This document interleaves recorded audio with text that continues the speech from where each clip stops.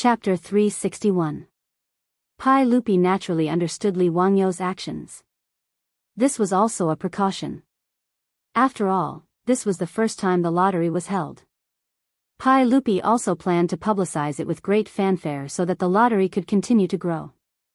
If no one really won the grand prize, it would indeed cause the people to have a sense of distrust toward the lottery. Therefore, Li Wangyou's actions could not be considered cheating. It could only be considered false advertising. Li Wangyou set the rules for the lottery in the Tang dynasty. Just like in the future, within a month, the winner had to bring the lottery ticket to the Ministry of Civil Affairs to receive the prize. After discussing with Dai Zhou, he decided to wait and see. If no one came to receive the prize in 5 days, then he would arrange for someone to bring the fake lottery ticket to receive the prize. When the time came, the palace would publicize it to ensure that the lottery sales would not be affected. Of course, it was best not to cheat. After all, a fake lottery ticket was a fake. It could be hidden for a while, but it could not be hidden forever.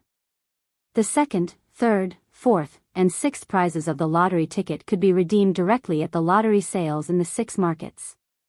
Ever since Pai Lupi publicly announced the lottery at the Vermilion Bird City Gate, there had been an endless stream of people going to the 6 markets to redeem their prizes. Among them, there were as many as 7 or 8 people who won the second prize of 50 taels of gold. As for the other small prizes, there were even more. The people who received their prizes not only beamed with joy, but also turned and went straight to the lottery sales counter to continue to buy the next lottery ticket. These people who came to receive their prizes attracted the envy of the surrounding people. The people who were originally just watching could not help but walk into the lottery sales counter and spend a few copper coins to buy a few lottery tickets. However, after 2 or 3 days, there was still no first prize winner. It inevitably caused the people in Cheng, and who bought the lottery ticket to discuss it. There were those who doubted it, and there were those who suspected that the officials were cheating. The chain reaction was that in the days after the lottery was held, the lottery sales in the 6 markets showed varying degrees of decline. During the peak period, the lottery sales in the 6 markets could sell more than 2 million taels of gold. In the past 2 days, it had dropped to more than 1 million taels of gold. This made Dai Zhou very anxious. Let's not talk about how Dai Zhou, the Minister of Civil Affairs, was so anxious that he couldn't immediately send the fake winner to receive the prize. On the east side of Shi City, in Yanshou Square, there was an uproar. Because Yanshou Fang was close to Shi City, most of the rich merchants lived here. The price of the house here was only lower than the Li Fang where the noble officials lived in the north of the city. Outside a residential building on the north side of the East Street, there were a lot of people who were banging on the door and shouting non-stop. "Open the door. Open the door quickly. Shopkeeper Ren, we know you're at home. Open the door quickly. You have to pay up today, or else I'll go to the Yamen of Cheng and County to complain." "Yes. Shopkeeper Ren, we've already given you 3 days to collect the payment for the goods. Why are you hiding from us now? Come out and talk." This group of people was obviously here to collect debts. There were also a few people in mourning clothes gathered outside the house.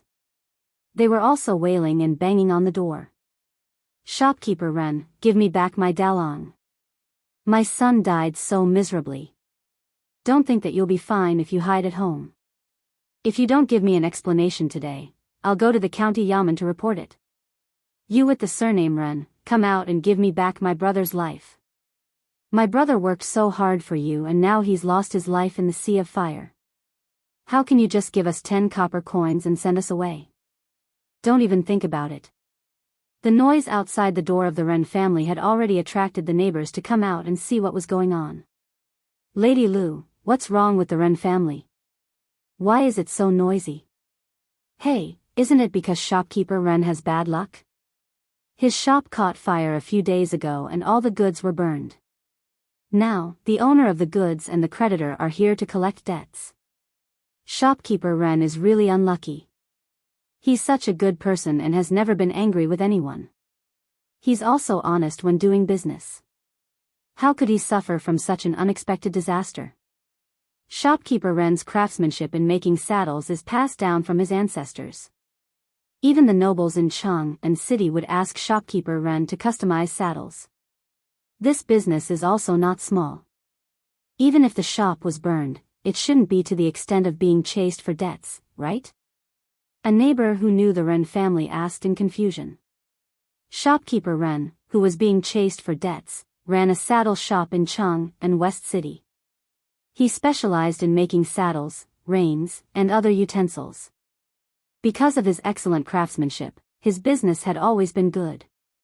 A neighbor who knew about this explained, "I heard that a few days ago, a nobleman asked Shopkeeper Ren to customize a set of saddles.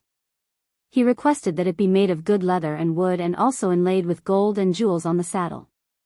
After Shopkeeper Ren received the deposit, he spent a lot of capital to buy a batch of precious wood and leather. He also bought a lot of gold and jewels on credit. In the end, it was all burned. Now, the saddle can't be delivered and the gold and jewels on credit are also being chased by others." The neighbors shook their heads and sighed. They felt that Shopkeeper Ren was really unlucky. Someone asked in confusion, "Who are those wearing mourning clothes?" "It's the family of the shop assistant." They felt that the money given by Shopkeeper Ren was too little and came to make a fuss.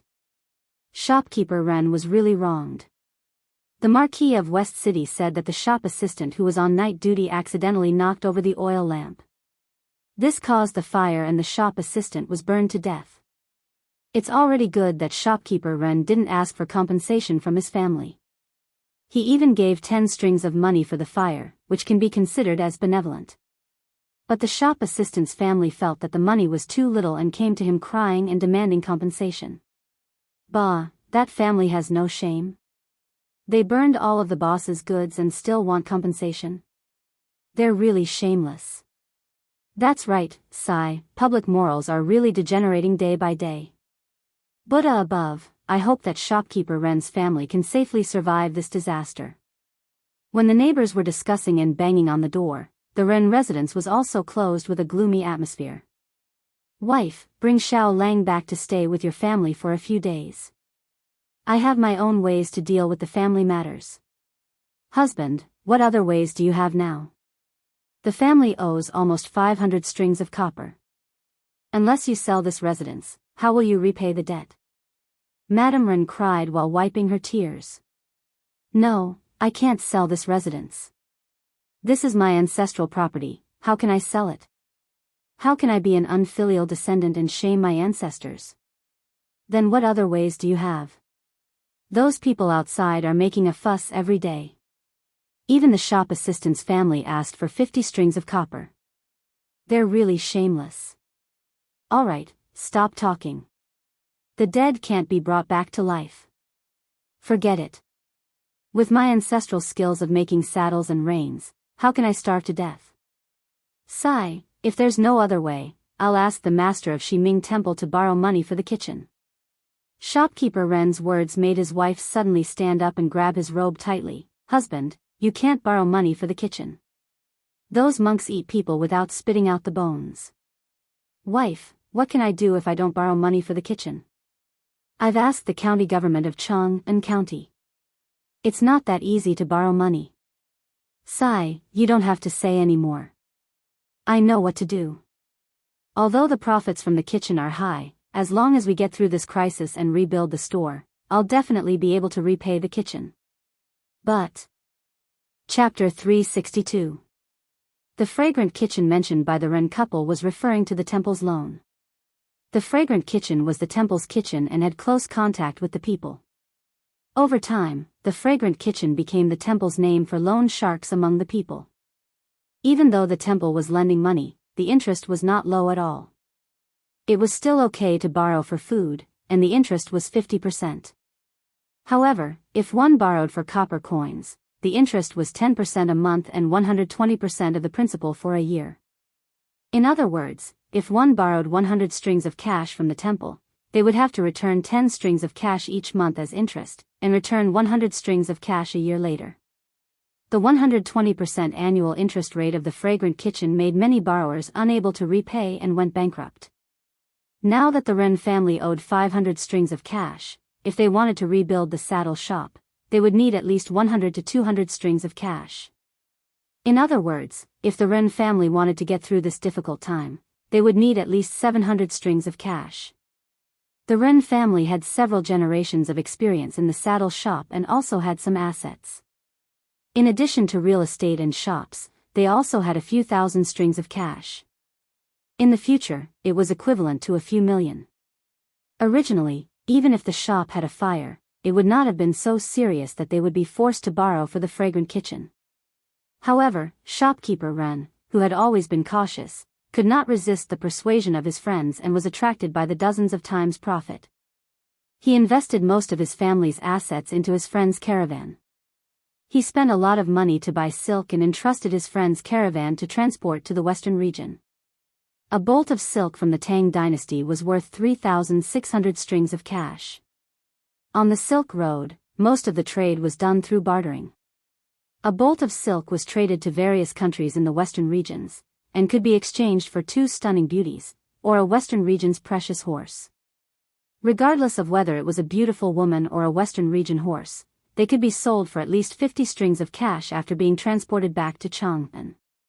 Under the stimulation of the dozens of times profit, shopkeeper Wren directly purchased more than 200 bolts of silk and entrusted them to his friend's caravan.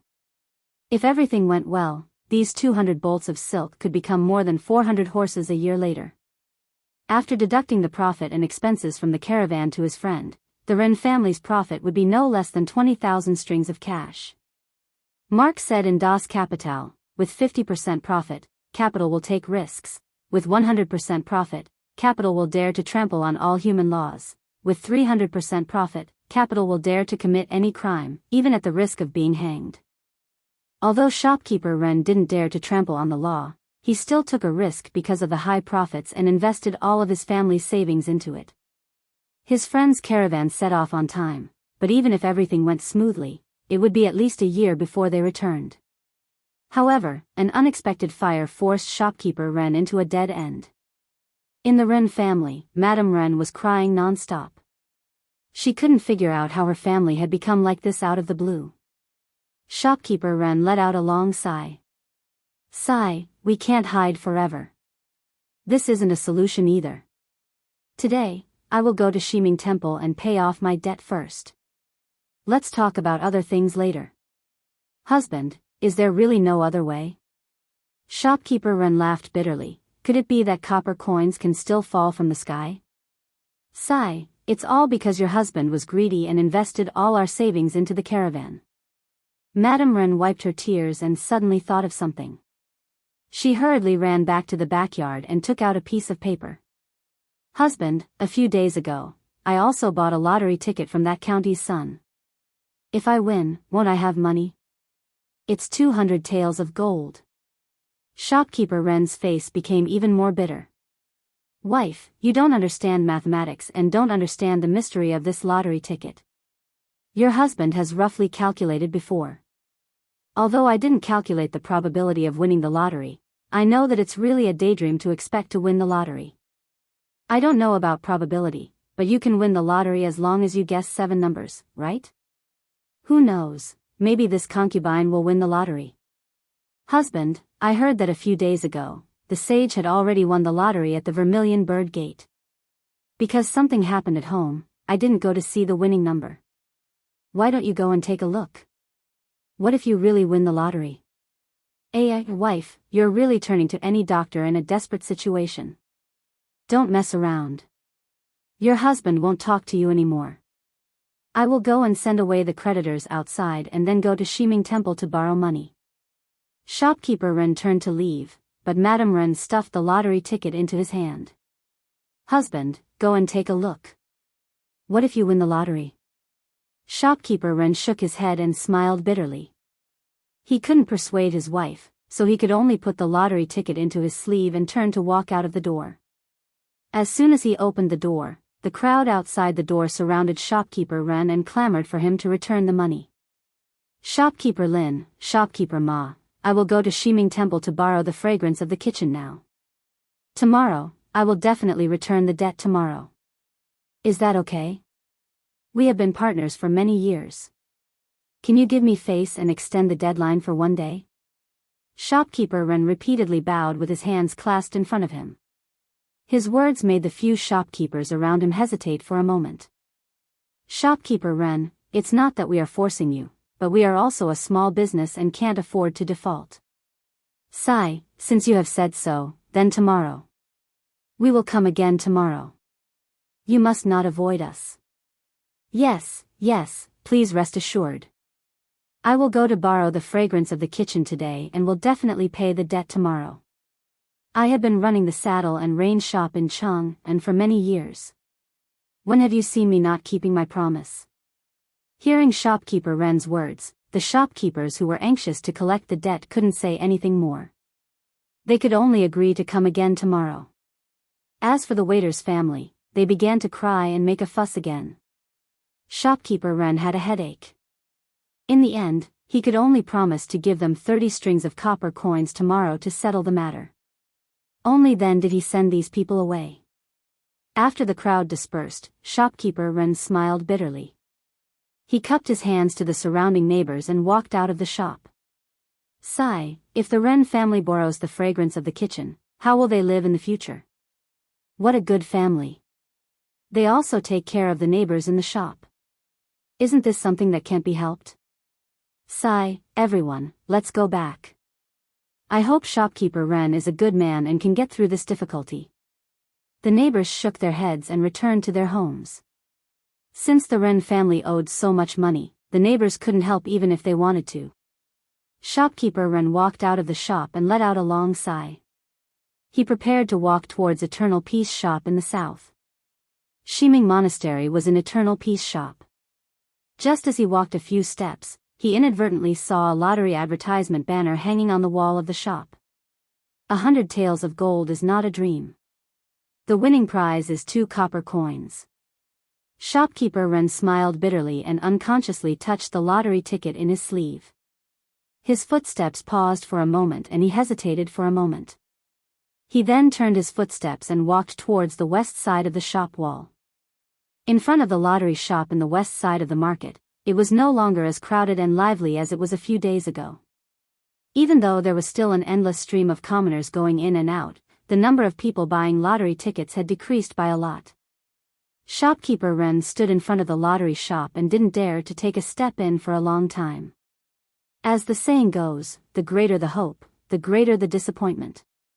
He didn't dare to look at the winning number of the lottery ticket. Just as he was hesitating, he heard the 2 people beside him talking softly. Ziyu, why don't we arrange for someone to go to the Ministry of Civil today? Elder Dai, let's wait for another 2 days. Maybe someone didn't see it? How is that possible? He's not an idiot. He doesn't even know if he won the lottery or not. Ziyu, don't lie to yourself. Is there anyone in Chang'an who doesn't know the winning number of the lottery ticket? Is there anyone who doesn't know? The people who spoke were Dai Zhou and Li Wangyu. Today, the lottery ticket sales kept dropping and Dai Zhou was anxious. He pulled Li Wangyu to the lottery shop in the west side of the market to discuss with him if they should arrange for someone to receive the prize as soon as possible. Li Wangyu shrugged his shoulders. Just as he was about to answer, he heard a voice beside him, 2 Langjuns, may I trouble you to ask what the winning number of the lottery ticket is? Chapter 363.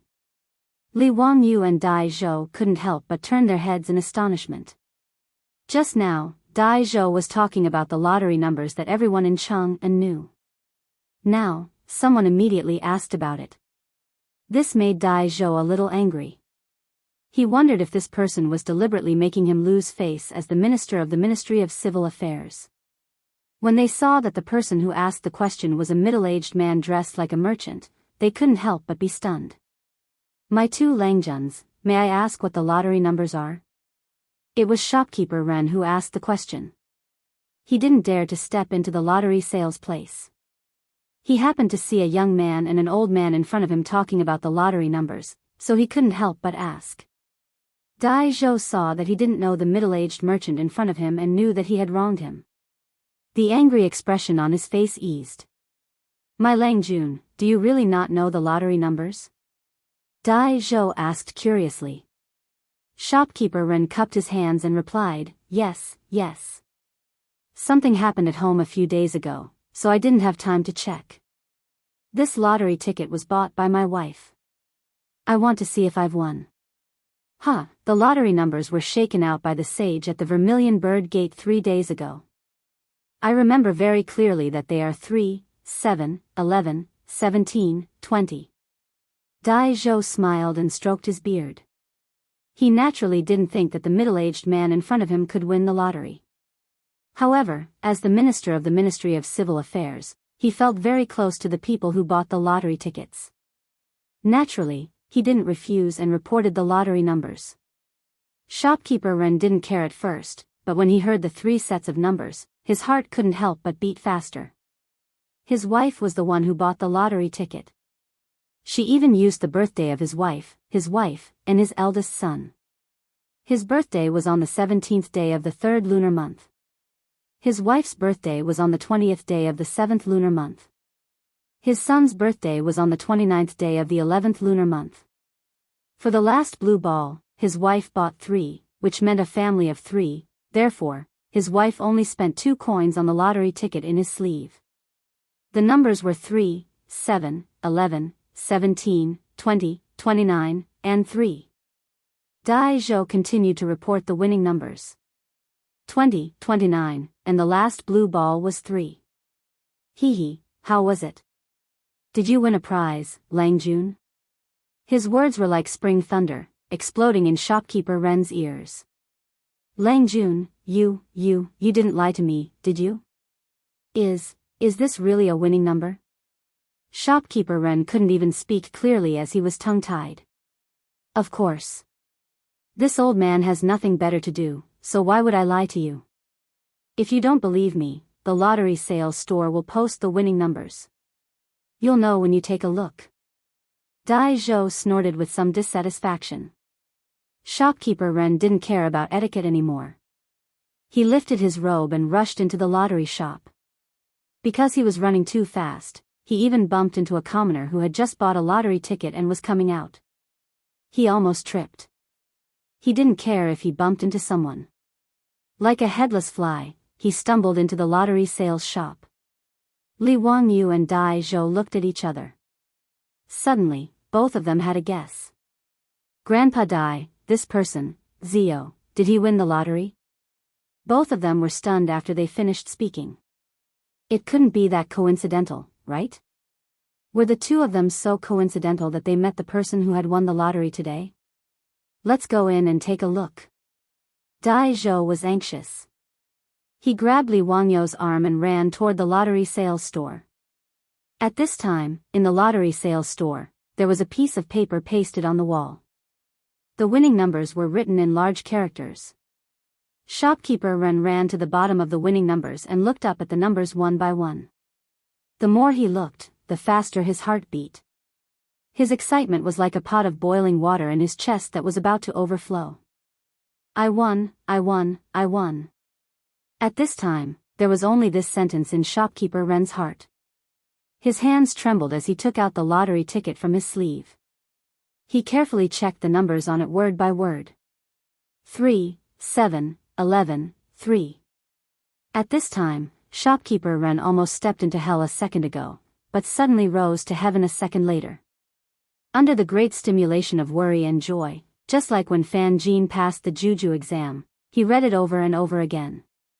Then he clapped his hands and laughed loudly, saying, "Oh! I won! I won!" As he spoke, he fell backward. He clenched his teeth and fainted. His shout attracted the attention of everyone in the lottery sales store. Whether it was the clerk of the Ministry of Civil Affairs or the people who came to buy the lottery ticket, they all heard his words. Just as they were wondering, they saw the person suddenly faint. Everyone was shocked. When Shopkeeper Ren fainted, he happened to fall into the eyes of Dai Zhou and Li Wangyu, who had just rushed in. The two of them were also shocked. They hurriedly called the clerk of the Ministry of Civil Affairs to fetch water and quickly woke the middle-aged merchant. Dai Zhou gently pried open the man's fingers and picked up the lottery ticket that he was holding tightly in his hand. "Oh, Zio, this person actually won. Huh, I was worried that no one would win, but I didn't expect to see such a scene. Dai Zhou looked at the number of the lottery ticket and couldn't help but clap his hands and laugh. Li Wangyu also took the lottery ticket and carefully checked the various anti-counterfeiting measures on the lottery ticket. He was sure that this was a real lottery ticket. It was the first prize-winning lottery ticket. Huh, Grandpa Dai, you see, I said that maybe people didn't know that they won the lottery. It's true, right? Dai Zhou shook his head helplessly. I didn't expect such a thing to happen. You were right. In the sales store, everyone was busy. Finally, shopkeeper Ren, who had fainted due to excessive excitement, woke up. His eyelids trembled a few times and he slowly woke up. What's wrong? Yes, I won. Where did my lottery ticket go? My lottery ticket. Seeing that he was about to get excited again, Li Wangyu hurriedly went forward and handed the lottery ticket back to him. Don't worry, your lottery ticket is here. Congratulations, you really won the lottery. The first prize is 200 taels of gold. Shopkeeper Ren hurriedly took the lottery ticket that he now regarded as a treasure. Thank you, Mr. Xiaolang. Thank you, Mr. Xiaolang. He turned his head to look at the clerk of the Ministry of Civil Affairs in the sales store and asked, Excuse me, can I exchange this lottery ticket now? Where can I get the gold? Congratulations, you need to bring the public examination and the lottery ticket to the Ministry of Civil Affairs to get the prize money. Ministry of Civil Affairs? Shopkeeper Ren was a little hesitant. The Ministry of Civil Affairs official was in the Imperial City. As a businessman, when had he ever entered the Imperial City? Li Wangyu suddenly said, Grandpa Dai, why don't you make an exception and give the prize money to this Lang Jun here? The people can also see it with their own eyes. What do you think, Grandpa Dai? Okay. Dai Zhou thought for a moment and understood Li Wangyu's meaning. He nodded and agreed. Chapter 364. The commotion at the lottery sales point had naturally been heard by the onlookers. When they heard that the middle-aged merchant who fainted actually won the first prize, everyone was in an uproar.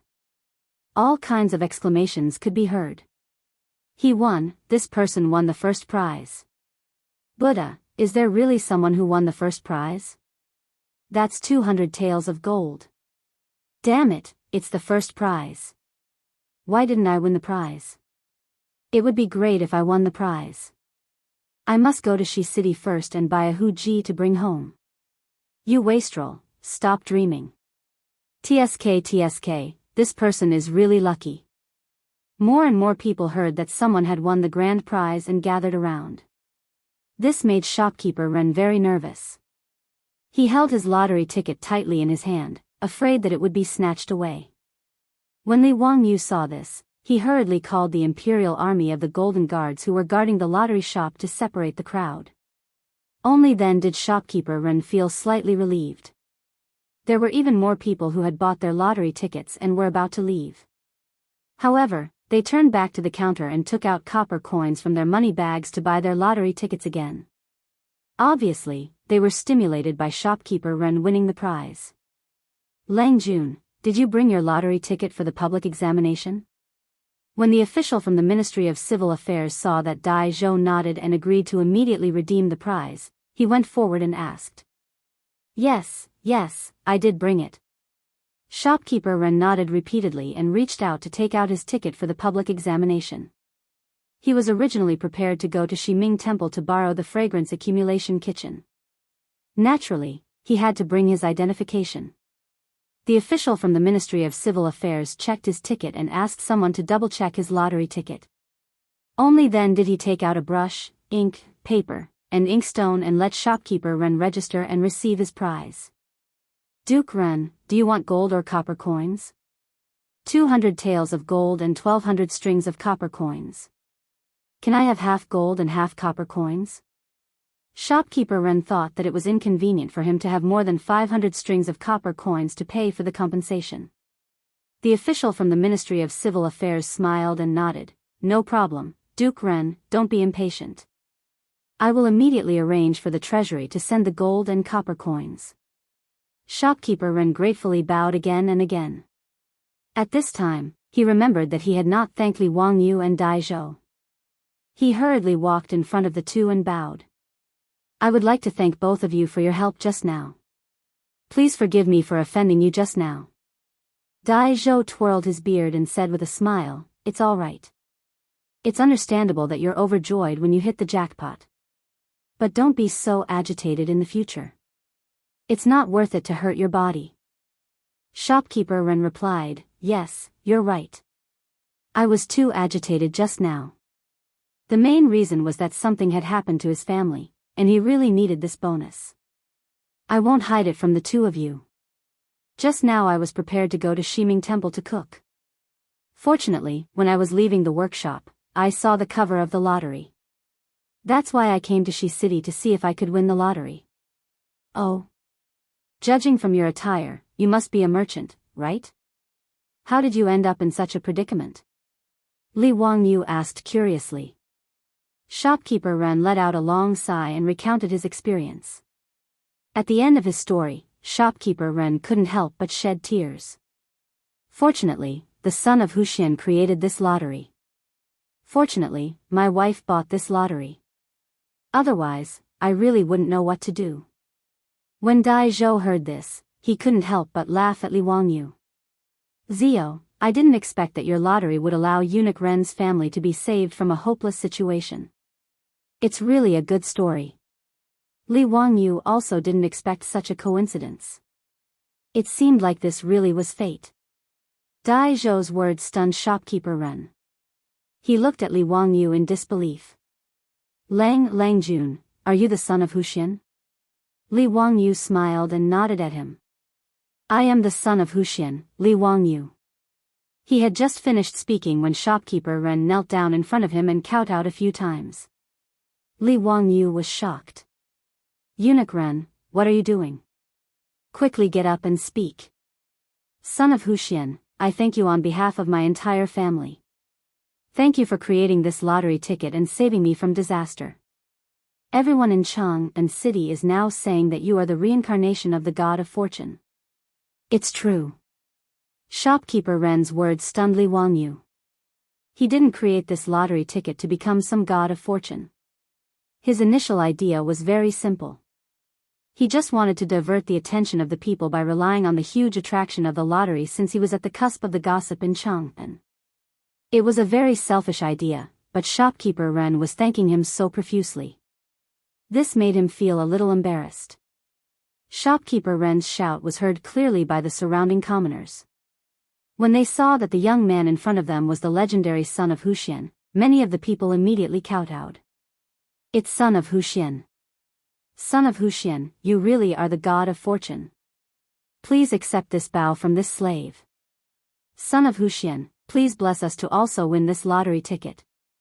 Thanks to Son of Huxian, I won the second prize. Son of Huxian, I will kowtow to you. Li Wangyu couldn't help but feel speechless at the reactions of the surrounding people. F***ck, have I become a clay statue in a temple? Why don't you just light some incense for me? He didn't know that many of the people who bought the lottery ticket had placed a memorial tablet with his name on it at home and burned incense and kowtowed to it every day. If Li Wangyu knew about this, he would probably want to kill someone. What are you saying, Shopkeeper Ren? Quickly get up. This lottery ticket was created only because of the wisdom of the saint and the support of Minister Dai. I am not some god of fortune, but this lottery ticket is indeed a good tool to benefit the country and the people. Li Wangyu helped Shopkeeper Ren up and gestured at the surrounding commoners to get them to stand up. Everyone, the saint and the imperial court set up this lottery ticket not only to make the winners wealthy, but also to fill the national treasury. Moreover, 20% of the money will be used to protect the people. Therefore, by buying the lottery ticket, not only can you enrich yourselves, but you can also be compassionate to the young, old, and poor. This is a matter of great merit. If you want to thank me, why don't you buy a few more lottery tickets? Buying lottery tickets is accumulating virtue. Li Wangyu's words made the surrounding people applaud and cheer. Shopkeeper Ren, who had just won a big prize, couldn't help but run to the counter and take out a lot of copper coins from his money bag to buy a few more lottery tickets. Not long after, the Ministry of Civil Affairs took the gold and copper coins from the treasury and were escorted by the Imperial Army of the Golden Guards. They were sent in a four-wheeled carriage to the Shi City lottery shop. 100 taels of gold wasn't conspicuous and was just a small bag. But 600 copper coins was a large pile that weighed 3 tons.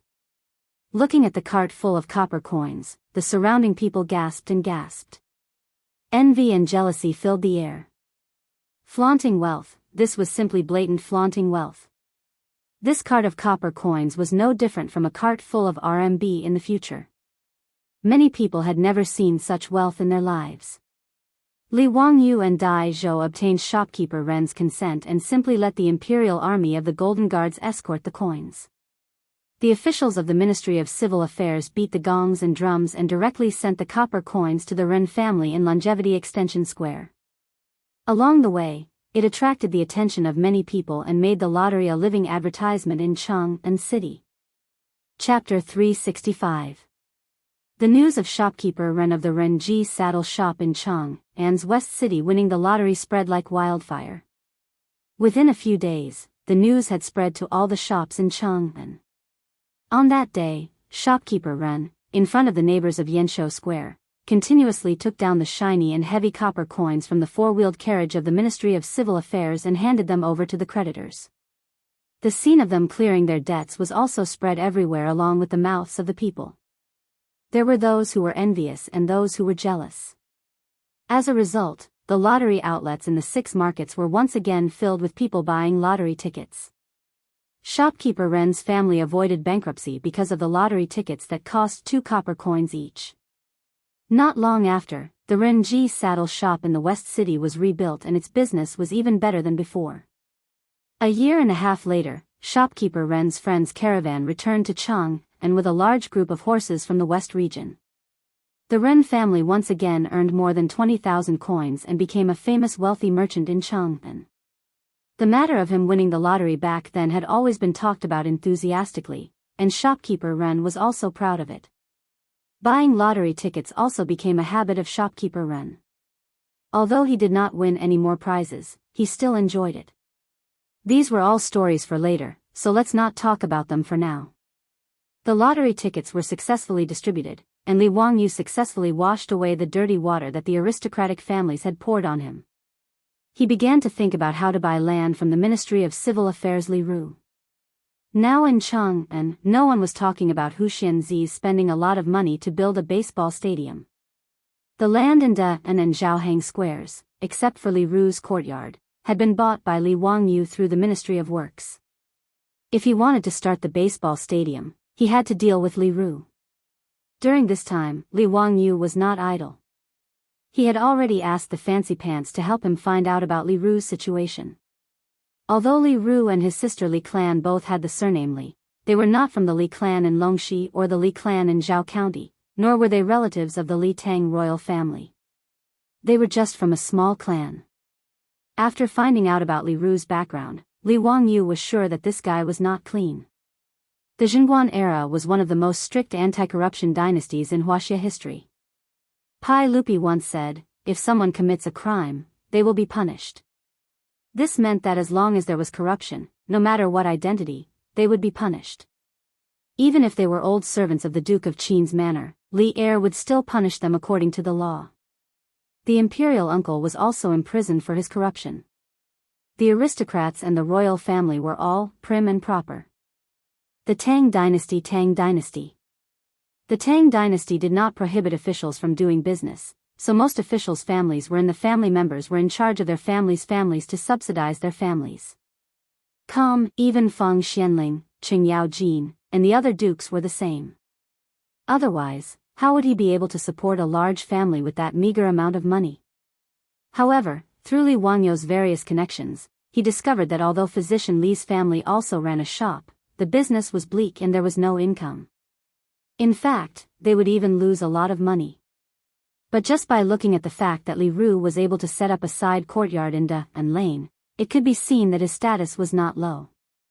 The villa in Da and Square covered a large area. When Li Ru bought it, he spent 2 million. Li Ru was a minister of the Ministry of Civil Affairs, but he was only at the 5th rank. His monthly salary was 3,600 copper coins. Even if he added the 160 dawn of grain and the income from the farmland, his monthly income would not exceed 10 strings of copper coins. Li Ruli's family was naturally a big family. The 10 copper coins were enough for him to live comfortably, but he did not have much left. Under such circumstances, he could still take out 2 million to buy a villa. It would be strange if there was nothing fishy about it. The director of the Ministry of Commoners was the director of the Ministry of Commoners. This was the office in charge of the Tang dynasty's money. Just a little of it could let Li Ru, the Minister of Civilian Affairs, eat a lot. Li Wangyu thought that instead of finding a way to make Li Ru sell his land, he might as well help Pai Lupi build a clean government. He did not believe that Li Ru did not have any tricks up his sleeve in the Ministry of Civilian Affairs. Since Li Ru was determined to go against him for the Li clan, then he could not blame Li Wangyu for being ruthless. However, it was not easy to find a corrupt official like Li Ru. Without any evidence, he could not accuse him just because he bought a villa, right? That was not realistic. As for the accounts of the Ministry of Civilian Affairs, even if he was trusted by Pai Lupi and had a good relationship with Dai Zhou, it was impossible for him, a founding county official, to run to the Ministry of Civilian Affairs to check the accounts for no reason. Li Wangyu thought about it for a long time, but he came up with a way to save the country. Today, Li Wangyu put on his brand new founding county official robes and went out early in the morning to Cheng'an City to attend the court meeting. When the officials saw that Li Wangyu rarely appeared, those who were familiar with him all came up to tease him. "Zio, why are you attending court today? What did you come up with this time? Little nephew of the Li family, did you come up with something fun? Quickly take it out for me to see, wahahaha. Zio, this should be the 5th time you've attended court, right? You really are a rare guest, huh? Teacher, what is the matter today? Why don't you tell me first? I can cooperate with you later." Li Wangyu was speechless. He could only cup his hands and bow to the crowd, indicating that he had nothing to do. He was just bored at home and had come to listen to the court meeting. However, no one believed his words. They all smiled, waiting to see what this guy was up to. Not only did the officials think this way, even Pai Lupi thought the same after he sat on the throne. "County official, what is the matter today?" Pai Lupi asked first, causing the officials to look at him. Li Wangyu felt like 10,000 mud horses were galloping through his heart. Why did everyone think that he was attending court to cause trouble? Although he did have something to do today, Li Wangyu couldn't help but blush with shame after being exposed by Pai Lupi. "Your Majesty, this subject has nothing to do." Pai Lupi looked at him suspiciously, but his face said, "We don't believe you." The number of times that Li Wangyu attended the imperial court could be counted on one hand. The first time he attended the imperial court, he made the Dao ancestors show his divinity, which made the aristocratic families who forced Li heir to issue an imperial edict of guilt speechless. The second and third time, he had been impeached by the imperial censors. In the end, Li Wangyu had refuted them in court, causing the imperial censors to lose face. The last time he had attended court, it had been for the lottery. In the Taiji Palace, he had taken 30,000 taels of silver from the officials. He had even gotten Pai Lupi to agree to the lottery. Today, this guy had come to court again. What was he up to this time? Seeing Li Wangyu insist that he had nothing to do, Pai Lupi could only suppress his suspicions and begin to discuss court affairs with the officials. Halfway through the discussion, Minister of Civil Affairs Dai Zhou stood up and reported to Pai Lupi about the lottery sales. Li Wangyu also stood up. "Your Majesty, this subject has something to report." Pai Lupi and the officials all had the same thought. This guy was here again. Chapter 366. Li Wangyu's shout attracted the attention of all the officials in the hall. Even Dai Zhou stopped talking and looked at Li Wangyu with a smile. Pai Lupi raised his arm at him speechlessly, indicating that he should speak quickly. Being stared at like this, Li Wangyu blushed with shame. He could only clear his throat and raise his hands apologetically to Dai Zhou before continuing, "Your Majesty, I just heard Minister Dai say that the Ministry of Civil Affairs was calculating the amount of lottery sales and suddenly remembered something. The Ministry of Civil Affairs of the Tang dynasty is in charge of land, money, and grain. However, the officials in the Ministry of Civil Affairs are not good at mathematics and their calculation efficiency is too low. Before he could finish, Dai Zhou couldn't help but interrupt him. As the Minister of Civil Affairs, although Dai Zhou had a good relationship with Li Wangyu, he couldn't help but frown. County magistrate who, all the officials in the Ministry of Civil Affairs are proficient in mathematics. Although there may not be anyone as knowledgeable as you, I dare say that there is no one in the world who is better than you in mathematics. Dai Zhou was also a bit angry and his tone was unavoidably tough. As the head of the Ministry of Civil Affairs, he naturally couldn't bear to hear Li Wangyu criticize the Ministry of Civil Affairs for its poor calculation ability. Li Wangyu saw that the old man was angry and quickly bowed deeply. Minister Dai, if what I said is wrong, please don't blame me. However, the Ministry of Civil Affairs calculation method is indeed backward. I am only thinking for the Ministry of Civil Affairs, which is why I brought this up. In truth, if Li Wangyu had communicated with Dai Zhou privately, Dai Zhou definitely wouldn't feel any disgust. Instead, he would be grateful to Li Wangyu. However, to say that the Ministry of Civil Affairs calculation ability was bad in front of all the officials, wasn't this slapping Dai Zhou's face? It was no wonder that the old man was angry. However, Li Wangyu had other intentions, so he couldn't care less about offending Dai Zhou. In any case, he believed that as long as what he said was true, Dai Zhou would be grateful to him. Today, this old man would like to ask for advice. Let's see how brilliant county magistrate's arithmetic is. Dai Zhou flung his robe angrily, no longer giving Li Wangyu any face. Li Wangyu had been waiting for him to say this. He quickly climbed up the pole and said, Your Majesty, since Minister Dai doesn't believe me, I would like to have a competition in this hall today to prove that what I said is true. Is that okay? Pai Lupi rubbed his temples and thought to himself, this guy is really here to cause trouble. However, he could not remain indifferent to Li Wangyu's words. After all, if what he said was true, it would be a good thing for the Ministry of Civil Affairs to increase their efficiency. Huxianzi, how do you want to compete?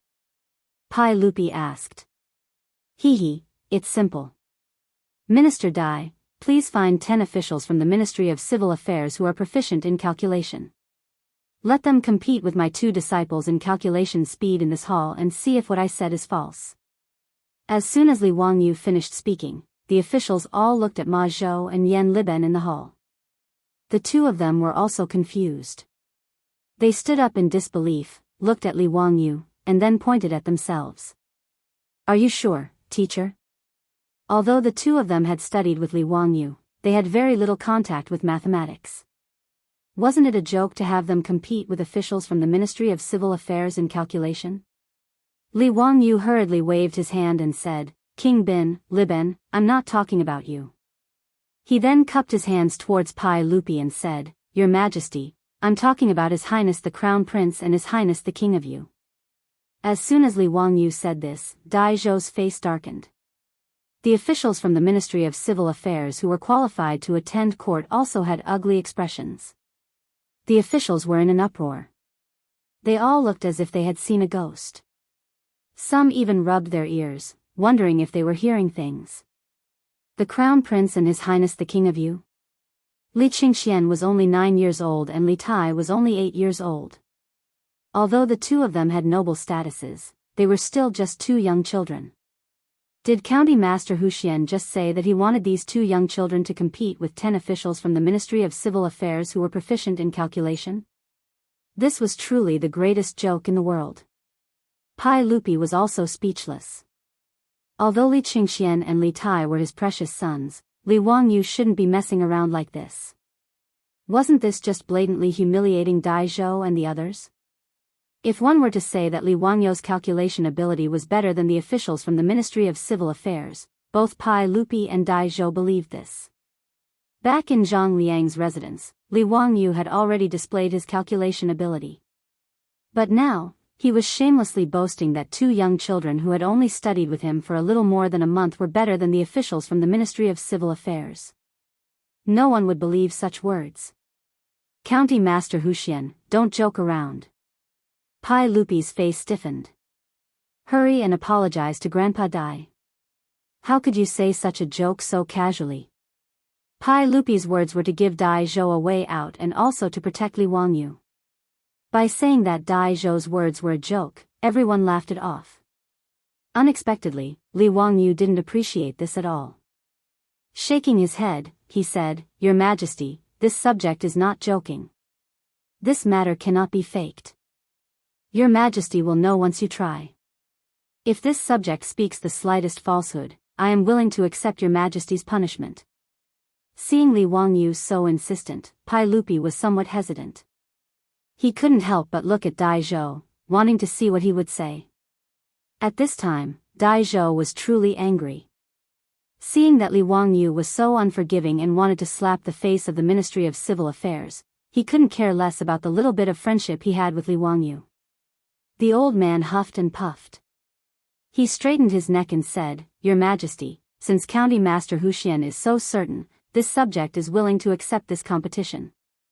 According to County Master Huxian's words, this subject requests Your Majesty's permission. If this subject loses, this subject will give up my position as Minister of the Ministry of Civil Affairs. Dai Zhou's words gave Li Wangyu a fright. He didn't want to offend Dai Zhou to the point of death. Li Wangyu hurriedly bowed to Dai Zhou. Minister Dai, why do you say such a thing? If my words just now have offended you, I ask Minister Dai to forgive me. I had good intentions. Seeing that the Ministry of Civil Affairs calculation method is indeed a bit behind, I anxiously brought up this matter. I truly didn't mean to humiliate the Ministry of Civil Affairs. I asked Minister Dai to investigate this matter thoroughly. Only after hearing these words did Dai Zhou's expression become slightly better. However, since both sides had already spoken to this point, Pai Lupi couldn't pretend that he hadn't heard anything. After thinking for a moment, he nodded in agreement. He also wanted to see what kind of medicine Li Wangyu was selling in his gourd. Could it be that his 2 sons were really calculative geniuses? Although Pai Lupi was the emperor of the Tang dynasty, he was no different from a normal parent in that he wanted his children to succeed. Otherwise, after seeing Li Wangyu's talent, he wouldn't have forced his eldest son and second son to become Li Wangyu's disciples. Although calculus was a small path, if his 2 young children could surpass the officials of the Ministry of Civil Affairs, it would be something worthy of Pai Lupi's pride. County Master Huxian, how do you plan to have Qingxian and Qingke compete with the officials of the Ministry of Civil Affairs? Pai Lupi's face was filled with anticipation. Your Majesty, Minister Dai, why don't we compete like this? Minister Dai, please order people to bring over the Ministry of Civil Affairs' financial and grain accounts for this year. The 10 officials of the Ministry of Civil Affairs, the Crown Prince, and the King of Yu will do the calculations together. In the end, we'll see whose calculation speed is faster and whose results are more accurate. What does Minister Dai think? This. Dai Zhou muttered to himself and then turned his gaze to Feng Xianling, wanting to ask for his opinion. Chapter 367. The 6 ministries of the Tang dynasty were all under the jurisdiction of the Minister of State. When Pai Lupi was the king of Qin, he had held the position of Minister of State. Therefore, after he ascended the throne, the position of Minister of State had been vacant for a long time. The Minister of State only had left and right servants. The left servant, Feng Xianling, was the Minister of State. Feng Xianling thought for a moment and felt that Li Wangyu was not an impetuous person. There must be a reason for today's matter. Thinking of this, Feng Xianling gently nodded, indicating that she agreed.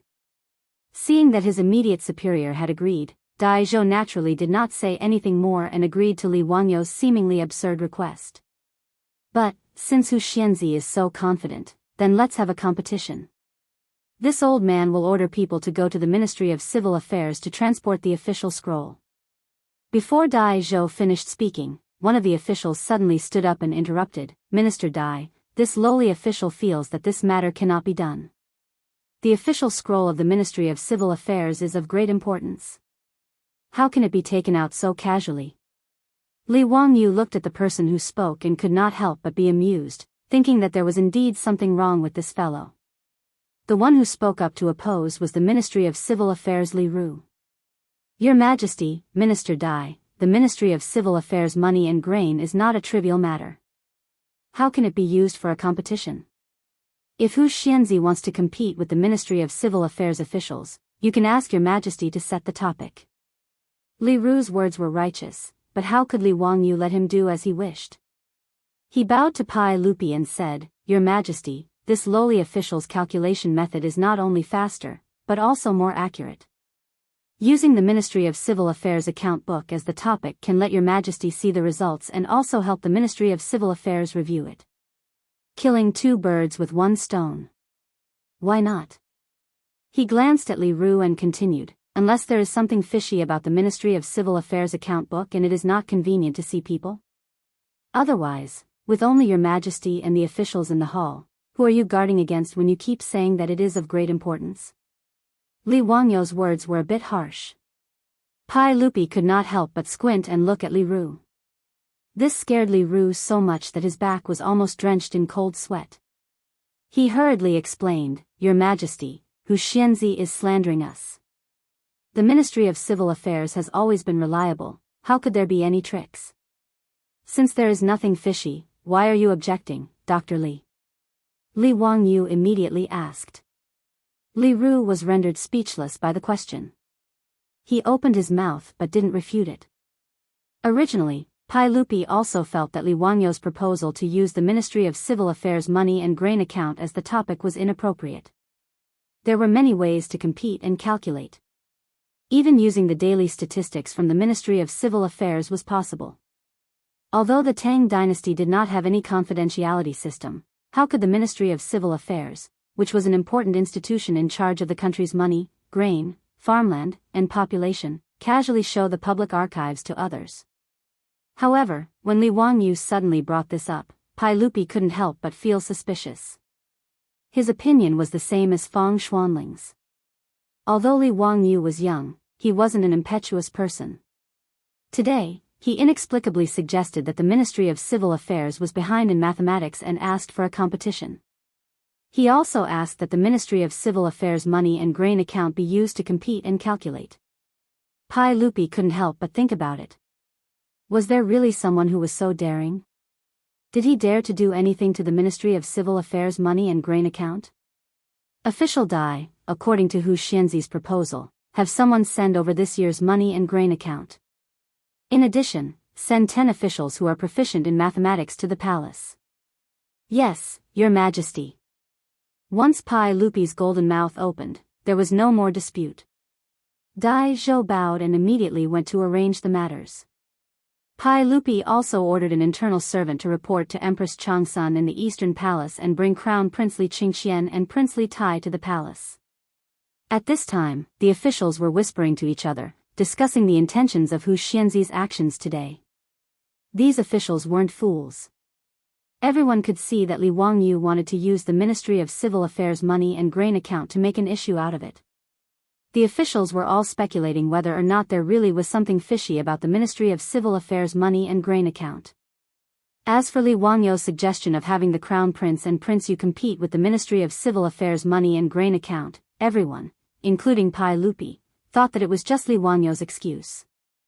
At this time, Li Ru was naturally nervous, but he wasn't too worried. He had only objected out of caution. Li Wangyu's guess was naturally correct. As an official of the Ministry of Civil Affairs, Li Ru's family didn't have any property. Naturally, he had done something to the accounts. However, Li Ru was very confident. Even an experienced accountant wouldn't be able to find anything without several months of time to clean up the Ministry of Civil Affairs money and grain account. Not to mention bringing it to the palace for the Ministry of Civil Affairs and the Crown Prince to calculate. They wouldn't be able to find anything fishy about it. The Tang dynasty's accounting system inherited the Qin and Han dynasty's daily harvest, monthly budget, and annual meeting system. There were 3 sets of accounts.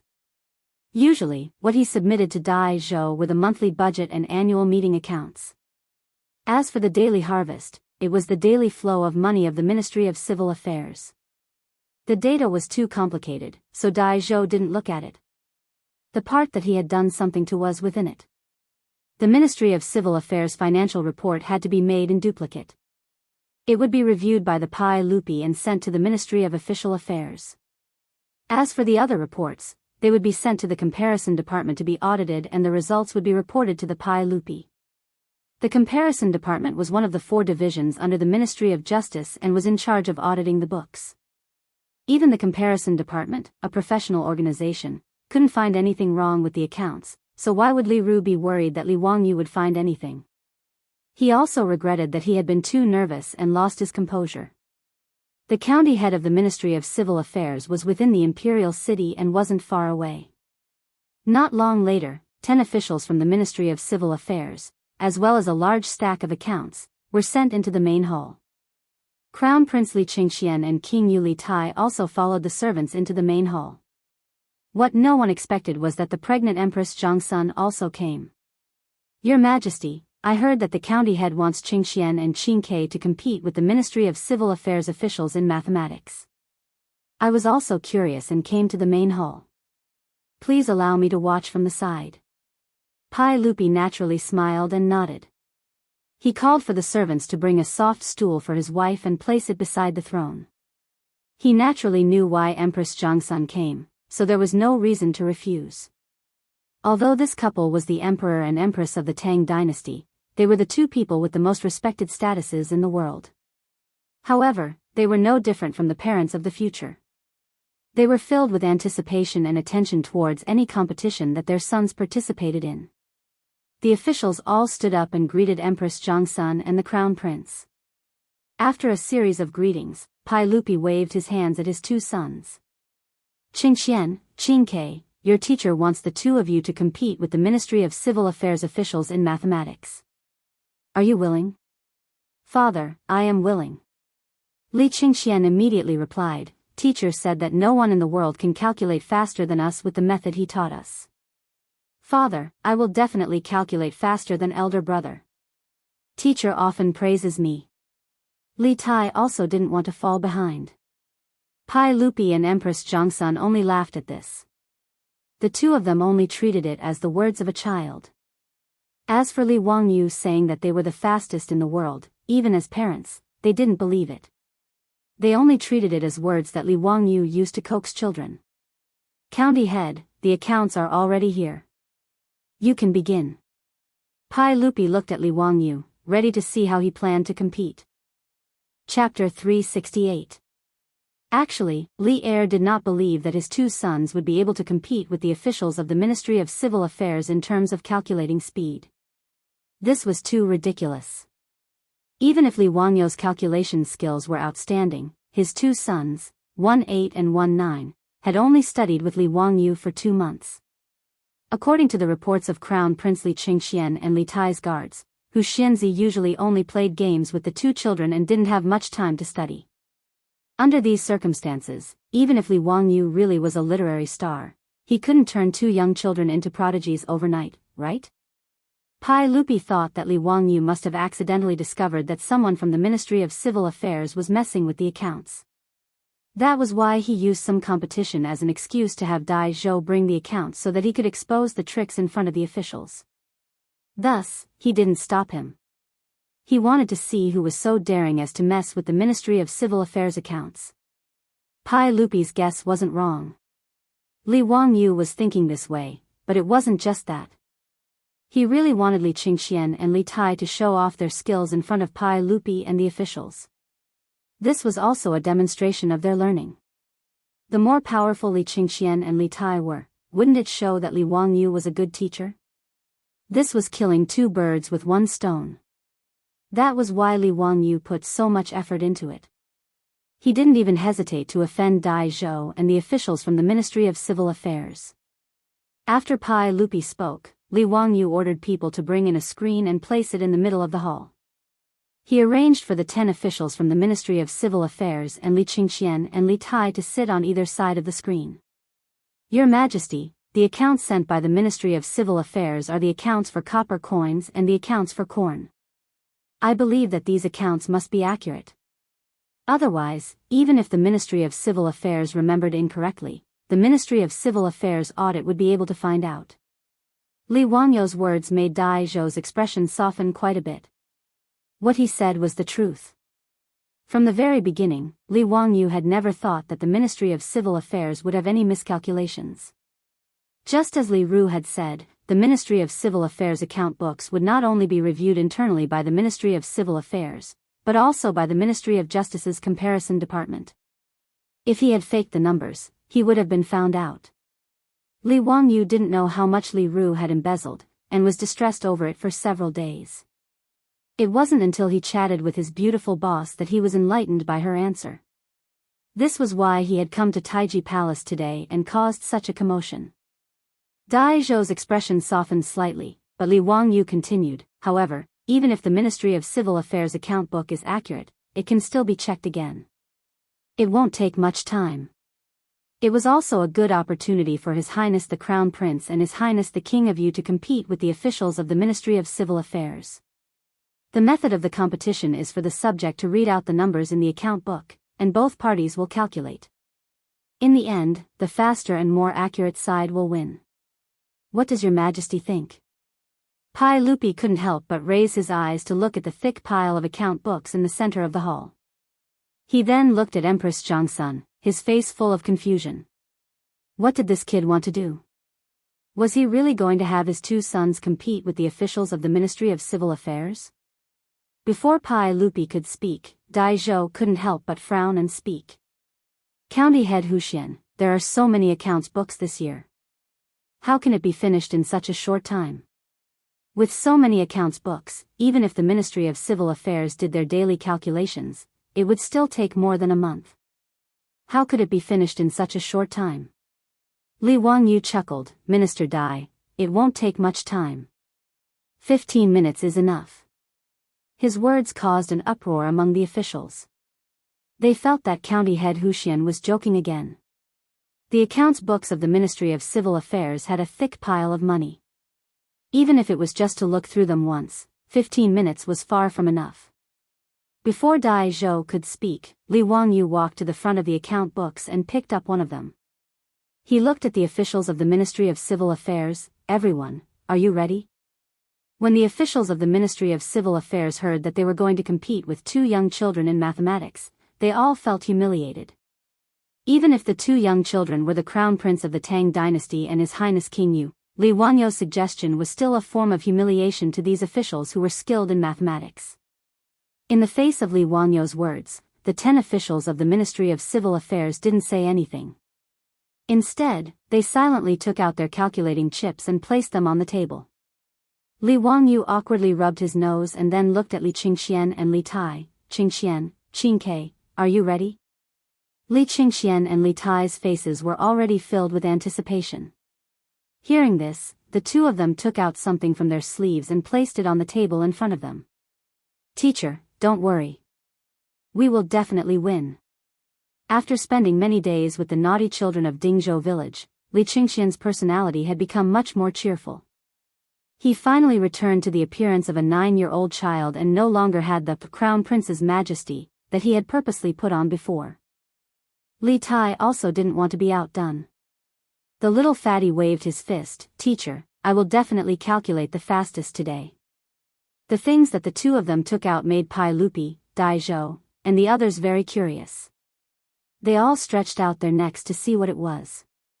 It was a small wooden box with many wooden beads inside. If there were any of the officials in the hall who had traveled through time, they would definitely be able to recognize this item at a glance. An abacus. Li Wangyou taught the two children mathematics, but he didn't expect Li Qingxian and Li Tai to be so smart. They were even more familiar with the numerals than he was. After learning the Arabic numerals that Li Wangyou taught them, Li Wangyou couldn't compare to the two little fellows when it came to simple addition, subtraction, multiplication, and division. This made him feel that he had lost face. In order to save his face, Li Wangyou shamelessly copied the abacus that originated from the Northern Song dynasty. As a result, the two little fellows, Li Qingxian and Li Tai, who only knew how to use numerals, were once again defeated by Li Wangyou. In reality, Li Wangyu wasn't proficient at using an abacus. After all, calculators were prevalent in the modern world. Aside from those old accountants, who would use an abacus? Li Wangyu only knew how to use an abacus because his grandfather had taught him when he was young. He only knew how to use it and was still very far from being proficient.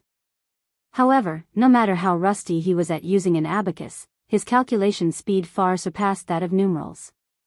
It must be known that the meritorious service of China's 2 bullets and 1 star relied on hand-operated calculators and an abacus to calculate a huge amount of data. The 2 little fellows were shocked by Li Wangyu's abacus. They worshipped their teacher even more.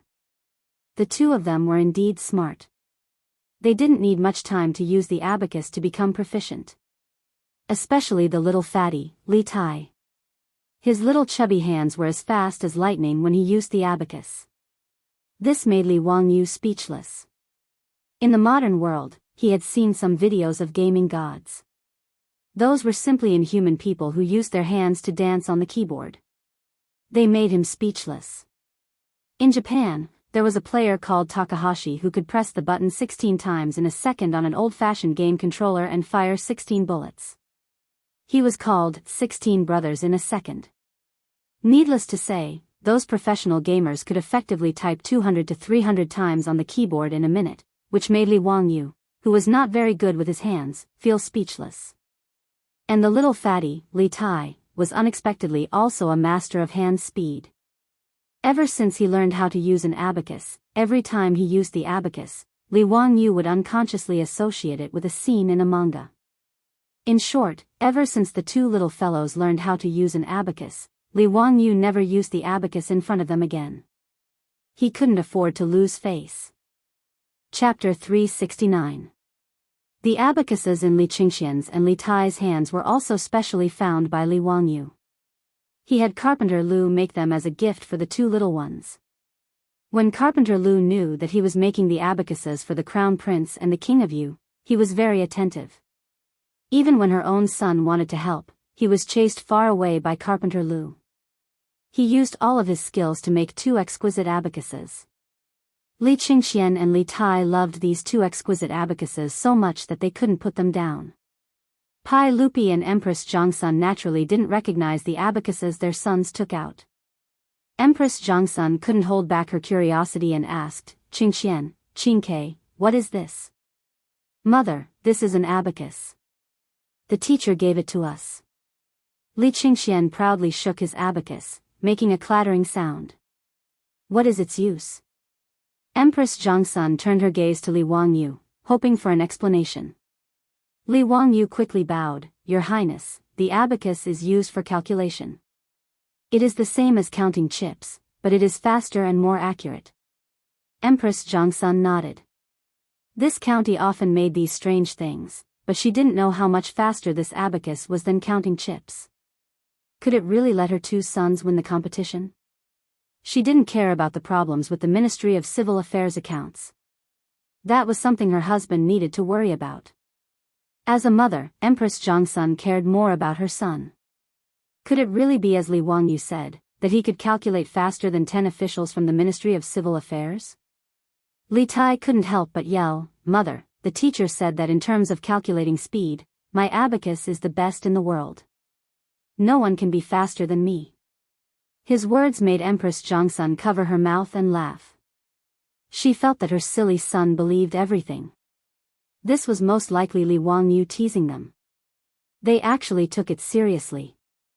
Okay, mother knows. Qingke, work hard in a bit." Empress Zhongsun smiled. However, even Li Tai, this little brat, could hear her half-hearted tone. Seeing that his mother did not believe him, Li Wangyu was so anxious that his chubby face turned red. He reached out and tugged at Li Wangyu's sleeve. "Commander, mother doesn't believe me." Li Wangyu smiled and comforted her, "Hehe, Qingke, then prove it to Empress Zhongsun. I believe that your calculation speed is the fastest in the world. No one can compare to you." Their voices were not soft, and their words were heard by all the officials in the hall. Many of them laughed. Most people thought that Li Wangyu was coaxing the child again, so they laughed kindly. However, there were quite a few people who burst into laughter. The mockery in their words was too strong. Previously, Li Ru felt that he was too nervous and had lost some face. Moreover, he was unhappy with Li Wangyu, so he couldn't help but stand up again. Hu Xianzi sure talks big. Do you really think that the officials of the Ministry of Civil Affairs are all good-for-nothings?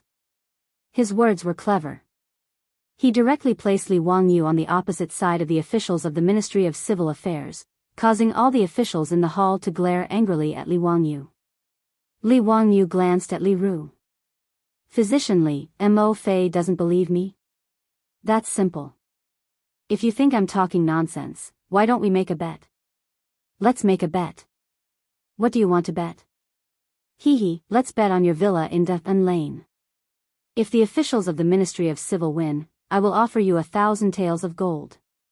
If the Crown Prince and King you win, I don't want anything else. You just have to give me your residence in Dutton Lane. How about it? Physician Li, do you dare to make the bet? Since Hu Xianzi wants to give me money, how can I refuse? When Li Ru heard the offer of 1,000 taels of gold, his eyes widened. Afraid that Li Wangyu would go back on his word, he immediately laughed and nodded. The reason Li Wangyu proposed this bet was because he was afraid that if he didn't find anything fishy in the account book, he wouldn't have wasted his time. Originally, he just wanted to give it a try. He didn't expect that Li Wangyu would agree without even thinking about it. This made Li Wangyu somewhat surprised. If he had known that this guy would be so easy to deal with, he wouldn't have spent so much effort. As Li Wangyu cursed in his heart, he picked up the account book and prepared to start the competition. However, he heard someone speak from among the officials. Hu Xianzi, wait a moment. I'm also interested in making a bet with you. Are you willing?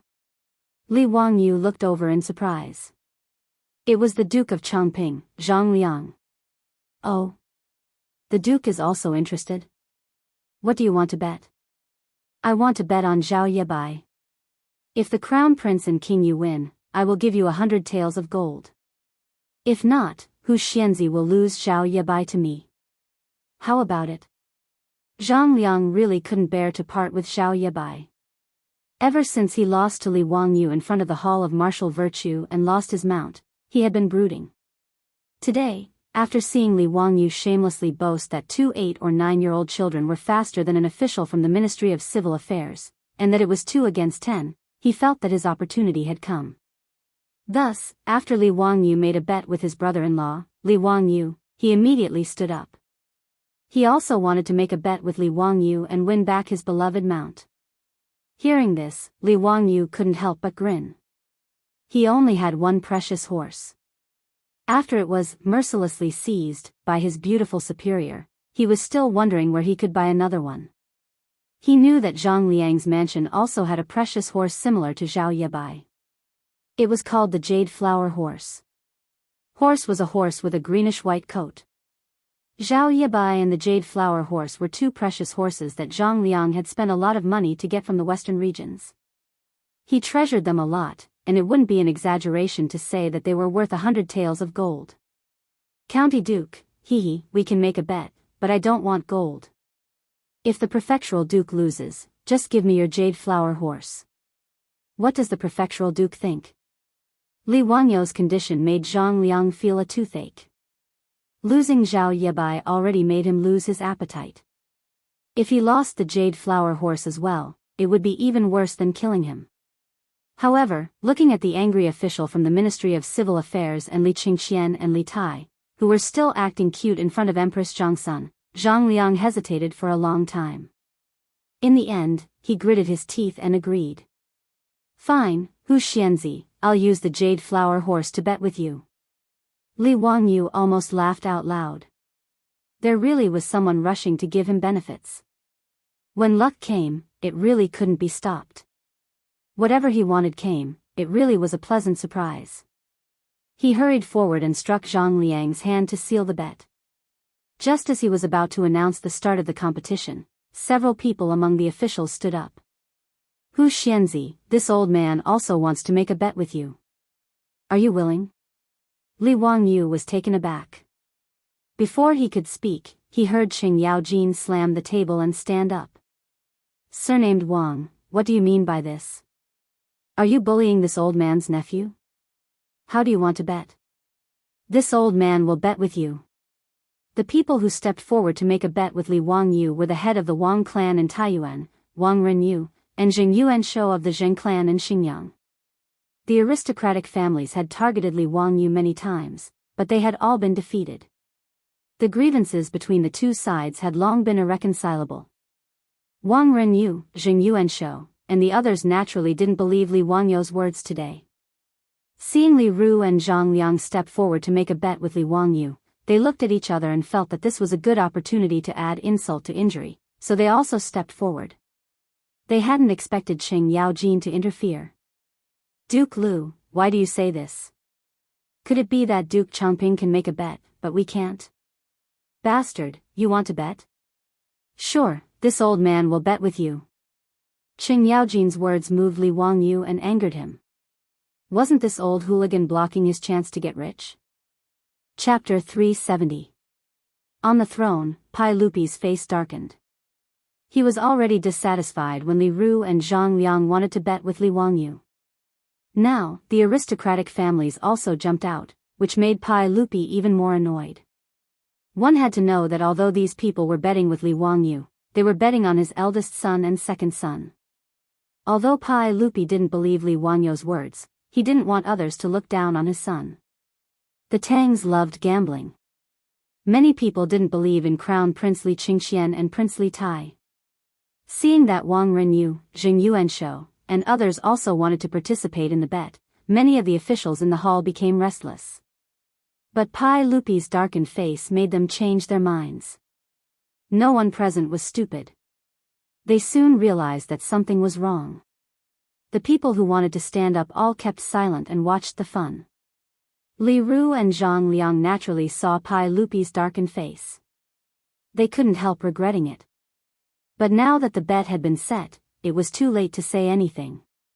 But Wang Renyu, Jing Yuanshou, and others were not afraid of Pai Lupi's face. They, the aristocratic families, even dared to force Pai Lupi to confess. Now, they were betting on Pai Lupi's two sons. What was the big deal? In the face of Qing Yaojin's curses, Wang Renyu just nodded indifferently. If High Duke Lu wants to bet, you can. How about 10,000 taels of gold? High Duke Lu, are you willing? With the financial resources of aristocratic families, 10,000 taels of gold was nothing. It was only 60,000 strings of coins. During the Jingguan period of the Tang dynasty, the central government's revenue of corn, silk, and copper coins was about 20 million strings of coins. And the annual income of the aristocratic families led by the aristocratic families was not much less than this figure. The 1,000-year-old aristocratic families, the top aristocratic families of the Tang dynasty, were like huge icebergs. The huge ice hidden under the sea was terrifying. This was also the reason why Pai Lupi and other monarchs of the Tang dynasty had been working hard to weaken the aristocratic families. No matter who the emperor was, they wouldn't want to have such a powerful subject under their rule. As the saying goes, how can one allow others to snore beside one's bed? This was also the reason why the Li Tang dynasty and the aristocratic family supported each other from the end of the Sui dynasty until the establishment of the Tang dynasty. In the Tang dynasty, the imperial examinations were held to clean up the influence and control of the aristocratic families in the imperial court. But even at the end of the Tang dynasty, although the aristocratic families were under control, they still stubbornly restrained the imperial power. It wasn't until the Huangchao uprising at the end of the Tang dynasty that the Tang dynasty fell into the abyss. The aristocratic families also declined rapidly, following the decline and fall of the Tang dynasty, disappearing from the stage of history. The imperial power and aristocratic families of the Tang dynasty could be said to be a perfect example of a love-hate relationship. At this time, the main hall was a microcosm of the struggle between the imperial power and the aristocratic families in the history of the Tang dynasty. Hearing Wang Renyu's words, Qing Yaojin didn't even frown and nodded in agreement. Wahahaha, Wang Renyu, although I'm not as rich as your Taiyuan Wang clan, I can still afford to bet 10,000 taels of gold. Since you want to bet, I'll naturally accompany you. Good, since High Duke Lu is so straightforward, then it's a deal. They were all top nobles of the Tang dynasty, so they didn't need to clap their hands to make an oath. Words spoken in front of hundreds of officials were like nails in a mouthful of saliva. No one would go back on their words. When Li Wangyu saw that both sides had made a bet, the corner of his mouth twitched unconsciously. Motherf asterisk cur, this old man is simply robbing me of my gold. If Qing Yaojin didn't interfere, then wouldn't this bet of 10,000 taels of gold belong to me? Although Li Wangyu was very grateful to this old hooligan Qing Yaojin for protecting him, he hated that he couldn't cover this old hooligan's mouth and take his place. Whether or not Li Qingxian and Li Tai would lose, Li Wangyu didn't even consider this kind of thing. Especially the little fatty Li Tai, the speed at which he calculated the abacus. Li Wangyu admitted that even if he was given a calculator, he wouldn't be able to calculate as fast as this little fatty. This little fatty was really heaven-defying. Not to mention the 10 officials of the Ministry of Civil Affairs. Even if all the officials of the Ministry of Civil Affairs attacked together, they still wouldn't be the little fatty Li Tai's opponent. Hanging and beating, Li Wangyu could only think of this word to describe the gap between the two sides. Therefore, when Qing Yaojin stepped forward to accept the bet with the aristocratic family, in Li Wangyu's eyes, he was robbing him of his gold. Now that Li Wangyu was very rich, who would complain about having too much gold? Forget it, being able to get Li Ru's house and also get the jade flower horse from Zhang Liang was already very good. One must be content with what one has. Li Wangyu comforted himself for a while. Feeling slightly depressed, he squeezed out a smile at the old hooligan Qing Yaojin. He turned around and announced the start of the competition. He picked up the account book for the first month from the Ministry of Civil Affairs account book. He roughly flipped through it and quickly read it out. G. Cooked horse feed, 200 dan and 36 buckets. The price per bucket is 210 copper coins. G. Cooked horse feed, 517 buckets. The price per bucket is 213 copper coins. G. Cooked horse feed. Li Wangyu continuously flipped through the copper account book, but only selectively read out the words. Li Qingxian, Li Tai, and the 10 officials of the Ministry of Civil Affairs paid full attention and began to calculate with the abacus. Li Wangyu read through the thick account book very quickly. The 10 officials of the Ministry of Civil Affairs couldn't help but become somewhat flustered. Large beads of sweat appeared on their foreheads, but they didn't have the time to wipe it away. The more Li Wangyu read, the faster he became. The officials from the Ministry of Civil Affairs were clearly unable to keep up with his speed. They could only helplessly send out 2 people to copy down the numbers that Li Wangyu read out on paper. The other 8 people were constantly calculating with their hands, and as they calculated, they also had to record with pen and ink. On the other hand, Li Qingxian and Li Tai, these 2 little fellows, were very much at ease. Every time Li Wangyu read out a number, their little hands would click on the abacus and finish the calculation. They even had the time to wink at their mother, Empress Zhongsun. The performance of the 2 sides naturally fell into the eyes of the officials, and they couldn't help but gasp. Could it be that the Crown Prince and King Yu were truly peerless talents? Could it be that what Hu Xianzi said was true? Zhang Liang was abnormally nervous. His eyes widened, and he almost stood up to cheer for the officials of the Ministry of Civil Affairs. He didn't believe that these 2 children could calculate so quickly. They must be fooling around on some dog's hit abacus. It must be so. Zhang Liang comforted himself in his heart. There were many people who thought the same as Zhang Liang. Although it seemed that the Crown Prince and King Yu were very relaxed. That was most likely an act, right? Just a few clicks of the fingers and they finished calculating. The faces of Wang Renyu, Jing Yuanshou, and the other leaders of the noble families were also somewhat ugly. Although they didn't care about gold, they cared about face. They had lost to Li Wangyu in front of the officials. How could they accept this? The officials whispered to each other and discussed spiritedly. No one noticed that the doctor of the Ministry of Civil Affairs, Li Ru, had become pale and his body was trembling like a sieve. Chapter 371. The reason Li Ru was so scared was naturally because of the account book Li Wangyu read out. Many of the officials also noticed the problem. Li Wangyu had chosen to read out the contents of the account book, which were all about the expenses of the cooked horses. Could there be a problem with this? Li Ru's face was pale, but he still comforted himself in his heart. Impossible, this is impossible. How did that young man know the trick? Coincidence, this must be a coincidence. As a director of the Ministry of Civil Affairs, he naturally embezzled a lot of money. Otherwise, how could he have the money to buy a house in Chang'an? And he thought that no one would be able to find the key. The account book was also clean. Even if the Ministry of Comparison checked it several times, there was no problem. However, the numbers that Li Wangyu kept reading out caused Li Ru to tremble in fear. Every time Li Wangyu read out a set of numbers, his heart would beat wildly. It didn't take Li Wangyu long to finish reading one account book.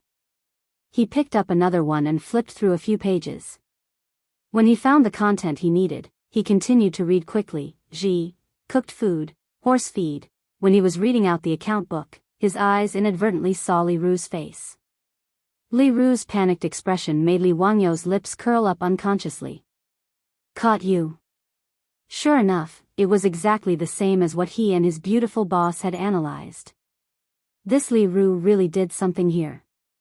Li Wangyu previously couldn't understand how Li Ru could do something in the account book to be able to avoid the scrutiny of the Ministry of Civil Affairs and the Ministry of Comparison. It wasn't until his beautiful boss accidentally mentioned the changes in the financial system of Huaxia that he suddenly realized the key. Since ancient times, Huaxia had used the single-entry bookkeeping method. It wasn't until the 20th century that the double-entry bookkeeping method was introduced from the West. The single-entry bookkeeping method referred to the fact that every economic transaction that occurred was recorded in a single account. The single-entry bookkeeping method was simple and convenient, but the accounts were not directly linked. Take the account book of the Ministry of Civil Affairs of the Tang Dynasty as an example. The account that recorded the income and expenditure of copper was separate from the account that recorded corn and silk. The changes in the movement of funds were not linked. But in the double-entry bookkeeping method of later generations, every economic transaction had to be recorded in two or more connected accounts. His beautiful boss reckoned that Li Ru must have done something. To put it simply, a certain expenditure was recorded in the copper coin's income and expenditure account, and the income and expenditure were balanced on the copper coin's account. No matter how the account was checked, there was no problem. But with this expenditure, there should be an increase in other assets. However, the two accounts books were not related, which gave him the opportunity to tamper with them. The Ministry of Civil Affairs expenditure of copper coins was mainly the materials for the various Dao prefectures, the rations for the various military prefectures, the purchase of post horses and the fodder for the post horses. The lesson materials were the salary of the officials. Among these expenses, Li Wangyu and his beautiful boss both felt that if Li Ru had embezzled important expenses, he would have been discovered long ago. Therefore, the place where he most likely tampered with was the expenditure of fodder for the post horses. It was precisely because of this judgment that Li Wangyu purposely used the Ministry of Civil Affairs calculation method to provoke Dai Zhou, making him send over the money and grain account book as the content of the competition. From the account book, Li Wangyu only selected the records of the Ministry of Civil Affairs expenditure of copper coins and the purchase of cooked food and horse fodder. Therefore, it didn't take long for him to finish reading the seemingly thick account books. In the second year of Zhengguan, from January to April, the Ministry of Civil Affairs purchased a total of 32 cooked food and horse fodder.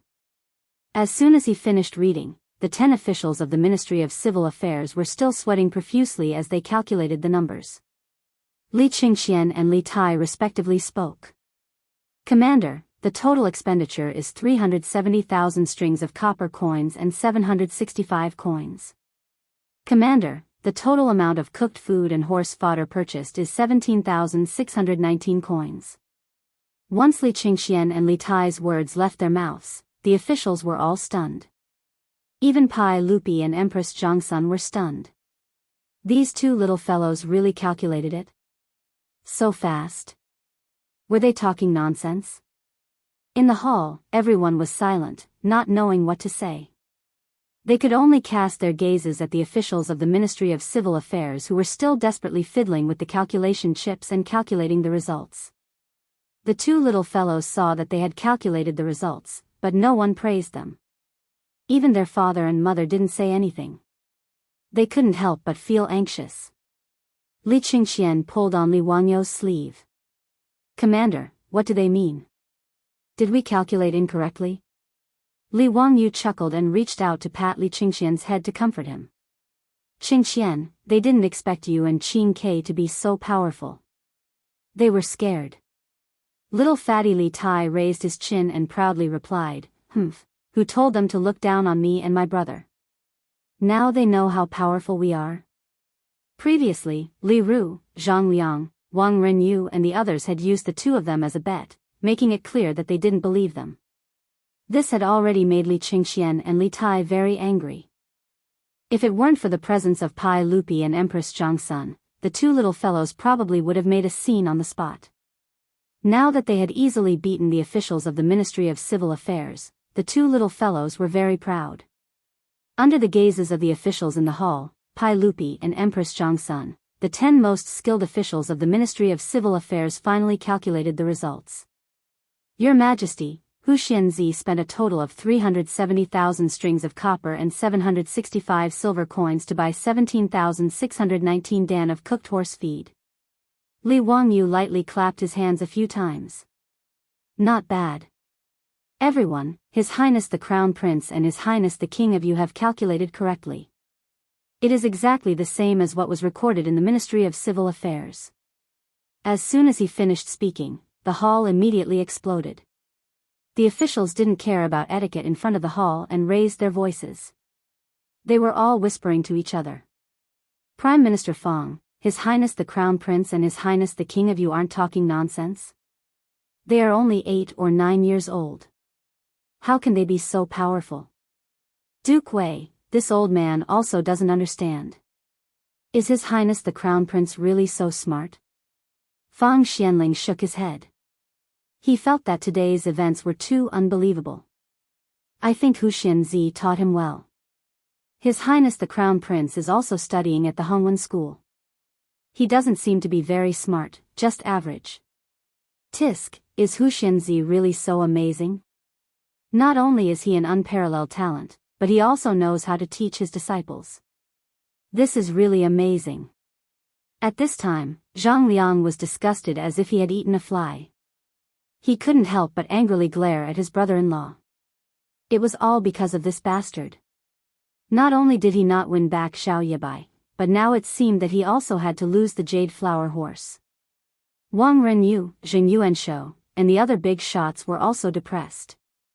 Losing to Qing Yaojin really made them unhappy. As for Dai Zhou and the other officials of the Ministry of Civil Affairs, their jaws dropped. These 10 officials were already the best at mathematics in the Ministry of Civil Affairs, but they were actually beaten by 2 young children. It was really unbelievable. Pai Lupi and Empress Zhangsun were naturally pleasantly surprised. Pai Lupi still wanted to maintain a straight face to protect his dignity as an emperor, but the corner of his mouth couldn't help but curl up. As for Empress Zhangsun, if it weren't for the attention of the officials in the hall, she probably would have rushed down the stairs and hugged her 2 precious sons. After the surprise of Pai Lupi, he looked at the abacus in front of his son and waved to Li Qingxian, indicating that he should bring the abacus over. Chapter 372. When Li Qingxian heard his father's summons, he immediately ran to his father with the abacus and presented it with both hands, as if presenting a treasure. "Qingxian, how do you use this abacus?" Pai Lupi asked with a smile. "Father, it's very simple. Look at this abacus. The beads on the top represent 5, and the one at the bottom represents 1. Our teacher taught us the formula: 1 up, 1 down, 5 down, 4 down, 1 down, 9 down, 1 down." Li Qingxian immediately demonstrated to Pai Lupi while loudly reciting the formula for the abacus that Li Wangyou had taught them. Pai Lupi quickly figured out the advantages of the abacus. It was indeed much faster than a counting chip, but the calculation speed of the two could not be compared. Dai Zhou and the other officials of the Ministry of Civil Affairs naturally heard the conversation between the two. They were even more clear on the advantages of abacus over counting chips. The officials from the Ministry of Civil Affairs looked at each other. They had actually lost to 2 children because of this abacus. It really made people unwilling, but there was nothing they could do. As for Dai Zhou, not only was he not annoyed, he even revealed a joyful expression. Your Majesty, we have lost. Huxianzi was right. The Ministry of Civil Affairs calculation method was truly too inefficient. The abacus that Huxianzi made was truly a work of art that excelled the heavens, and its design was ingenious. This subject requests Your Majesty's permission to allow Huxianzi to teach the people how to make and use the abacus, and also to spread the abacus throughout the Tang dynasty. Dai Zhou, on the other hand, was quite open and candid. He directly admitted defeat and praised Li Wangyu. The officials in the hall were also very interested in this abacus. Although arithmetic was a minor art, most of the officials of the Tang dynasty were proficient in it. Everyone knew how to use the counting tokens, and they needed to carry them with them. The officials of the Tang dynasty all wore a sword around their waists. The so-called is a multifunctional storage belt, known as the Xian belt. It is made of leather or metal and has a strong storage function. It is worn on the outside of the belt. Among the hundreds of officials, there were 7 items, namely a bag, a knife, a sharpening stone, a kigizan, a kigiju, a syringe, and a flint. These were the 7 items of the kigizan, and were also the standard equipment of the civil and military officials of the Tang dynasty. And the calculation pouch was the pocket that held the calculation tokens. Now that Huxianzi had made this abacus, it was even more convenient to calculate. Even the Crown Prince and the King of Yu, 2 young children, could rely on this item to win against the Ministry of Civil Affairs. It could be seen how extraordinary it was. That's a good plan. Pai Lupi praised. All right, let's end today's matter here. Son of Huxian, teach the Ministry of Commoners how to make the abacus and how to use it. I will reward you. Before he could finish, Li Wangyu suddenly stepped forward and interrupted. Your Majesty, today's competition is not over yet. Your Majesty, please allow me to continue. Pai Lupi was slightly taken aback by Li Wangyu's words. He didn't understand what he meant. The officials had already seen the use of the abacus. Dai Zhou also lowered his head and admitted defeat. As for the Ministry of Civil Affairs accounts, Li Wangyu had already said that the accounts were accurate, so what was the point of continuing the competition? However, Pai Lupi naturally knew that Li Wangyu wasn't someone to mess around. He couldn't be bothered to think about what Li Wangyu wanted to do. He simply nodded and said, since Huxianzi still wants to test Qingxian and Qingke, then let's continue. When Li Er said that today's matter would end here, Li Ru thought that he had escaped a calamity. His heart that had been hanging in the air had just relaxed, but when he heard that Li Wangyu wanted to continue, he was so angry that he almost cursed out loud. What kind of enmity and hatred is this? Why do you have to make me die? He had forgotten that he had refused to sell the Da and Square residence even if you beat him to death. He hadn't even given Dai Zhou face just to annoy Li Wangyu. Now that things had come to this, Li Ru was so regretful that his intestines turned green. He wanted to slap himself a few times. What kind of madness had he gone through to oppose this Huxianzi? Now, it was too late to say anything. Li Wangyu bowed to Pai Lupi. He turned and picked up the corn account book. Flipping through a few pages, he indicated for the official from the Ministry of Civil, Li Qingxian, and Li Tai to prepare to begin calculating. Receive, 180 dan of cooked horse feed and 36 buckets. Receive, 470 dan of cooked horse feed and 17 buckets. This time, he read even faster. However, the things that needed to be calculated were very simple. It was just a simple addition. After he finished reading, Er Shao also reported the number. Teacher, a total of 166,619 dan of cooked horse feed. The official from the Ministry of Civil also reported this number. Your Majesty, Huxianzi has received 166,619 dan of cooked horse feed. When Li Qingxian, Li Tai, and the official from the Ministry of Civil reported this set of numbers one after another, the face of the Ministry of Civil physician, Li Ru, instantly paled. It was as if his entire body had been pulled out, directly collapsing onto the floor. As for Dai Zhou, who had been twirling his beard and smiling, his expression suddenly changed. He turned and glared fiercely at the already collapsed Li Ru. Most of the officials in the hall also came to their senses. In the two accounts of the Ministry of Civil, the number of cooked horse feed actually did not match up.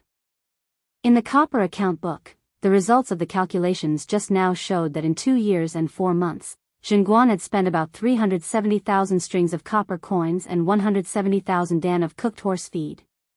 However, in the other corn account book, in 4 months, the amount of cooked horse feed that had entered the account was only 166,000 dan. A total of 4,000 dan had been deducted. According to the price of 1 dan of cooked horse feed, the approximate price was around 200 coins per buckets. Calculating the price of 2 strings of copper coins per dan, that was around 8,000 strings of copper coins. In other words, someone had embezzled 8,000 strings of copper coins from the Ministry of Civil. This was not a small number. Moreover, this was only in 2 years and 4 months of Zhenguan's time. After understanding the crux of the matter, the hall immediately became so quiet that even a pin drop could be heard. Everyone was speechless. This was an earth-shattering case. It had actually been so easily exposed by County Magistrate Hu Xian. Everyone immediately turned their gazes to the collapsed Li Ru. Apart from this official of the Ministry of Civil, there was no one else who could have done such a thing. Zhang Liang's face was filled with horror. He truly did not know about Li Ru's embezzlement. Although he was normally domineering, he was not an idiot. Moreover, his estate had many properties, and Pai Lupi's rewards were even greater. There was no need for him to embezzle these copper coins. Zhang Liang was now only worried that he would invite trouble for himself because of this idiotic brother-in-law of his. At this moment, he felt more and more regret. Had he been blinded by lard just now? Why had he followed this Li Ru to make a bet with Li Wangyu? Dai Zhou stood up and stepped forward. He lifted his court robes and knelt in front of the imperial steps. Your Majesty, this official was not strict enough and did not supervise properly. This led to people seeking personal benefits from the Ministry of Civil, taking bribes and bending the law. This is this official's fault. Your Majesty, please punish me. Zhang Liang's reaction wasn't slow either. He scrambled out and knelt down in front of the imperial steps. Your Majesty, this subject really didn't know about the actions of this subject's brother-in-law. Your Majesty, please investigate clearly. This kind of person who takes bribes and bends the law is guilty of the most heinous crimes. This official is ashamed to be associated with such a person. His words were beautiful, but they made the officials secretly shake their heads. No matter what was said, Li Ru was still Zhang Liang's brother-in-law. His breadth of mind could be seen from his clean-cut actions. On the imperial steps, Pai Lupi's face turned ashen. Chapter 373. Pai Lupi's face turned green. He naturally understood the meaning of these two accounts. Someone actually dared to mess with the Ministry of Civil Accounts and embezzle money from the National Treasury. This touched Pai Lupi's bottom line. Pai Lupi hated corruption the most. In the first year of Zhenguan, the newly ascended Pai Lupi ordered changes to the laws. In order to show that the new ruler was gentle, Pai Lupi reduced the punishment for many crimes. However, the punishment for corruption and bribery was not relaxed and was even stricter. At that time, Fang Xianling and Zhang Sun Wuji both suggested that according to Han laws, one should be executed for embezzlement of 160 taels of gold. However, Pai Lupi felt that the amount was too high and did not have a deterrent effect. In the end, the Tang law decided that one should be executed by hanging for embezzlement of 15 bolts of silk. In the first year of Zhenguan, 1 bolt of silk was around 500 copper coins. 15 bolts of silk was only 7,500 copper coins, slightly more than the salary of a first-rank official. However, in the main hall today, in front of hundreds of officials, such a shocking case was exposed. How could Pai Lupi not be furious? Someone actually embezzled over 8,000 copper coins. According to the Tang law, how many times did one have to die? As for who the embezzler was, Dai Zhou, Zhang Liang, and Pai Lupi were all clear. As the head of the Ministry of Civil, the Ministry of Civil Doctor had a high position and was in charge of the money and grain accounts. To be able to mess with the Ministry of Civil Accounts, other than the Minister of Civil Affairs Dai Zhou, there was only this Li Ru. Dai Zhou was loyal, talented, and familiar with the law. He was originally an official of the Sui dynasty and later became an official of the Tang dynasty. Li Er naturally had complete trust in this trusted aide of his. He also firmly believed that with Dai Zhou's character, it was impossible for him to be corrupt. Otherwise, he would not have appointed him to such an important position as the Minister of Civil Affairs. However, Dai Zhou was not without responsibility for the exposure of this case. As the Minister of Civil Affairs, if he did not discover the embezzlement of his officials, he would naturally be punished. As for Zhang Liang, Pai Lupi was too lazy to bother with him. Li Qing, do you have anything to say? Pai Lupi glared at Li Ru. His emperor's aura was filled with anger, making Li Ru unable to speak. He could only kneel there and kowtow. Your Majesty, spare my life. Your Majesty, spare my life. Pai Lupi stood up and ignored Li Ru. He looked around at the officials in the hall and said in a clear voice, feeding for personal gain and corruption is not only a violation of public law and harming the people. Even if there is no news of this, how can the central government not be afraid? There is a lot of fear, and some die because of it. How could a real man covet riches and harm his own life? So that none of your descendants will feel ashamed? If the Lord is greedy, his country will be ruined. If the subject is greedy, his body will be destroyed. The officials were terrified, and they all bowed and kowtowed. We have learned from your teachings. Dai Qing, you're not strict enough with your subordinates. You'll be punished with 20 jin of copper. Li Daozong, you will be fined 20 jin of copper. Li Daozong was a famous general of the early Tang dynasty. He was Li Yuan's nephew and Pai Lupi's cousin. He was the Minister of Justice. The Ministry of Justice was in charge of the Comparison Department, which was in charge of auditing the accounts of the Ministry of Civil Affairs.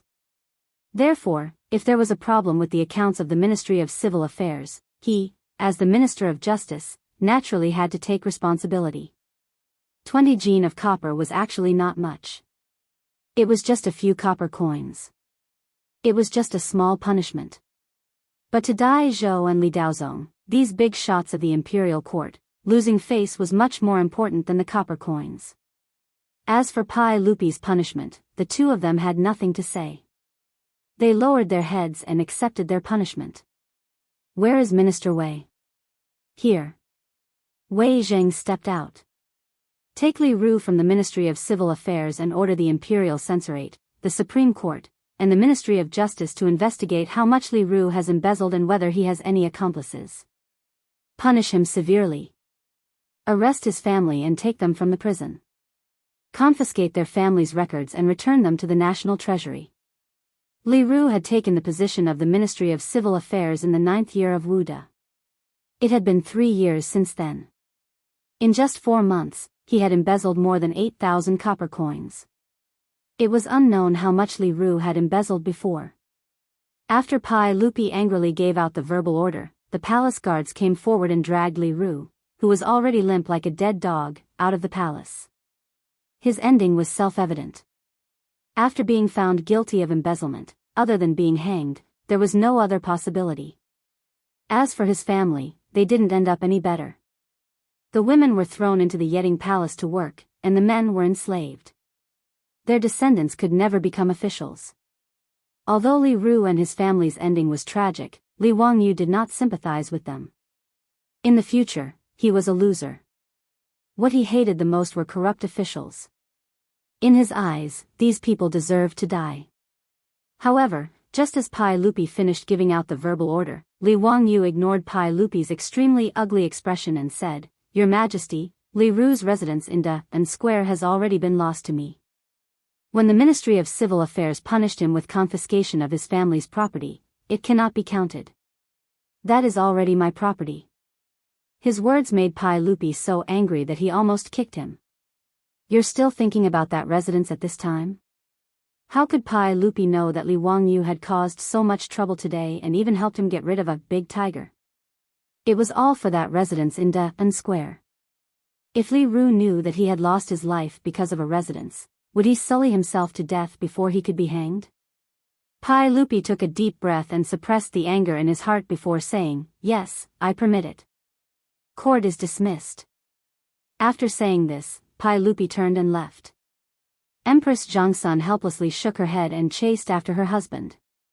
After Li Er left, the almost stagnant air in the main hall suddenly relaxed. The officials all let out a long breath, but there was an indescribable feeling in their eyes when they looked at Li Wangyu. This county magistrate was truly exceptional.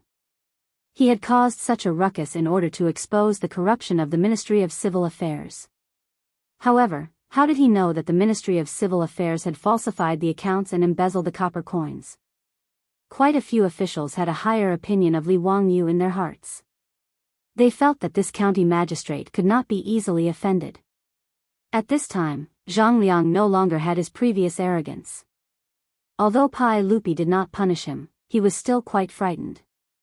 He walked in front of Li Wangyu and squeezed out a smile. "County magistrate, in a moment, I will have someone send the jade flower horse to your residence. I hope that county magistrate will kindly accept it." Li Wangyu naturally would not be polite. Then many thanks to the prefectural duke. After Zhang Liang left, the old hooligan Cheng Yaojin also walked over. A large palm landed heavily on Li Wangyu's shoulder. It hurt so much that Li Wangyu grimaced, but he still had to squeeze out a smile at the old hooligan. "Wahahaha, delightful, delightful. I won another 10,000 taels of gold today. Kid, you really are my lucky star. Uncle Cheng, hee, you can't eat it all by yourself. Old rules, when we meet, you get half. Get lost. Do you believe that I won't beat you to death? At most, I'll give you 30%. It's a deal." 30% was 30%. Li Wangyu did not mind that the money was too little. Today, he had obtained 3,000 taels of gold, a jade flower horse, and a residence in Da-un Square. It was enough. He was not greedy. Now that there were no more obstacles, he could finally begin construction on his polo field. Chapter 374. In recent days, the people living in the south of Guqing outside of Chang'an liked to go to Da-un Square and Zhaoxing Square to watch the fun. Da-un Square and Zhaoxing Square had been flattened by the Ministry of Works. Even the walls of the square had been removed. The two squares had been renamed on the map of Chang'an and Wanyan counties. Da-un and Zhaoxing squares were combined into one and called Da-un Square. The polo field that Li Wangyu was building was also called Da-zhao Baseball Field. The baseball field was not difficult to build, but it was a huge project.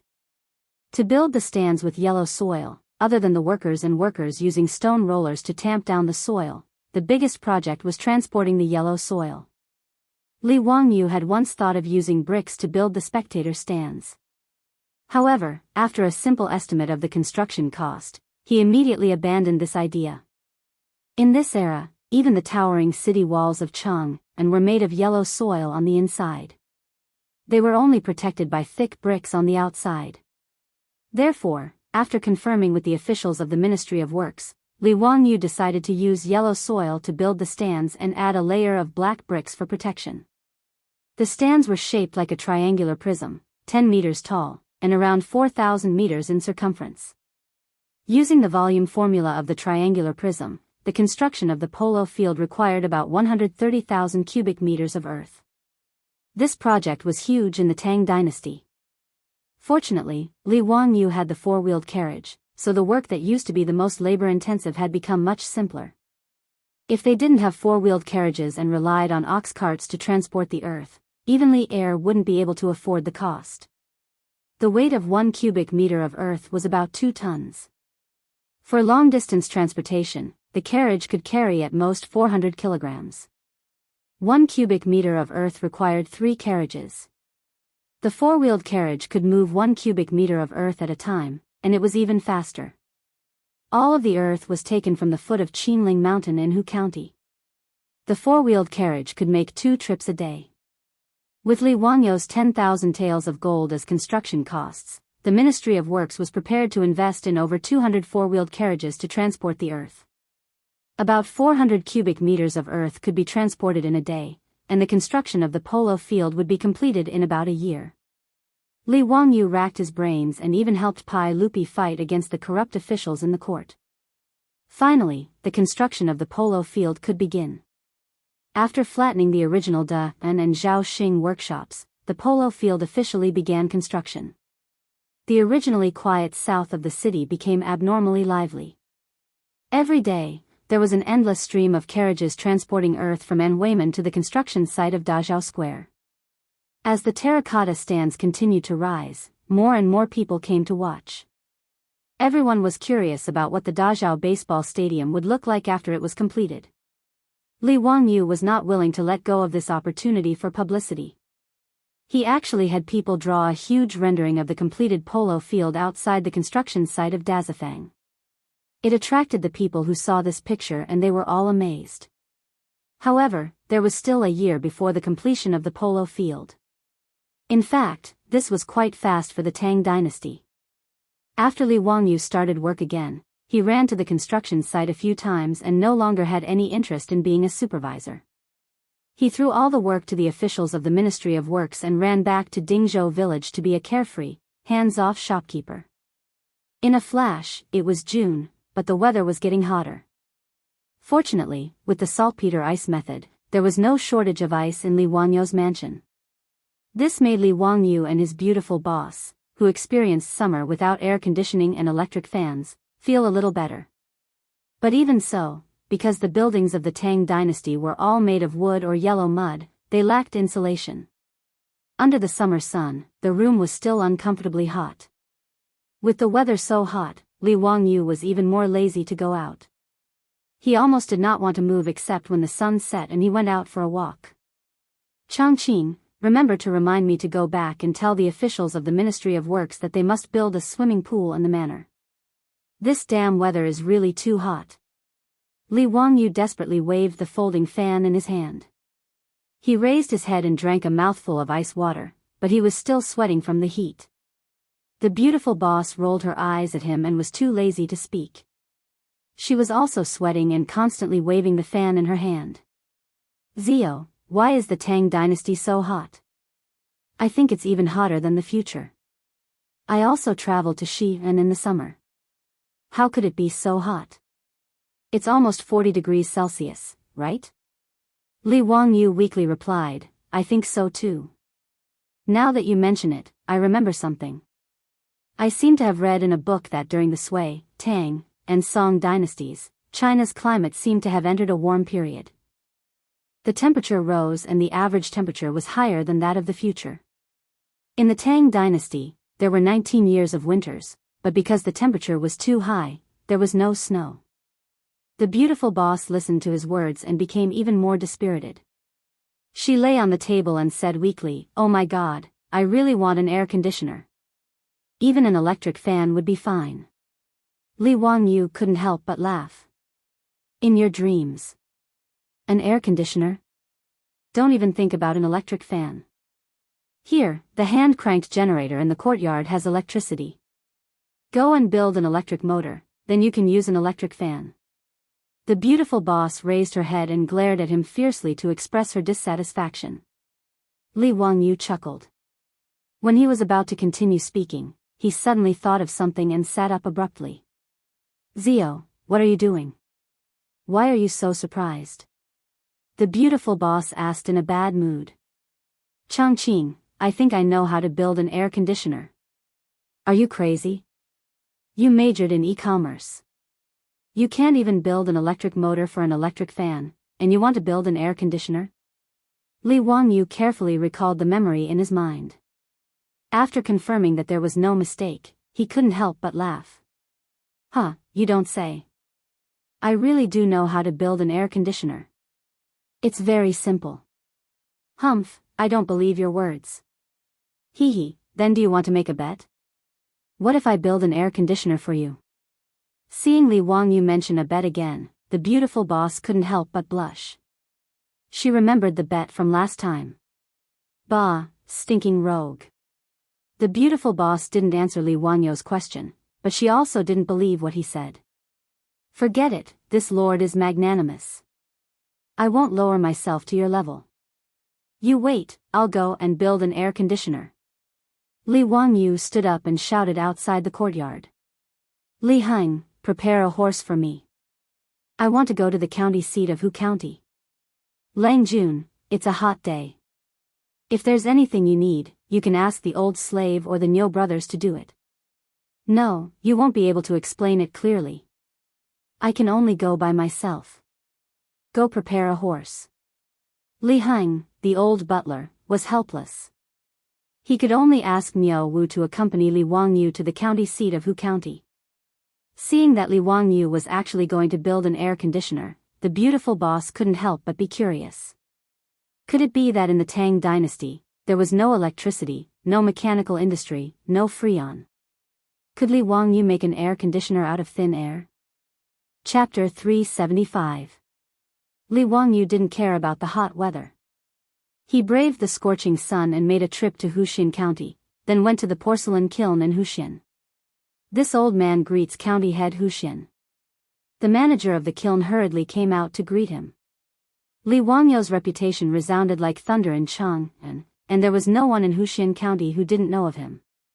Even if they didn't recognize Li Wangyu, just by looking at his precious horse and the blind Nyo Wu behind him, they knew that this young man was the famous founder of Huxin County, Li Wangyu of Dingzhou Village. Thank you, manager. I want to make a batch of porcelain. This is the pattern. Li Wangyu was too lazy to be polite. He was already sweating from running all the way here. He fanned himself with all his might and handed the pattern to the manager. The manager hurriedly took it with both hands. When he opened it, he couldn't help but be stunned. County head Huxin, you really want to burn this? How do you use it? I only have a use for it. Help me make it as soon as possible. You won't be short of money. His request was always so strange in the eyes of the Tang people. The manager of the kiln confirmed with him again and again, and after receiving a large deposit, he braced himself and agreed to deliver the finished goods to Dingzhou Village in a few days. After customizing a batch of goods from the kiln, he returned to the village to find Carpenter Lu and have him make a few items for him. His beautiful superior was even more curious as she watched him busying himself. But no matter how much she asked, Li Wangyu didn't answer. He only gave her a mysterious smile and told her to wait for a good show. Several days later, the manager of the kiln led several carriages to deliver Li Wangyu's custom-made porcelain to Dingzhou Village. Ever since those beggars from Chang'an had come to Dingzhou Village to cause trouble, there were young men patrolling the village's entrance day and night. Seeing a carriage arrive, someone naturally went up to ask for its purpose and led it to the entrance of the Li family's old residence. Li Heng opened the door and asked the manager why he had come. Thank you, sir. I'm here to deliver porcelain to Hu Xianzi. These carriages of porcelain were all custom-made by Hu Xianzi. Li Heng recalled that a few days ago, his Lang Jun had gone to the county seat of Huxin County. From that, he understood what was going on with these delivery carriages. He asked the shopkeeper to wait for a moment and asked Perrin to go to the backyard to invite Li Wangyu. Then, he chuckled and picked up a piece of porcelain from the carriage to examine it. With one look, Li Heng couldn't help but be stunned. Shopkeeper, you're cooking the wrong way, right? Why doesn't this goblet have a base? Furthermore, there was such a huge hole at the bottom. How do you use it? The owner of the kiln smiled bitterly when he heard this. Sir, this is what Hu Xianzi ordered. I don't know either. How is this possible? Who would make a goblet without a base and with holes at the bottom? How can this kind of cup hold wine? The old steward Li Heng didn't believe the innkeeper's words. The porcelain in his hand was indeed very similar to the wine utensils and goblets from the Tang dynasty. Goblets were very similar in style to the goblets used to drink wine in the future. They all had a wide mouth, a round body, and a base at the bottom. However, the batch of porcelain that the innkeeper sent over only had a wide top and no base at the bottom. Furthermore, there was a round hole at the bottom of the goblet. How could Li Heng believe the innkeeper's words? He only thought that the innkeeper was trying to deceive him. Just as they were arguing, Li Wangyu came out. The innkeeper hurriedly bowed to him and said in an aggrieved tone, "Hu Xianzi, this one has already finished baking the porcelain you ordered. However, your steward insisted that this one had made a mistake." This, Li Wangyu laughed and picked up a goblet to inspect it. He nodded in satisfaction. "There's no mistake. This is the porcelain I wanted to bake." Li Heng, settle the accounts with the innkeeper. When Li Heng heard his Lang Jun say this, he couldn't help but be dumbfounded. "Lang Jun, this is the utensils you're going to bake? What's the use of these utensils? How do you use them to serve wine?" He still thought that these porcelain utensils were wine utensils, so he was completely confused by Li Wangyu's words. At this moment, his beautiful superior also came out with Aphrodite. When she saw the porcelain in the carriage, she was also puzzled. "Zio, what are you making?" She had never seen such porcelain in the future, so she couldn't figure out what Li Wangyu was trying to do. Li Wangyu laughed. "It's an air conditioner. Have you forgotten about it?" The beautiful superior was speechless. A black crow flew over her head. "This is an air conditioner? Are you kidding me?" Aphrodite looked puzzled. "Lang Jun, what's an air conditioner?" Li Wangyu winked at the teenage version of Angelina Jolie. "It's something that can cool down indoors." "Lang Jun, you're not lying to me? These things can really cool down indoors?" Aphrodite didn't believe it either. Li Wangyu didn't explain. He just asked Li Heng to collect the goods and ordered someone to inform Carpenter Lu that he could bring the goods over. Not long after, Carpenter Lu brought his 3 sons to the Li family's old mansion with a cart full of goods. The beautiful superior and the old butler Li Heng couldn't understand what they brought. The thin wooden planks that looked like windows and doors were full of holes. The beautiful superior couldn't be bothered to ask further. She patiently watched how Li Wangyu was going to use these things to make an air conditioner. Li Wangyu instructed Carpenter Lu's family to carefully install the exposed goblets on the wooden planks one by one. The holes on the wooden planks that Carpenter Lu brought were the same size as the holes on the bottom of the goblets. After inserting the goblets on the wooden planks, they covered the joints with cement and glued the two together tightly. Soon, the wooden planks filled with rows of goblets were completed. It was a very simple process. Li Wangyu smiled and asked Carpenter Lu to remove the windows in the central room in the front yard and install the wooden planks. He then covered the central room that didn't have a door with the wooden planks. "Okay, it's done. Zio, that's it?" And then? The beautiful superior was speechless. What kind of air conditioner was this? And then? "Then we just have to wait for the room to cool down," Li Wangyu said matter-of-factly. The beautiful superior was completely confused. "That's it? Changing the doors and windows with these strange things could cool down the room?" Li Wangyu smirked. "It's scary how uncultured you are. This is an ecological air conditioner. It can lower the room's temperature by several degrees." The beautiful superior didn't even bother to roll her eyes. She wouldn't believe Li Wangyu even if she was beaten to death. He was purely fooling a fool. But something surprising happened. When the beautiful superior entered the central room again, she was shocked to find that the central room, which was originally as hot as a steamer, was now slightly cooler. The temperature inside and outside the room was just as Li Wangyu said. There was an obvious difference, at least a few degrees. The beautiful superior couldn't help but be curious. Just as she was about to ask Li Wangyu for an explanation, she saw him instructing Carpenter Lu's family to start working in the courtyard again. Chapter 376. What Li Wangyu came up with really gave his beautiful superior a pleasant surprise. Although she didn't understand why, she could clearly sense that the temperature in the room had dropped. Meanwhile, Li Wangyu got busy again as he instructed Carpenter Lu's family to use bamboo tubes to draw water from the backyard. Ever since Carpenter Lu had helped him renovate his house, the Li family's old house had always had clear spring water flowing into it through bamboo tubes all year round. Originally, the spring water was just connected to the water storage jar in the backyard to serve as tap water. At this time, Li Wangyu asked them to continue grafting the bamboo pipes, guiding the cool mountain spring water through the bamboo pipes to the roofs of every house in the old mansion. When Li Zhou was still alive, he had renovated the old house and replaced all the roofs with tiles. The spring water that was drawn to the roofs of every house by the bamboo tubes flowed down from the roofs. And Li Wangyu had already asked Carpenter Lu to renovate the eaves of every house in the old house. He still used bamboo to split it into two to form two semicircular water troughs, and drilled many small holes under the bamboo for the water to leak. In this way, the spring water flowed out of the bamboo tubes on the roofs and flowed down the tiles to the bamboo troughs under the eaves before dripping down through the small holes. For a moment, it was as if a water curtain had been hung in front of every house in the Li family's old house. His beautiful superior's eyes lit up when she saw this. Naturally, she understood the simple physics of using the principle of evaporation to lower the temperature. The actual effect was the same.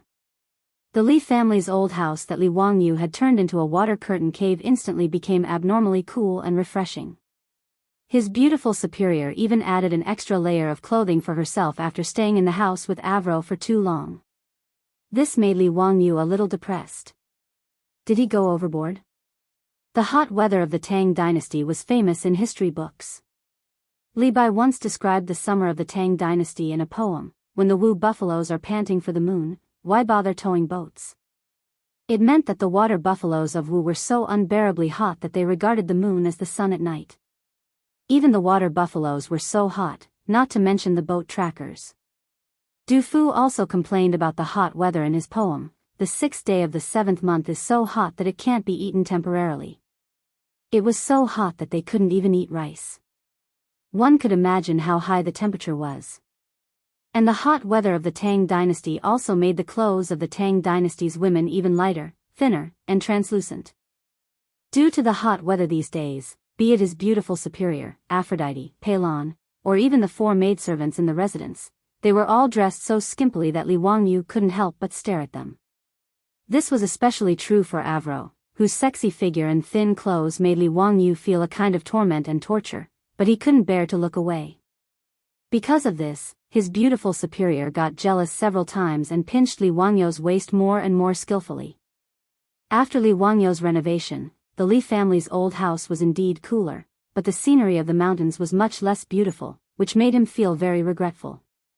Staying in the cool room, his beautiful superior regained her composure and was in the mood to boil water in the red peat stove and brew a cup of fragrant tea to taste.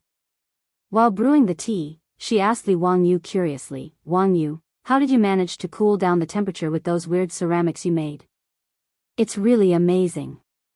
"Huh, it's your fault for not reading the news online." Li Wangyu said proudly, "I saw it in the news that because the weather in Bangladesh was hot, the locals couldn't afford to buy air conditioners. So someone invented this kind of ecological air conditioner." Now that you mention it, I seem to have some impression of it. They made it out of beverage bottles, right? That's right, it was cut out of beverage bottles and inserted into thick cardboard. But the Tang dynasty didn't have plastic bottles for me to use, so I went to the kiln to custom make these ceramics. Li Wangyu's explanation made the beautiful boss suddenly come to a realization. She had also seen such news in the future, but she just looked at it as an interesting anecdote and didn't pay much attention to it. So when Li Wangyu came up with this thing, she didn't think of it. Li Wangyu's so-called air conditioner was indeed made by a company in Bangladesh in the future. After using this kind of ecological air conditioner, the temperature in the room could quickly drop by about 5 degrees. The principle was also quite simple, which was that pressure would cool the air. When one opened their mouth, the air they exhaled would be hot, but when one pouted, the air they exhaled would be cold. This was the principle. When the hot air entered through the wide bottle and was blown out through the narrow mouth of the bottle, the temperature of the air would drop due to the pressure. It was a very simple physical principle, but it was quite effective in an era without electricity and air conditioning. The ecological air conditioner and the continuous water curtain from the roof made the summer in the Li family's old house extremely refreshing. Li Wangyu didn't only care about himself. He custom-made a lot of porcelain bottles with two transparent ends at the kiln. After confirming that the ecological air conditioner was really effective, he asked Carpenter Lou to replace all the houses in the village with this kind of thing. This kind of ecological air conditioner, that used physical principles to lower the temperature, was terrifyingly cheap. Even if those porcelain bottles were specially made by Li Wangyu at the kiln, it only cost 100 copper coins to make the ecological air conditioner needed by a family. This small amount of money was not even a drop in the ocean for Li Wangyu, so he naturally wouldn't be stingy. However, although he didn't spend a lot of money, the effect was unusually significant. The old houses in Dingzhou village were mostly made of yellow mud and had thatched roofs. This kind of house didn't have any insulation, and it was as hot as a sauna in the summer. When Carpenter Lou brought his 3 sons over to change their windows and doors, the villagers were all baffled. They didn't understand what the county magistrate was doing. What were those porcelain bottles inserted into the wooden boards for? Carpenter Lou didn't explain, only saying that it was Hu Xin's orders. With Li Wangyou's current prestige in Dingzhou village, let alone changing their strange windows and doors, even if he wanted to tear down their houses, the villagers wouldn't have any objections. They might even help tear down the houses. However, when these ecological air conditioners were changed, everyone immediately noticed a difference. The originally stuffy and hot houses were actually much cooler. This discovery made the villagers go wild with joy, but they didn't understand why. Just by changing a strange window and door panel, such a miraculous thing could happen. The ancient people of the Tang dynasty naturally didn't have the concept of air conditioners. Therefore, the villagers who originally stubbornly believed that Li Wangyu was a literary star who had descended to the mortal world were now even more certain. If it wasn't an immortal item that could change the temperature, then what could it be? This was clearly the work of an immortal. It must be that Hu Xin's son couldn't bear to see us suffer from this heat, so he borrowed the immortal power of the heavens to send us this immortal item to make the house so cool. Therefore, the villagers of Dingzhou village, who were already patrolling every day, became even more nervous about their treasured immortal item, fearing that it would be stolen by thieves. Under the arrangement of the old village chief, more villagers patrolled the entrance of Dingzhou village and all over the village. Chapter 377. Let's not talk about the old villager and the others. They are racking their brains to protect their treasures. After Li Wangyu solved the problem of the summer heat, there is a new problem in front of Li Wangyu. That is, there are too many mosquitoes. Speaking of which, the Tangs had all sorts of ways to drive mosquitoes away, the most direct being through smoke. Weave wormwood and mugwort into straw ropes, dry them in the sun, and set them on fire. The unique smell of the ropes could drive away mosquitoes. While the mosquitoes could be driven away, Li Wangyu felt like he was about to be suffocated by the smell. The smell of wormwood and mugwort was really unpleasant, and the smoke was too strong. However, between being bitten by mosquitoes and the unpleasant smell, Li Wangyu had no choice but to choose the unpleasant smell. Although the smell could drive away the mosquitoes indoors, he still couldn't avoid being bitten by mosquitoes when he went out, which was very distressing. In particular, Li Wangyu and Avro were particularly popular with mosquitoes. Li Wangyu wasn't used to wearing a perfume pouch. He always felt that it was too girly for a man to carry a perfume pouch around all the time. Every time he saw that old hooligan Xing Yaojin also wearing a perfume pouch and emitting a fragrant scent, Li Wangyu would be speechless. This bearded, dark-faced man also used a perfume pouch. It was really hard to look at him straight in the eye. Apart from being used for incense, the perfume pouches of the Tang dynasty also had the effect of repelling mosquitoes. However, for some reason, mosquitoes still liked to bite Avro, this European beauty, even when she wore a perfume pouch.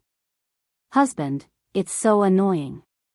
Why do these mosquitoes keep biting me? Avro pouted in annoyance as she gently scratched her arm where the mosquitoes had bitten her. Heh heh, that means mosquitoes like beauties just like me. Li Wangyu flirted with this little beauty of his. His words elicited a smile from Avro's beautiful eyes. Her sexy and seductive body trembled with laughter while her voluptuous breast stood proudly in front of Li Wangyu's eyes. Li Wangyu was so aroused that he almost wanted to leap onto the roof and howl at the moon. The beautiful boss naturally saw his pig brother appearance and snorted discontentedly. Humph, blood-sucking mosquitoes are female mosquitoes. Are you also a female? Li Wangyu choked on her words and couldn't say anything for a long time. After the beautiful boss rebuked him, she proudly stood up and walked out of the house, twisting her slender waist. When she passed by Li Wangyu suddenly stretched out his hand and slapped his beautiful superior's butt. Ah! Suddenly being attacked, the beautiful boss exclaimed and reached out to cover her plump buttocks. Her pretty face suddenly turned crimson, and her eyes were full of shyness. The goddess that Li Wangyu was used to seeing was completely gone, and was replaced by shyness. You. Cough cough, that. Li Wangyu was also shocked and stuttered as he swallowed his saliva for a long time, feeling extremely embarrassed. Who am I? Where am I? What did I do? Li Wangyu hadn't retracted his evil hand yet, and it was raised in the air awkwardly. He didn't know why he was so bold just now, to actually have the guts to slap his beautiful superiors, but would he be directly KO'd by his furious beautiful superior? Damn it, what should I do now? I'm very anxious, waiting online for an answer.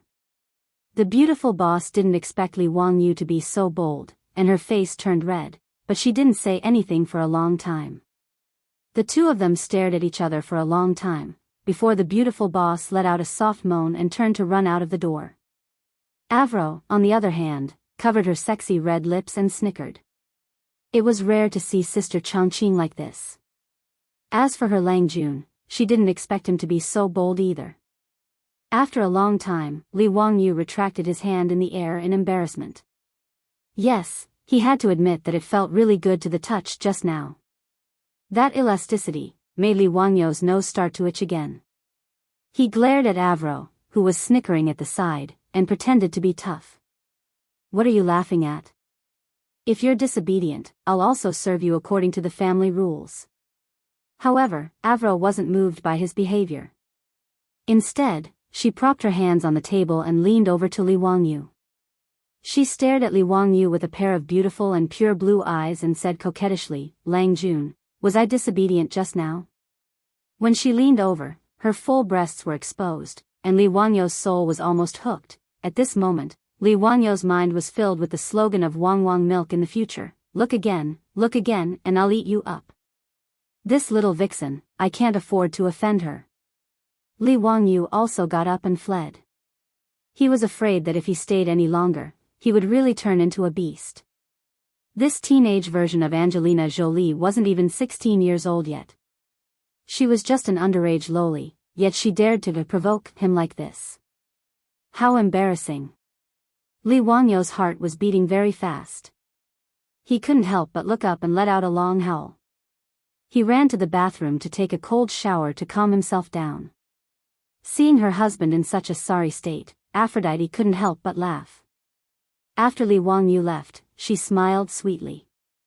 Ever since Li Wangyu brought her back from the barbarian tavern, Avro's heart had long been tied to him. In particular, that night in the barbarian tavern, Avro was honest with Li Wangyu when he was drunk and had long regarded herself as Li Wangyu's woman. She was thousands of miles away from her hometown and probably wouldn't be able to return in this lifetime. Avro had long regarded Li Wangyu as her everything. Li Wangyu's escape didn't make Avro sad at all. Instead, after Li Wangyu left, she became shy and her eyes were filled with love and shyness.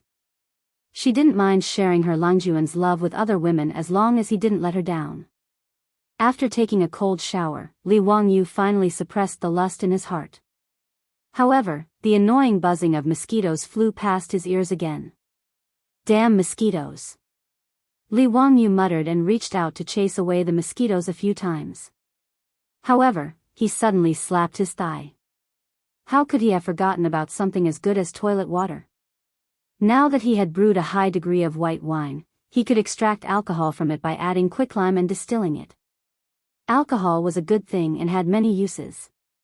Not only could it be used to disinfect, but it could also be used to brew toilet water. If a beautiful woman wanted it, it could even be used to make perfume. As for distilling alcohol into toilet water, it couldn't be any simpler. When he was young, the villagers wouldn't spend money to buy 6 gods. His grandfather had used fresh mint leaves to brew it. After soaking the mint leaves in alcohol for a period of time, the alcohol would turn emerald green. After adding 10 times the amount of water, it could be used. It was excellent for repelling mosquitoes and relieving itches. It wasn't inferior to 6 gods' toilet water at all. At the thought of this, Li Wangyu immediately ran to find Li Heng and asked him to prepare quicklime and distilling equipment for him. He was going to start making toilet water tonight. He happened to have the distilling equipment he used to brew wine at home, so he naturally didn't lack alcohol. Ever since the brewery started producing alcohol, there were countless jars of good wine in his warehouse. As for mint, it was even more convenient. He instructed Niao Wu to go to the hillside behind the Li family's old residence and pick a handful. They were all over the mountain and were no different from weeds. When the beautiful woman saw Li Wangyu messing around at home in the middle of the night, she was curious about what he was up to. When she came over and asked, she found out that he was going to make toilet water. Toilet water was good stuff. Chapter 378. Li Wangyu was the kind of person who would do whatever he wanted. When he thought of toilet water, he didn't even want to wait for a night and directly pulled everyone in the mansion to work overnight. Fortunately, everything was complete and it wasn't difficult to make. Only when it came to purifying the alcohol, because there was no reference, he didn't dare to taste it directly with his tongue. He wasn't sure how much alcohol he extracted was. However, this wasn't important. In any case, it wouldn't affect making toilet water or even disinfecting wounds. Li Wangyu felt that it shouldn't be a problem. Everyone was busy for more than 2 hours before they finally tossed out a few bottles of alcohol. Li Wangyu put the washed mint leaves into a porcelain bottle and soaked it in alcohol. After a few days, there would be toilet water to use. Wangyu, do you know how to make mosquito coils? The beautiful boss thought of mosquito coils and asked. In this regard, Li Wangyu could only helplessly spread out his hands. He wasn't Doraemon who knew how to do everything. He only knew that mosquito coils were made of wood powder and some chemical materials, but he didn't know how to make them. In any case, using wormwood and mugwort to drive away mosquitoes had the same effect. If he tried to make mosquito coils himself, it might not have the same effect. Naturally, he was too lazy to bother. In addition, mosquito nets had been used in China since ancient times. Now that the Li family didn't lack money, the mosquito nets in the mansion were all replaced with silk nets made of silk. They didn't have to worry about mosquitoes disturbing them when they slept. Changqing, now that we have alcohol, do you want to make a few bottles of perfume? Li Wangyu thought of perfume and felt that the beautiful boss would like it. Therefore, he asked this question. Sure enough, when he asked this question, the beautiful boss's eyes lit up. She asked in surprise, Wangyu, you know how to make perfume? As the white-boned spirit of the later generations, who didn't like perfume? Even if there were perfume sachets and incense in the Tang dynasty, they couldn't compare to perfume. In the later generations, there was a saying that perfume was a woman's most intimate lover. A woman's elegance and beauty, perfume was the best partner. Perfume was also the second skin of beauties in the later generations. It was the interpretation of a beauty's mood. It could be mysterious, refreshing, flirtatious, or shy. The beautiful boss naturally loved perfume, and Li Wangyu was also clear about this.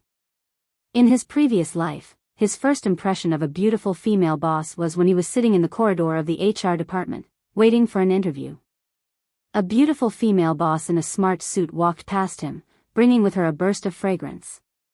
It was a woman's fragrance, an unforgettable perfume. Li Wangyu firmly remembered the back of his beautiful boss. Now, the two of them had somehow traveled back 1,000 years and returned to the Tang dynasty to rely on each other.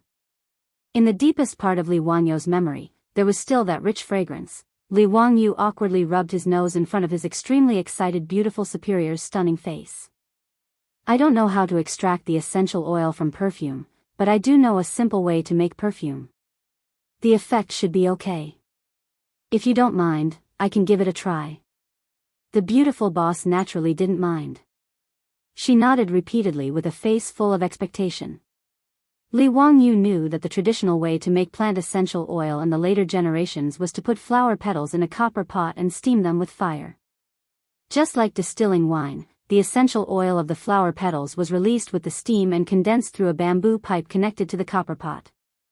However, knowing was one thing, and whether or not he could do it was another matter.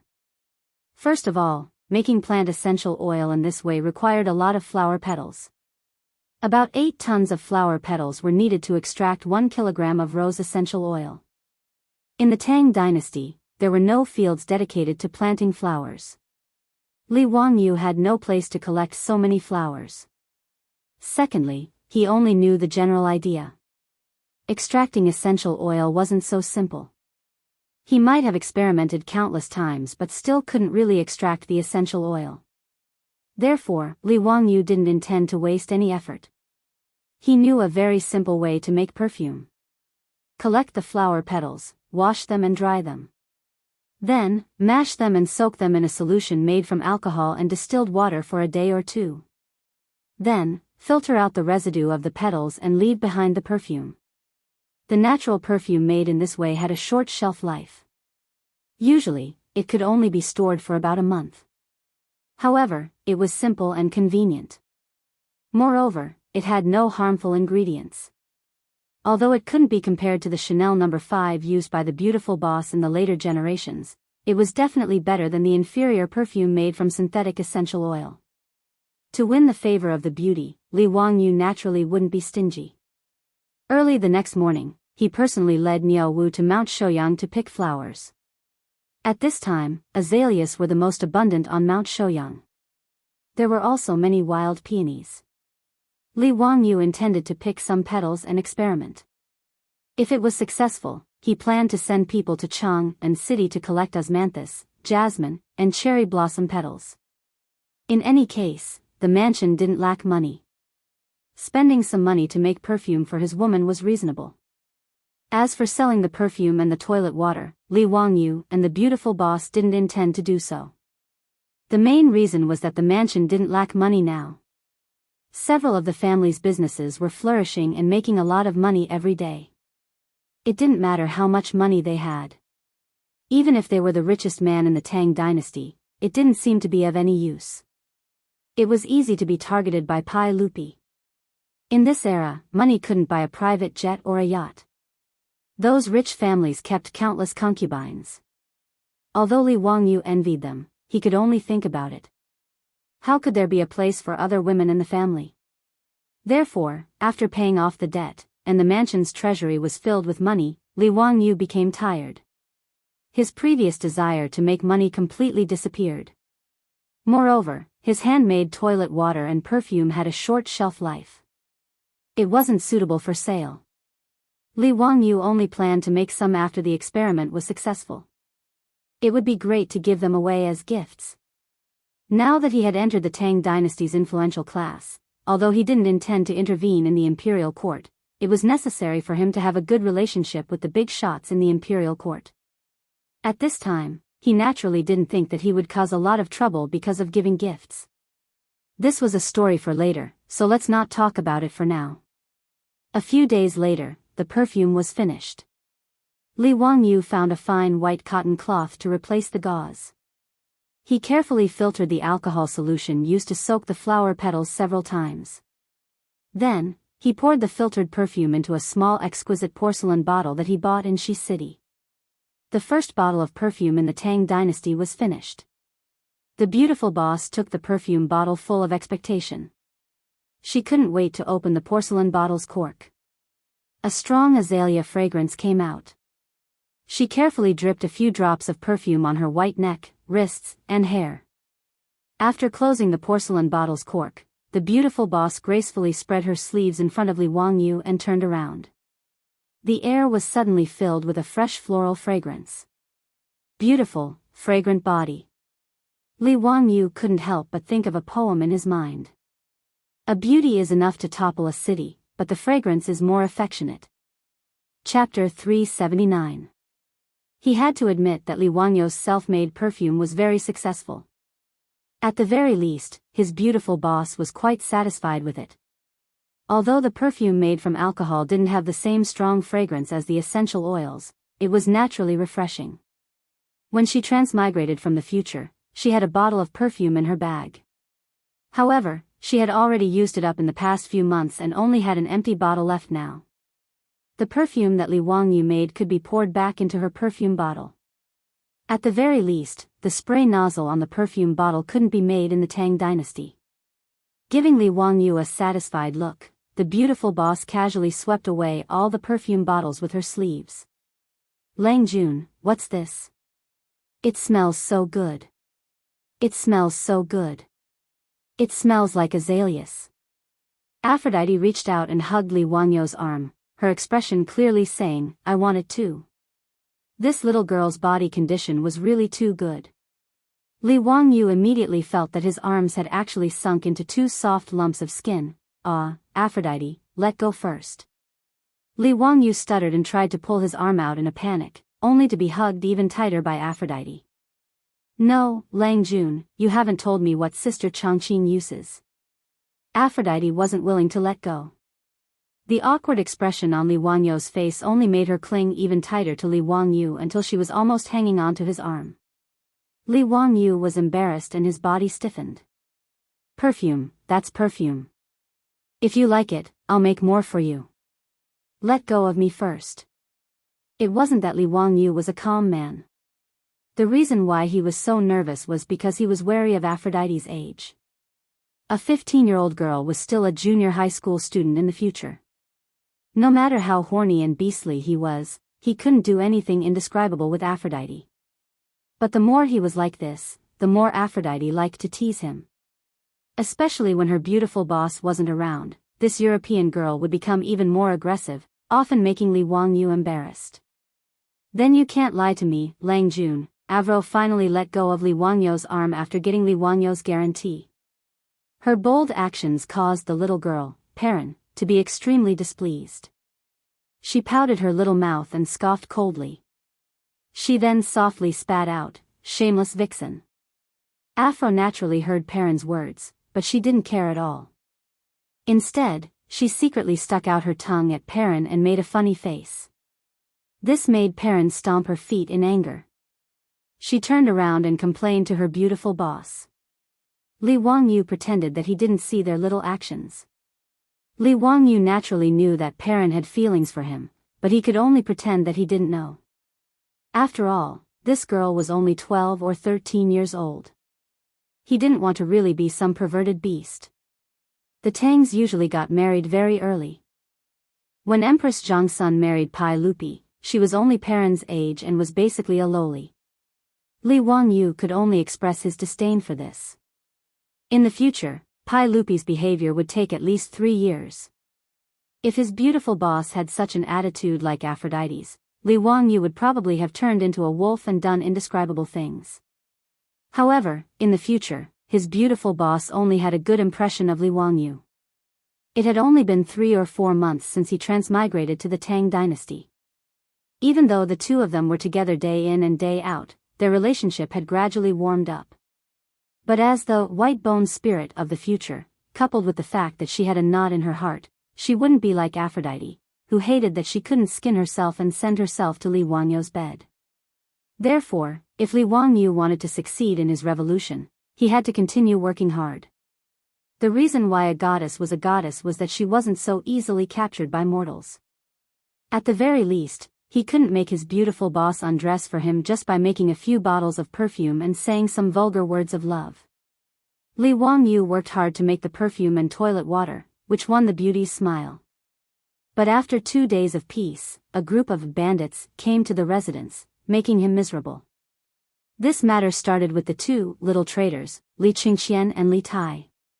Ever since Li Wangyu renovated his house, the originally unbearably hot summer wasn't so unbearable anymore.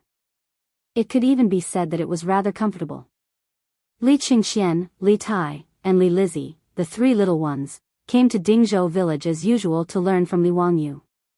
Now, every time they came to Dingzhou village, it was the happiest thing for Li Qingqian and Li Tai. Because of this, the 2 little ones complained to Li Wangyu many times that they could only come to Dingzhou village once every 5 days, which was really too little. It would be better if they could come to Dingzhou village every day. They even glorified it by saying that they would follow their teacher around and serve their teacher to respect him. In this regard, Li Wangyu saw through the sinister intentions of these two little brats at a glance. What serving their teacher?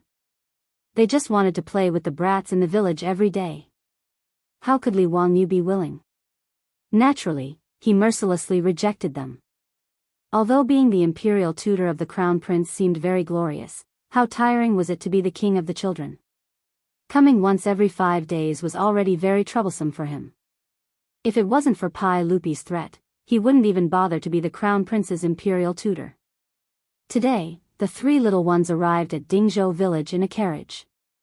They felt a cool breeze as soon as they entered the Li family's old residence.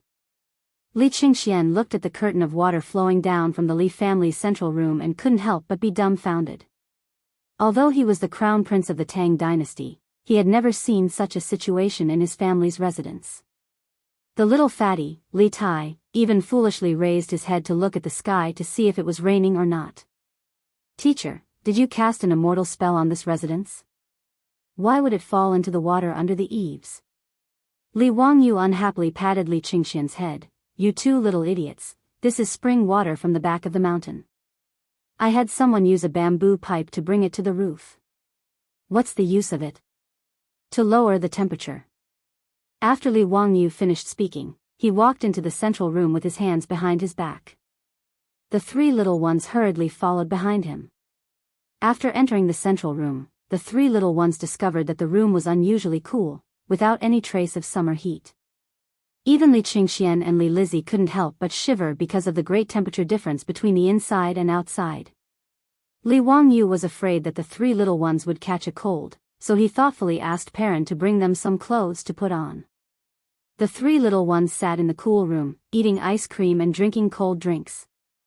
They felt that the days of immortals were just like this. "Teacher, your residence is even more comfortable than the palace.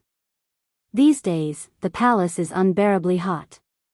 Even mother and father can't rest well." Li Qingxian swallowed a mouthful of ice cream with difficulty. He had eaten too much. When Li Wangyu heard this, he couldn't help but pat his own head. He had only thought about installing ecological air conditioners for the villagers of Dingzhou village, but he had forgotten to flatter Pai Lupi. He had miscalculated, truly miscalculated. Chapter 380. Under Li Wangyu's reminder, he finally realized that he had forgotten to flatter the emperor of the Tang dynasty. This was a mistake. He had even neglected elders like Yu Shinan who cared about him. He really shouldn't have done that. There were also those rich playboys. How could he have forgotten about those rich playboys? There were also Yang Quan, Lu Shao, and the others from the Hu County government. Fatty Cho Kuan, shopkeeper's son from Sun Ji bookstore, and the others. These were all friends.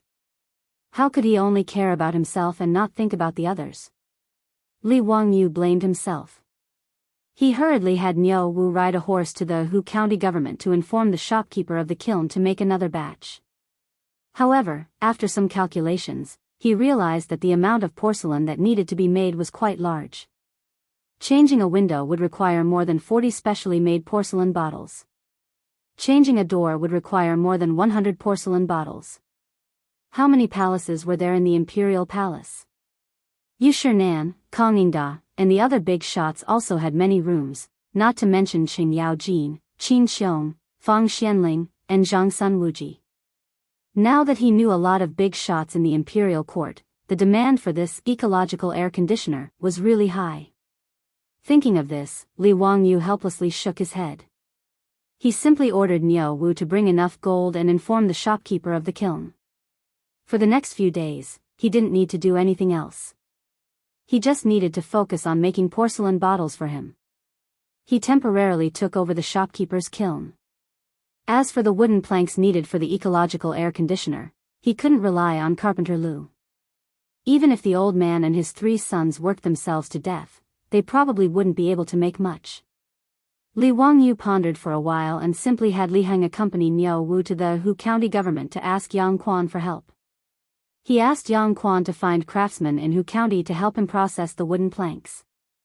After arranging these trivial matters, Li Wangyu waited for the porcelain bottles to be made at the kiln.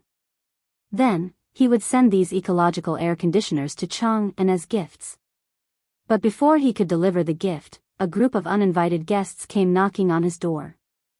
On the second day after Li Qingxian and Li Tai returned to Chang, and Pai Lupi led a group of bandit dukes to Dingzhou village in a mighty manner. Li Wangyu was shocked by the murderous look of Pai Lupi and Qing Yaojin. What were they trying to do? Are you here to fight me to the death?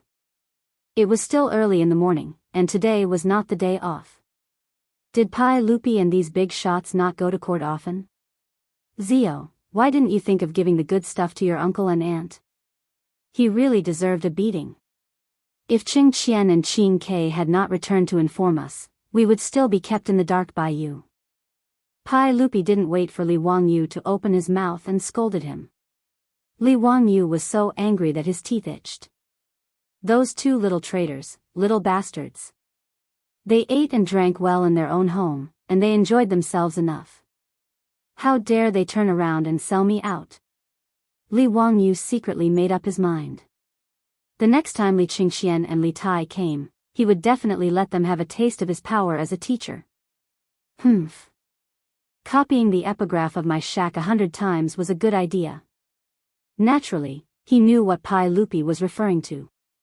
It was the ecological air conditioner that he had invented. Yesterday, he had specially explained the principles of the ecological air conditioner to Li Qingxian and Li Tai in detail. It was like a science lesson for them. Li Wangyu also shamelessly told them that the ecological air conditioner was called that air conditioning window, and that he had painstakingly researched it. Because of this, his beautiful superior rolled her eyes. She couldn't bear to see him being so shameless. But she didn't think that these two little bastards would be so quick to talk. As soon as they returned to the palace, they went to find Pai Lupi to present the treasure. As a result, the Pai Lupi, who had been suffering from the scorching heat for the past few days, even stopped attending court. He directly led a group of court officials to Dingzhou village. Li Wangyu hurriedly explained. It would not be a good thing if the head of the Tang dynasty held a grudge against him. Uncle, what are you talking about? I'm just experimenting with it. Once the effect is good, I'm going to present it to you. Just as he finished speaking, Qing Yaojin, who was at the side, was dissatisfied again.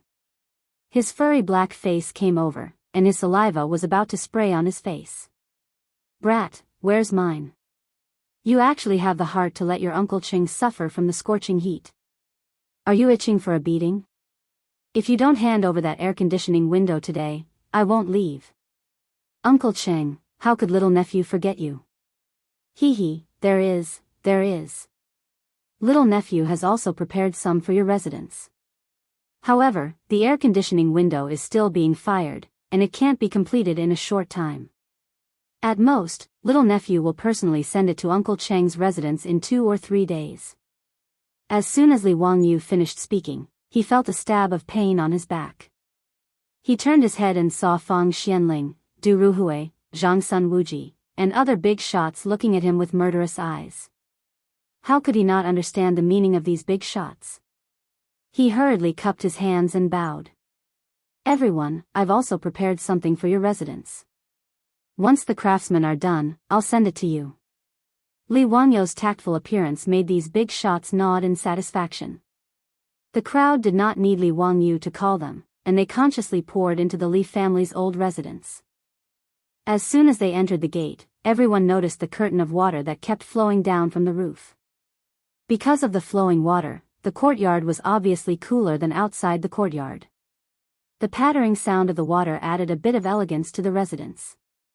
Pai Lupi naturally saw the bamboo tube on the roof and could not help but say enviously, Zio, you found a good place for your residence. It's backed by the mountains and cooled by the spring water. It's not easy. The big shots were also quite envious, but there was nothing they could do. After all, their residences were in Cheng and city. They could not rely on manpower to transport the well water to the roof, could they? Pai Lupi, Fang Xianling, and other big shots naturally would not do such a stupid thing to relieve the summer heat. However, this method of relieving the summer heat at the expense of manpower was really done by some people. It was recorded in the records of Feng's family that Wang Bei, a powerful minister of Emperor Xuanzong of Tang, built a pavilion that would reign in his residence in Taiping Square on the west street of Chang'an City. On the eaves of this pavilion, water flowed in all directions.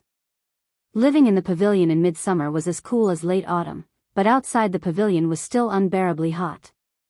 The pavilion made people feel the difference between ice and fire. In Chang'an City, to make the pavilion like rain, there was no other way except to transport the well water up and pour it out by manpower. In fact, in the Qinling Mountains, there was also a summer palace of the royal family, Cuiwei Palace. Cuiwei Palace was not far from Dingzhou village.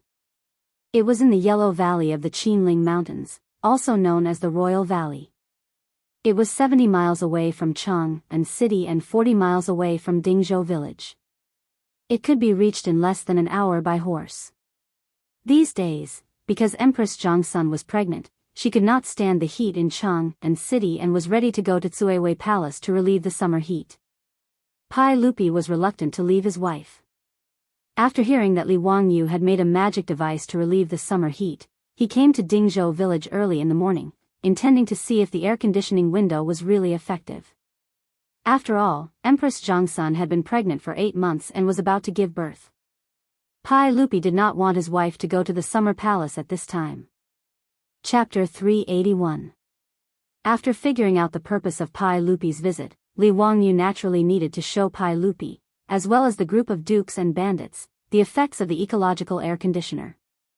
The houses in his residence all had flowing water to cool them down, so it was not easy to see the effects of the ecological air conditioner. Li Wangyu simply led Pai Lupi and the group of bigwigs out of his residence and into the village.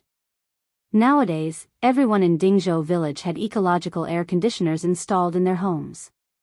Li Wangyu randomly found a house and after greeting it, he led Pai Lupi and the group of dukes into the thatched huts built with yellow soil to tour. This feeling was very strange, just like a tour group in the future. Li Wangyu felt that he was just short of raising a little red flag, while Pai Lupi and the rest were short of a little red riding hood. Although the owner of the manor did not recognize Pai Lupi and the rest, he could tell that Pai Lupi and the rest were nobles just by looking at their gorgeous clothes and the expensive accessories on their waists. Naturally, they did not dare to be rash and retreated to the side without saying a word. Although they were not happy, they allowed the nobles to point fingers at their treasures. "Oh, this house is really much cooler." Qing Yaojin noticed this when he entered the thatched hut. He pointed at the window and said in surprise, "Gentlemen, when you come to the window, the wind that blows in is actually cold. It's really amazing. Boy, how did you do it? Could it be that there really is an immortal technique?" It was no wonder that Qing Yaojin was surprised. It was really difficult to make the Tang people understand the principles of physics. The same was true for the ecological air conditioner. When the natural wind from the outside blew through the porcelain bottles with big mouths and small mouths, due to the principle of air compression, it could quickly cool down the originally hot air. Of course, there was a prerequisite, which was that there must be wind blowing in. Traditional houses in Huaxia paid attention to the front and back of the house to form convection, which was the wind passing through the hull. However, the wind itself was just the flow of gas and would not cool down. On a hot summer day, even the wind blowing on the body was hot, so it was very uncomfortable. However, Li Wangyu's ecological air conditioner could instantly cool down the temperature of the room when the hot air passed through the porcelain bottle.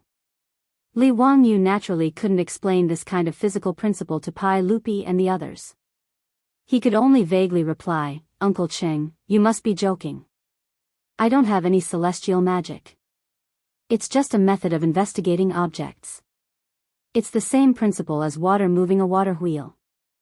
After visiting the cottages of the Zhou village's villagers and truly feeling the effect of that air conditioning window, not only was Qing Yaojin not happy, but he also impolitely slapped Li Wangyu's shoulder. "You rascal, all the houses in your manor have air conditioning windows. Why didn't you think of your uncles? If it wasn't for the bad reputation, Qing Yao Jin would have taken the air conditioning windows installed in the thatched houses in the village and taken them away. He was a dignified duke, but every night he couldn't sleep because of the heat. Unexpectedly, he was not as comfortable as the villagers of Zhou village. It was really annoying. That, hee, Uncle Cheng, these are experimental products. They're very rough. How can they enter Uncle Cheng's eyes? Li Wangyu smiled embarrassedly. At the same time, he made up his mind to inform Yang Quan later and asked the craftsman to make the wooden base more beautiful. In addition, the porcelain at the entrance of the kiln couldn't be so simple and elegant without any decorations. Otherwise, it would be difficult to explain. Fortunately, these ecological air conditioners were installed in the village. In order to rush the work, Carpenter Lu casually used the wooden boards. He didn't even use a carpenter's plane to smooth the wooden boards. He just pieced them together, opened the holes, and inserted the porcelain bottle. Li Wangyu was quick-witted and found an excuse that wasn't an excuse. Qing Yao Jin glared at him with dissatisfaction. If I don't see the air conditioning windows in the house in 3 days, don't blame me for coming to settle accounts with you. Li Wangyu could only smile and nod in the face of the old hooligan's threat. But in his heart, he had already raised his middle finger to the old man. What kind of person is he? He's simply a bandit.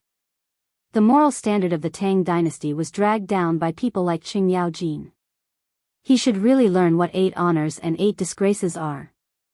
After visiting the thatched houses in the village, the group returned to the Li family. Li Er walked boldly into the living room and sat down. He took out a folding fan from his waist and started fanning himself. Then, he glared at Li Wangyu in dissatisfaction. Zio, why isn't there any ice cream? Also, the fruit juice with ice cubes was also sent. How can you treat your guests like this?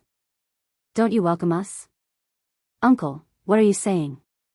Hee, uncle and all of you have come to my humble abode, bringing light to my humble abode. How could I not welcome you? Uncle, please wait for a moment. I'll immediately ask someone to send the ice cream and cold drinks. Li Wangyu was cursing in his heart. Needless to say, the ice cream was sent back by the 2 little traitors to show off. He quickly asked the maids in the house to prepare ice cream and cold drinks to entertain this group of freeloaders. Ha, this guy's house is really cool and refreshing. It's really refreshing. Qing Yao Jin wiped the sweat on his forehead and drank a glass of fruit juice full of ice cubes. Zio really knows how to enjoy life. No wonder you don't want to live in Chang'an. Dingzhou village is also a good place. Fang Xianling was naturally not as vulgar as Qing Yao Jin. She held the glass and drank slowly while praising. Hee, Prime Minister Fang, you flatter me. Li Wangyu said politely while wondering when Pai Lupi and the others would return to Chang'an. Qing Yao Jin ordered loudly, boy, ask your maids to prepare good food and wine. Today we won't go home until we're drunk. Ha. Bring out the mahjong. I want to play with His Majesty and the other officials. Li Wangyu was about to break out in cold sweat when he heard Qing Yao Jin say that they wouldn't go home until they were drunk. He immediately thought of the day when he had just brewed the sorghum wine and this old guy was drunk in his house. Damn, was he not satisfied with tearing it down once? Was he going to do it again? However, he obviously had no right to object. As the youngest master here and the lowest rank, he had no right to speak. Li Wangyu could only obediently agree.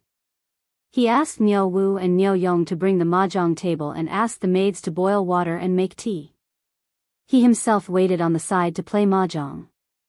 Ever since Qing Yao Jin played mahjong in the Li family, he liked the gambling equipment very much. After returning to the house, he asked the craftsman to make a set of mahjong using the best ivory. When he had nothing to do, Qing Yao Jin often invited Qin Xiong and the others to play mahjong in the house. Gradually, the quintessence of huaxia, mahjong, naturally became popular in Chang'an City. Now, even Pai Lupi had learned how to play mahjong. In the harem, including Empress Zhangsun and concubine Yang, they all enjoyed it. Today, there were more than a dozen officials who accompanied Pai Lupi to Dingzhou village to enjoy the cool air. Obviously, a table of mahjong was not enough. Fortunately, the playboys also came to the house to play from time to time. This group of playboys was naturally a fan of mahjong. For this reason, Li Wangyu prepared many mahjong sets in the house for everyone to play. The sun outside was hot, but the central room of Lai Hot was as cool as autumn. Pai Lupi and the officials of the imperial court were naturally in a good mood. They sat down at the mahjong table, set up the battlefield, and began to play. Li Wangyu looked at the central room with 4 mahjong tables and heard the sound of mahjong. He couldn't help but have the illusion that it was an activity center for the elderly in the future. Chapter 382. Wahahaha, today's luck is indeed not bad. Your Majesty, everyone, pay up, pay up. 20 taels of gold per person.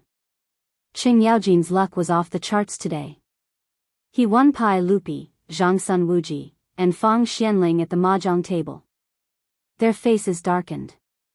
Facing the old man who was laughing wildly, they gloomily took out gold ingots from their pockets and threw them to Qing Yaojin.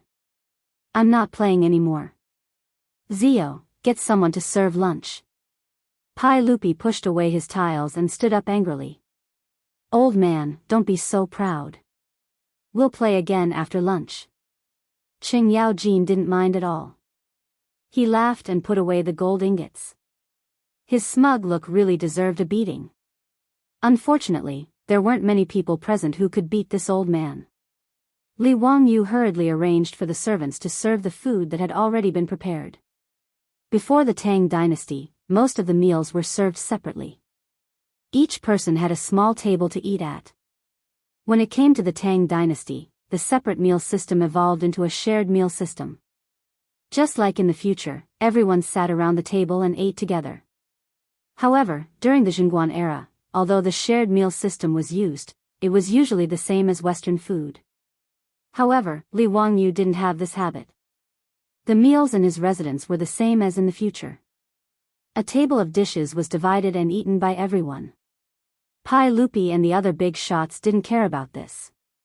Facing the table of delicacies, they frequently reached out with their chopsticks. Now, the beautiful boss's good cooking skills were passed on to the maidservants and Peilon at home. The dishes cooked in the iron wok looked, smelled, and tasted good. It made Li Er and the other big shots very satisfied. Qing Yaojin, on the other hand, was most interested in the wine in the cup.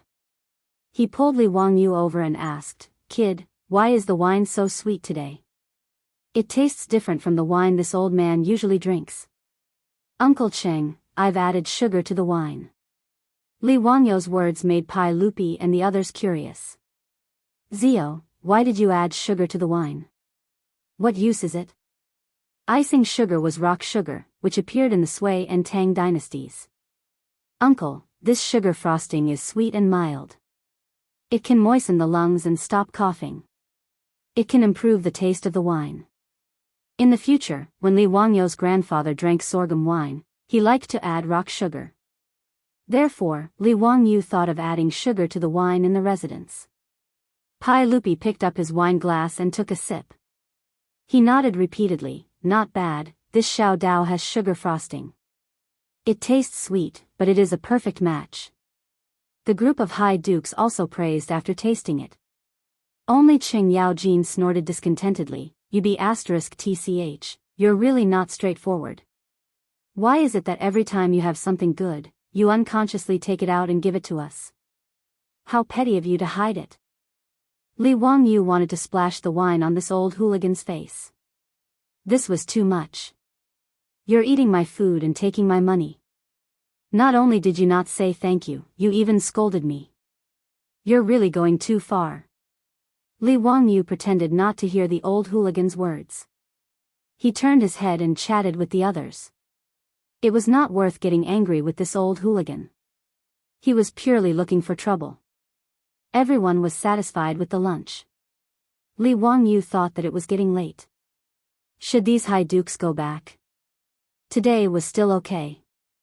Although Qing Yaojin's face was dark red from drinking, at least he did not go crazy and tear down his room.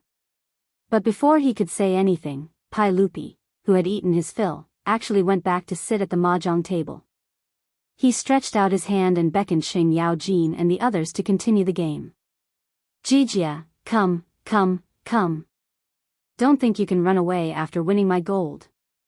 Today, I must let you, this old man, know my power. Your Majesty, there is no reason to lose a bet. As long as you bring enough gold, how can I refuse? Wahahaha. Come, let's continue. Seeing that Pai Lupi and the High Dukes were still sitting at the mahjong table after eating and drinking, Li Wangyu could not help but feel speechless. What was going on? Were they planning to stay in his residence? Damn, this kind of freeloading behavior was too shameful. It should be severely condemned. Although he complained, he had no right to speak in front of Li Er and a group of dukes. He could only ask the maids in the mansion to bring cold drinks and ice cream, as well as some fruits and snacks, to these big shots that he could not afford to offend. It had to be said that sitting in the cool room and playing mahjong on a hot summer day was a kind of enjoyment. The fierce mahjong game in the central room of the Li family's residence went from noon to sunset. Li Wangyu cautiously reminded him, "Uncle, it's already 5 o'clock." The hidden meaning of his words was, "Why aren't you guys going back? Don't tell me you're still planning to stay for dinner?" It was not that Li Wangyu could not bear to treat Pai Lupi to dinner, but that Pai Lupi, the head of the imperialist Tang dynasty, was too stressful to stay in his residence. As the saying went, being with the emperor was like being with a tiger. Although Pai Lupi was good to him, he was still the emperor of the Tang dynasty. It was really awkward to stay in his residence all the time. Even his beautiful superior only came out to greet everyone when they arrived, and then stayed in the backyard with Afro and Perrin. The two daughters-in-law of Niu Yong and Niu Wu, who were temporarily staying in the wing room in the front yard, did not dare to show their faces. Even their meals were sent in by the Niu brothers. Both of them were palace maids and were even more afraid of Pai Lupi's majesty as the emperor, so they did not dare to offend him easily. As for the 4 maidservants in the residence, they did not even dare to breathe loudly. Their cautious looks made Li Wangyu's balls ache. Therefore, Li Wangyu could not wait for Pai Lupi to return to Chang'an City as soon as possible. Who knew that as soon as he finished speaking, Pai Lupi would glare at him? What? Zio, don't you welcome me to have dinner in your residence? Do you want to drive me away? Li Wangyu was about to cry. He hurriedly waved his hands and said, "Uncle, you've wronged me. I can't wait for your majesty to stay in my residence every day. I'm just worried that Chang'an City is going to close its gates." Bastard, do you think Chang'an City will lock your majesty out of the city? Qing Yaojin glared at him and said, "Don't talk nonsense. Go and get someone to prepare dinner and more wine." Li Wangyu was speechless and could only do as he was told. Bad guest. Should I ask the village chief to put up a sign at the entrance of the village? Lu Guogong and dogs are not allowed to enter. In the central room of the Li family's old residence, people were exchanging cups and drinking merrily. It was very lively. Even so, Qing Yaojin complained that the Li family did not have any singers to add to the fun. Li Wangyu was so angry that he almost suffered internal injuries. Qing Yaojin really did not treat himself as an outsider.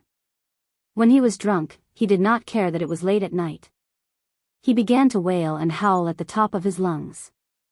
Unexpectedly, Pai Lupi and the others applauded him. His hoarse voice frightened the dogs in the village and made them bark incessantly. It was very frightening. Everyone drank to their heart's content at the banquet. It was not until the moon was high in the sky that Li Ertsai burped.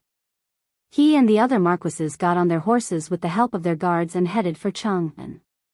Before Qing Yaojin left, he left a sentence that scared Li Wangyu so much that he almost fell to the ground. "Wahahaha, nephew, not bad. I'm very satisfied today. I'll come again tomorrow to disturb you. Do you still welcome me? Damn it. Again? Are you addicted?" Chapter 383. Fortunately, Qing Yaojin's words were just words. The next day, Li Wangyu was in a state of anxiety for the entire day, afraid that he would hear that earth-shattering laughter again. In order to prevent Xing Yaojin from having an excuse to come to Dingzhou village again, Li Wangyu had Niu Wu make another trip to Hu County and spend a large amount of copper coins. His goal was to urge the porcelain kiln and woodworkers to hurry up and make the air conditioning fans as soon as possible so that he could report back to Cheng and city. Pai Lupi and Xing Yaojin did not come to Dingzhou village again. After all, there were many state affairs. Pai Lupi and the dukes could slack off for a day, but they could not skip work every day. The playboys, however, came to Dingzhou village the next day to freeload off the air conditioning. Li Wangyu naturally welcomed the playboys' visit. Although these guys were not very good at drinking and liked to mess around after drinking too much, Li Wangyu felt that they were as cute as a group of playful brothers in the future. Even his beautiful superior was now familiar with the foppish playboys. She was also very welcoming of their arrival. There was good food and drink, and it was cool and comfortable. The playboys also frequently visited these days. If not for the Li family's old residence being too small, they would have stayed there forever. 3 days later, the first batch of eco-air conditioners was made in a few hundred. Li Wangyu hurriedly ordered Shun Feng Carriage Company to send out carriages to personally escort the eco-air conditioners to Cheng and city to deliver the gifts. He first sent 100 fans to the Imperial Palace, then another 20 to 30 fans to the various dukes and prefectural dukes' mansions. He didn't forget about Yu Shinan and Kong Yingda's mansions either. He even sent 10 fans to Chou Kuan's residence. At present, Hu County was still rushing to make air conditioning windows. In Noda's Cheng and city, there were so many nobles and officials that Li Wangyu could not be biased in his gifts. Otherwise, he would attract jealousy for no reason. He even sent air conditioning windows to Chongping County Duke Zhang Liang's mansion. This was also the way of the world. In the next month or so, Li Wangyu ran to Cheng and city almost every day to deliver gifts. It was quite tiresome for him. However, as the air conditioning windows began to be installed in Cheng and city's civil and military officials, its cooling effect immediately surprised everyone. Any room with an air conditioning window was obviously much cooler than a room without one. The officials who received Li Wangyu's gift naturally had a good impression of Hu County's son. Li Wangyu's gift was given at the right time. It wasn't expensive, but the officials loved it so much that they couldn't bear to part with it. The Tang naturally did not understand the principle of the air conditioning windows, but there were smart people who copied it and the effect was just as good. As a result, Li Wangyu's air conditioning windows quickly spread among the people of Chang'an. Many porcelain kilns began firing. Fired the air conditioning windows. Soon, the air conditioning windows and city. Li Wangyu relied on the air conditioning windows to gain another wave of popularity in Cheng and city. Even the air conditioning windows were nicknamed Wangyu windows by the people of Cheng and city. Not only did it refer to Hu County's son Li Wangyu's invention, but it also referred to the fact that after installing the air conditioning windows, there was no need to worry on a hot summer day. Wangyu, forget your worries. However, this was all for later, so let's not talk about it for now. Now, Li Wangyu was still braving the scorching sun to deliver gifts all over Cheng and city. He was already sweating profusely, and the clothes on his back were already soaked. He felt that delivering gifts was also a tough job. Brother Chumo, how many more families are going to deliver gifts today? Li Wangyu asked listlessly as he rode on horseback. In the four-wheeled carriage team that delivered the gifts, however, were the profligates who were also sweating profusely and listless under the scorching sun. Li Wangyu naturally did not spare this group of fellows who were eating and drinking in his residence. They were brothers, so of course, they should share weal and woe. How could he let these fellows eat and drink in his residence while he was running around alone? Moreover, in Cheng and city, there was no one more familiar than these fellows. He wanted to go to each residence to deliver gifts, so naturally, he needed these fellows to guide him. Therefore, even if Ching Chumo, Fang Yai, and the others were unwilling, they were dragged out by Li Wangyu to accompany him in the sun. Ching Chumo wiped the sweat off his face. There are still 2 more. They are all in the Shioda workshop. Then let's go quickly. After delivering the gifts, I'll treat my brothers to a drink. Drink on a hot day like this? I have no appetite. I just want to drink your cold drinks and ice cream. Huh, Brother Chumo is right. ZU residence has a lot of good things. It would be so refreshing to have a cold drink on such a hot day. Li Wangyu was riding on horseback and was dizzy from the sun. Hearing this, he casually said, "Isn't it just cold drinks? When we see a vending machine later, I'll treat you guys to a drink." ZU, what nonsense are you talking about? What vending machine? What is that? Country bumpkin, don't you know about vending machines? It's a machine that's placed in the streets and alleys. It doesn't need anyone to watch over it.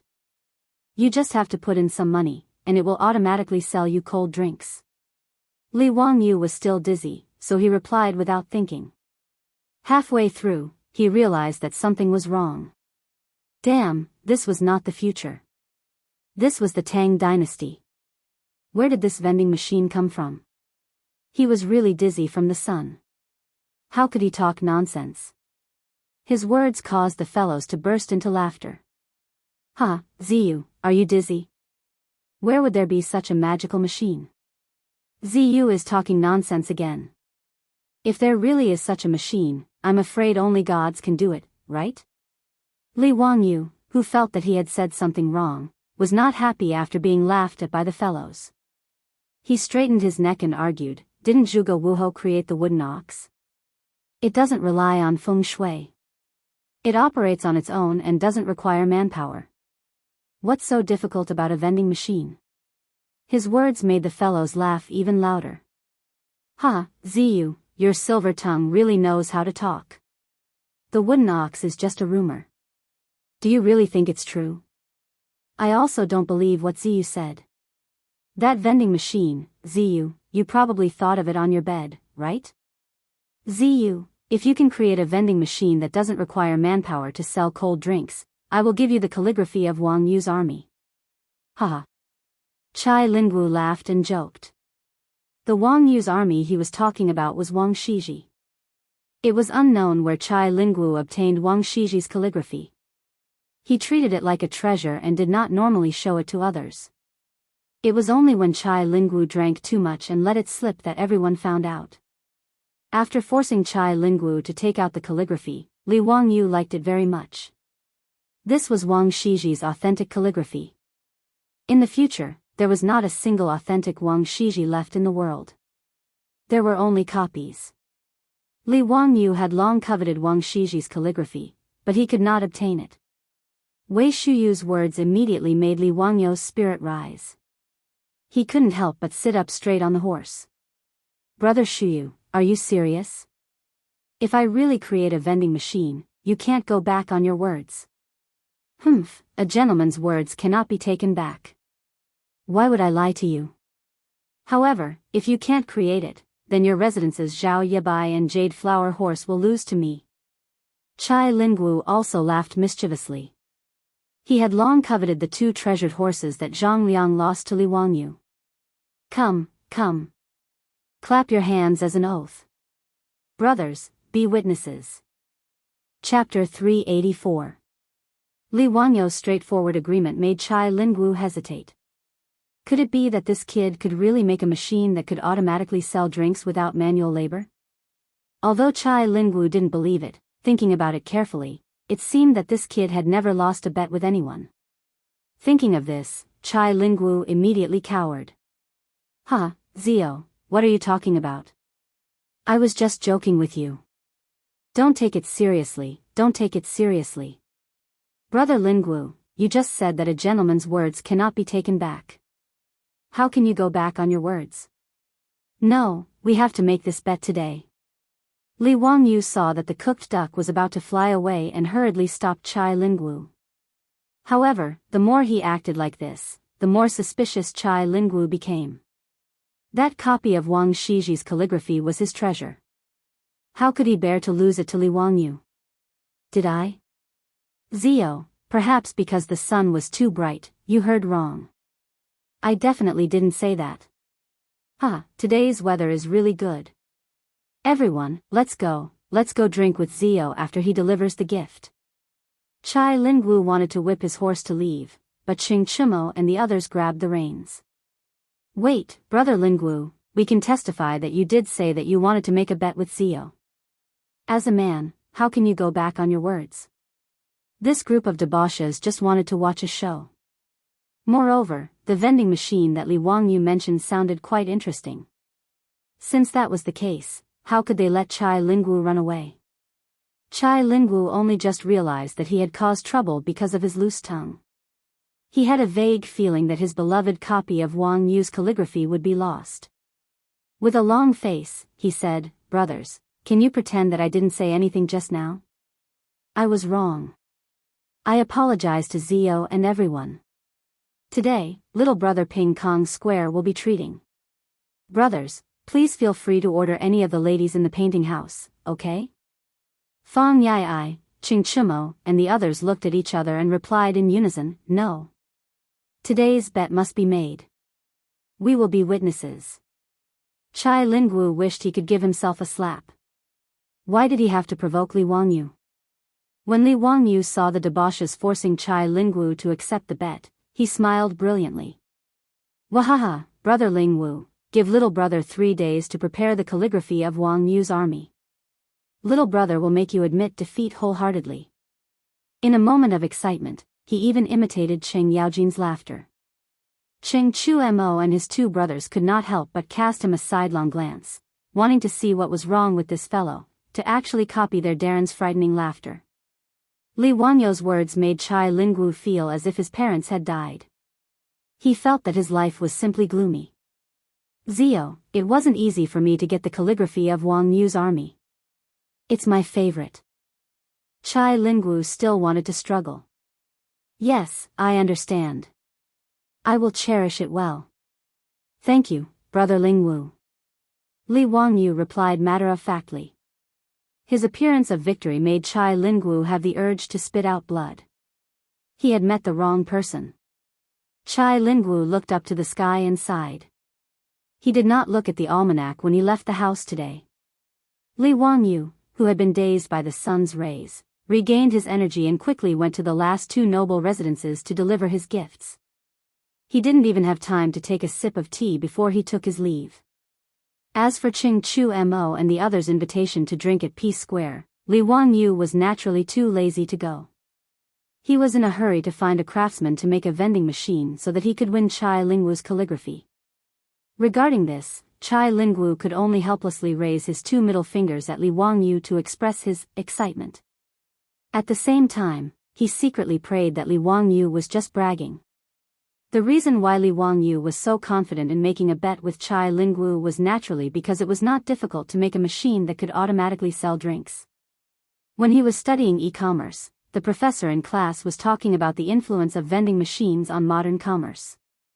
He once said that as early as the 1st century AD, the ancient Greeks had made a device that automatically sold holy water.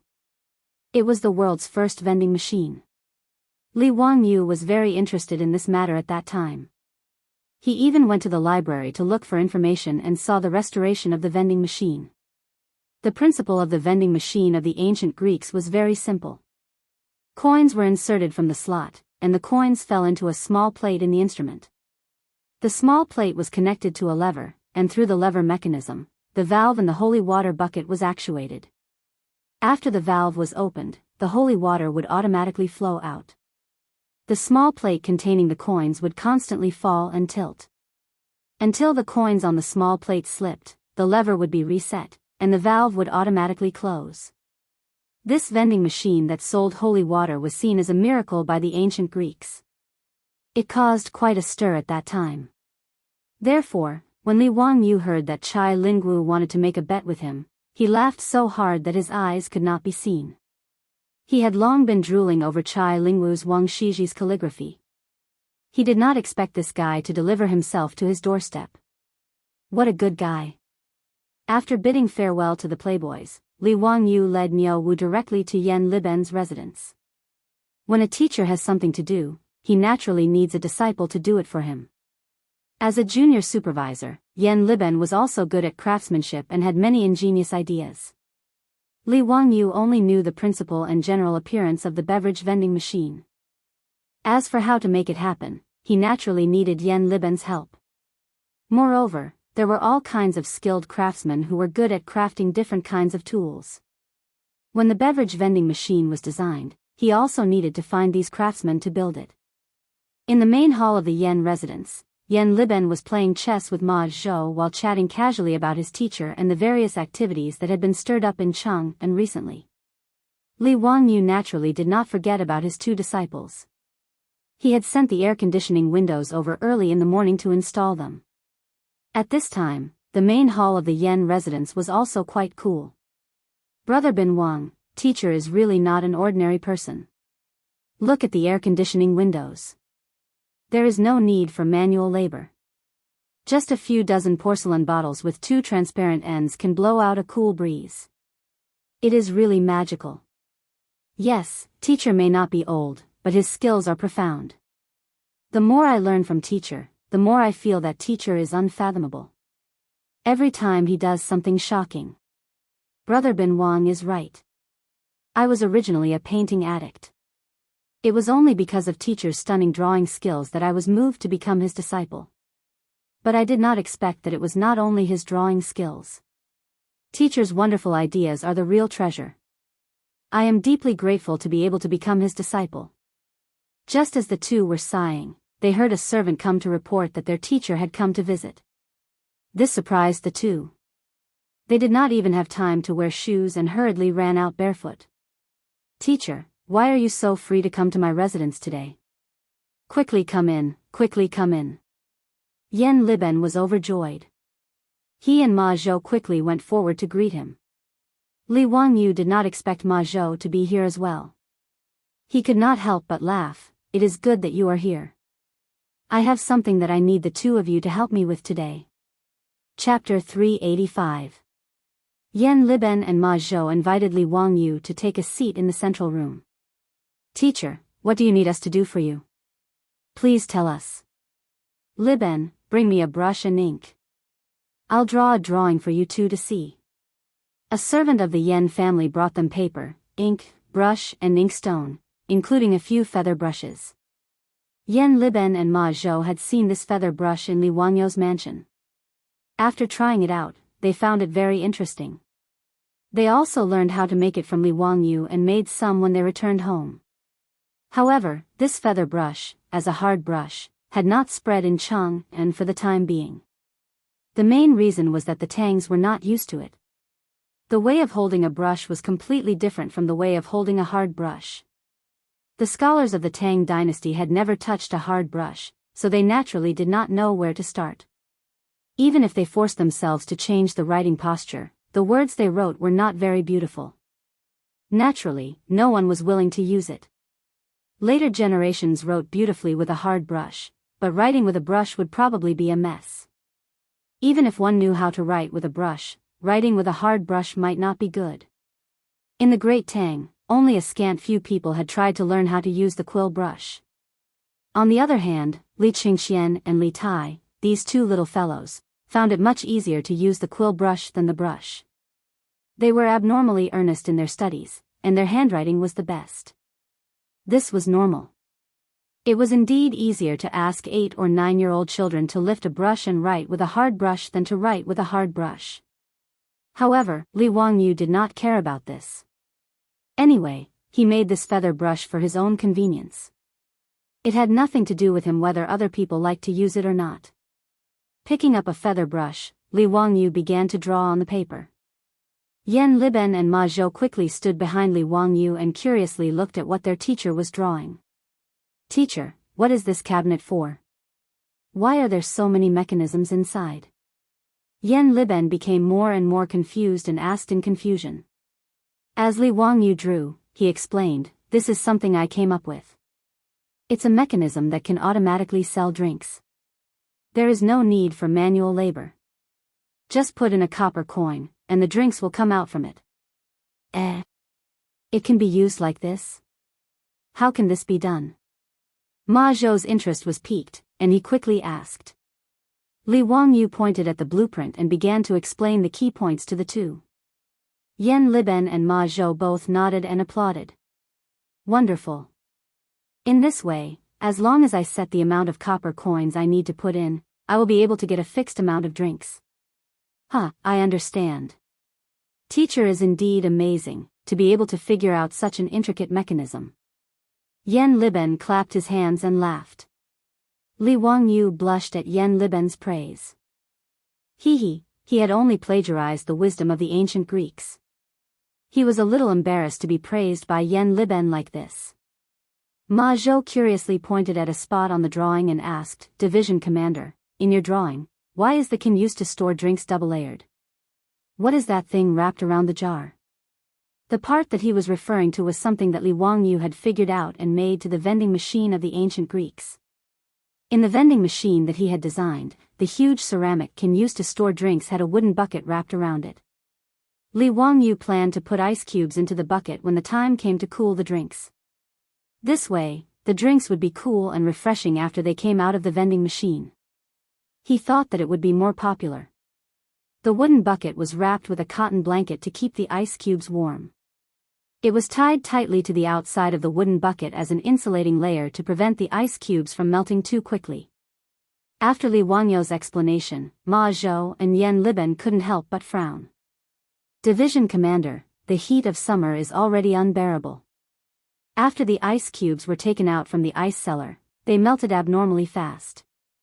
Why did you wrap it with a thick cotton blanket?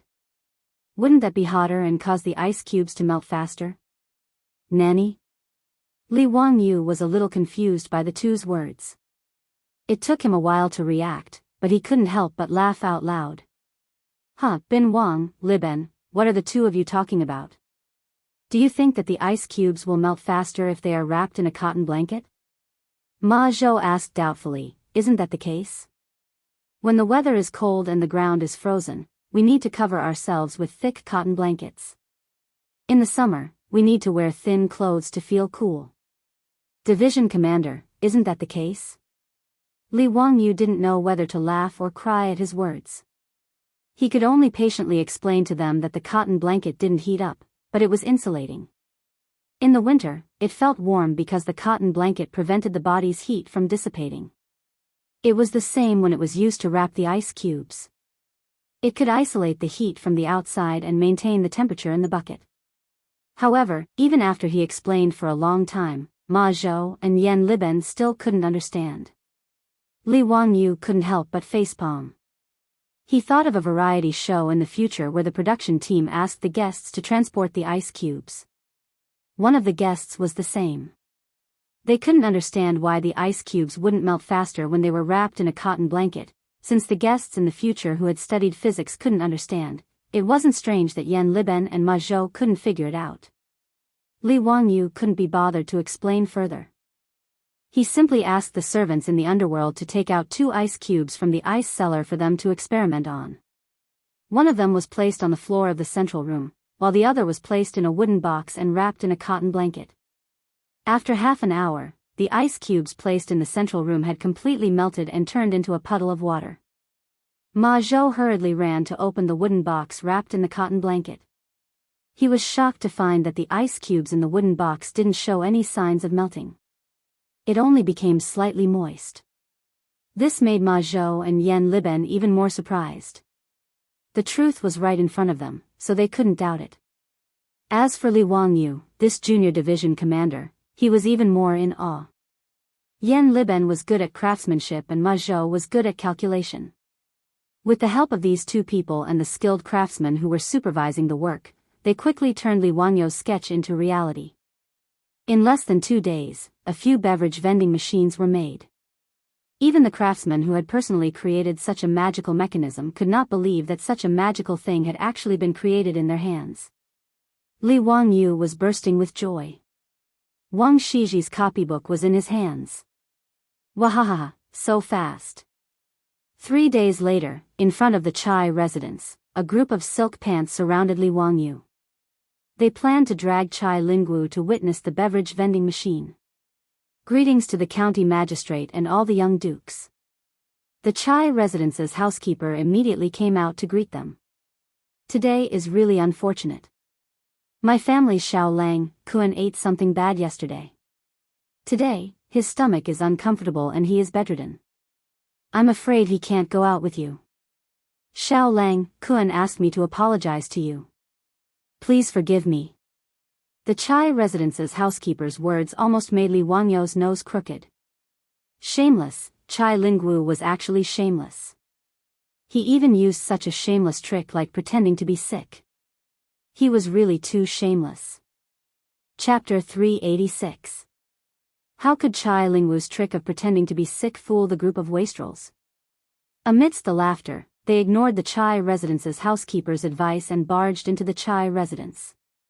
In any case, they were familiar with each other and had been to each other's residences countless times. They were already familiar with the place and knew where Chai Lingwu lived even with their eyes closed. The Chai residence's housekeeper could only shake his head and smile bitterly as he followed the group of wastrels to his Lord Xiao Lang's courtyard. Brother Lingwu, we heard that you had a stomachache and came to visit. Quickly come out and welcome us. Fang Yi Ai shouted as soon as they entered Chai Lingwu's courtyard.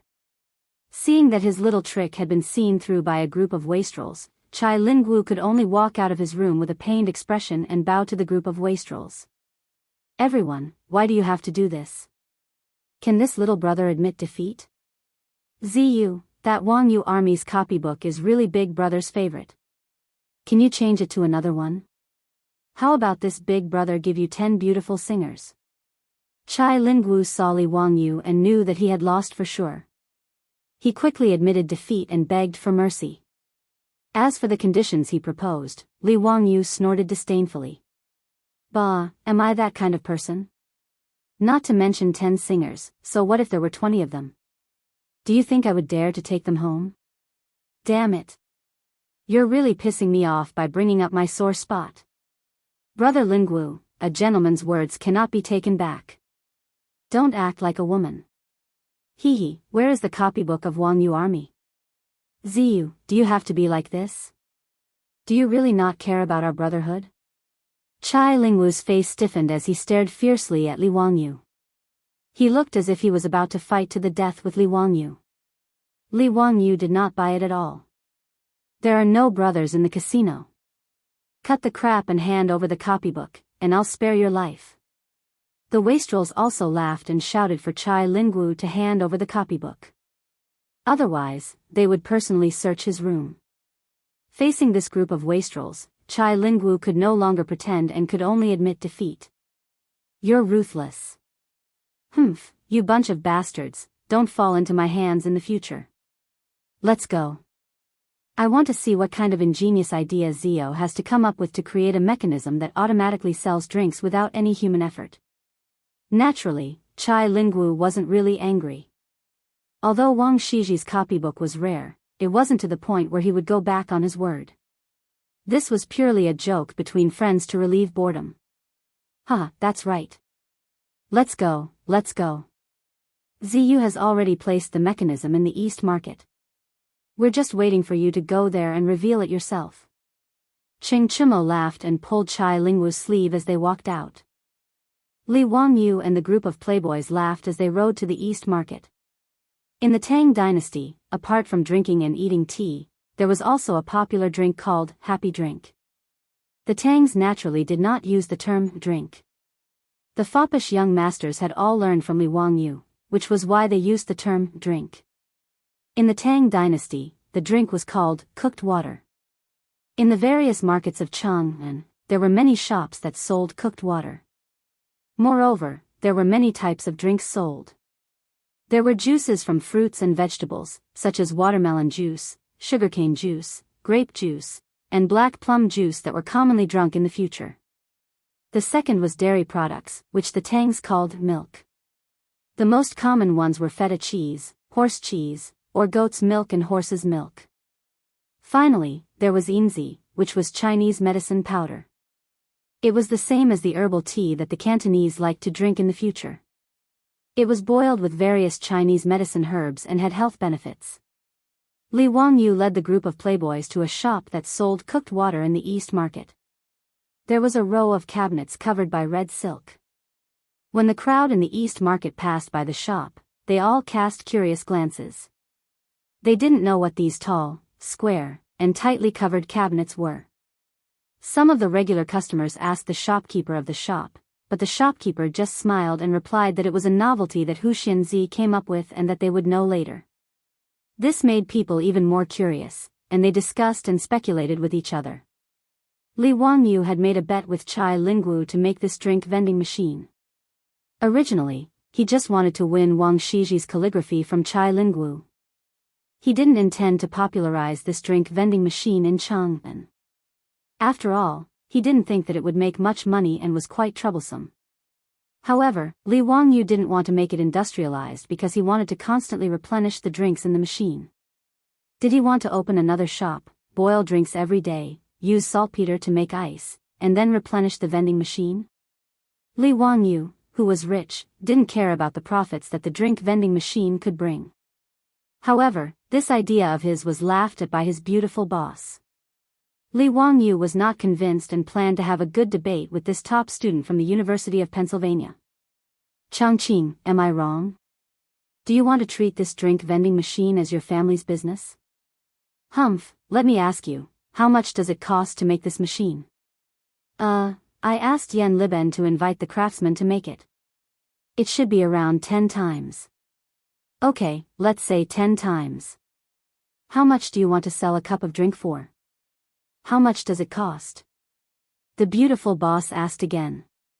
It can still make money. This machine can adjust the price, from 10 to 50 coins, according to the different drinks sold. As for the profit, I asked the shopkeeper of the shop. He said that it should be around 80%. The drink vending machine designed by Li Wangyu could automatically dispense 500 milliliters of drink at a time, which was equivalent to a bottle of mineral water in the modern world.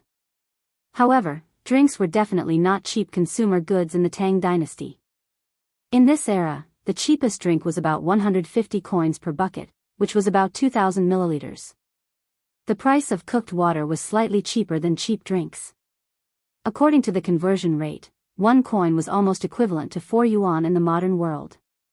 A cup of 500 milliliters of inferior wine would cost 150 yuan. The same amount of cooked water was equivalent to 40 to 200 yuan, which was much more expensive than the milk tea in the modern world. As for the drink, it was even more expensive. There was such a record in the Taiping Guangji, when Chang'an was at its peak, there was a shop that sold drinks in Shi City. 100 coins per cup. 100 coins per cup was 400 yuan, which was a sky-high price. In response to Li Wangyu's answer, the beautiful boss nodded and continued, let's calculate it at 30 coins per cup, and make 20 coins per cup. A vending machine can sell 100 cups a day. That's not much, right? Li Wangyu shook his head, not much. Then one machine can make a profit of 2 times per day, and you can recover your cost in 5 days, right? The summer is so long, are you afraid that you won't make money? What if there are 100 vending machines? That's 200 coins per day.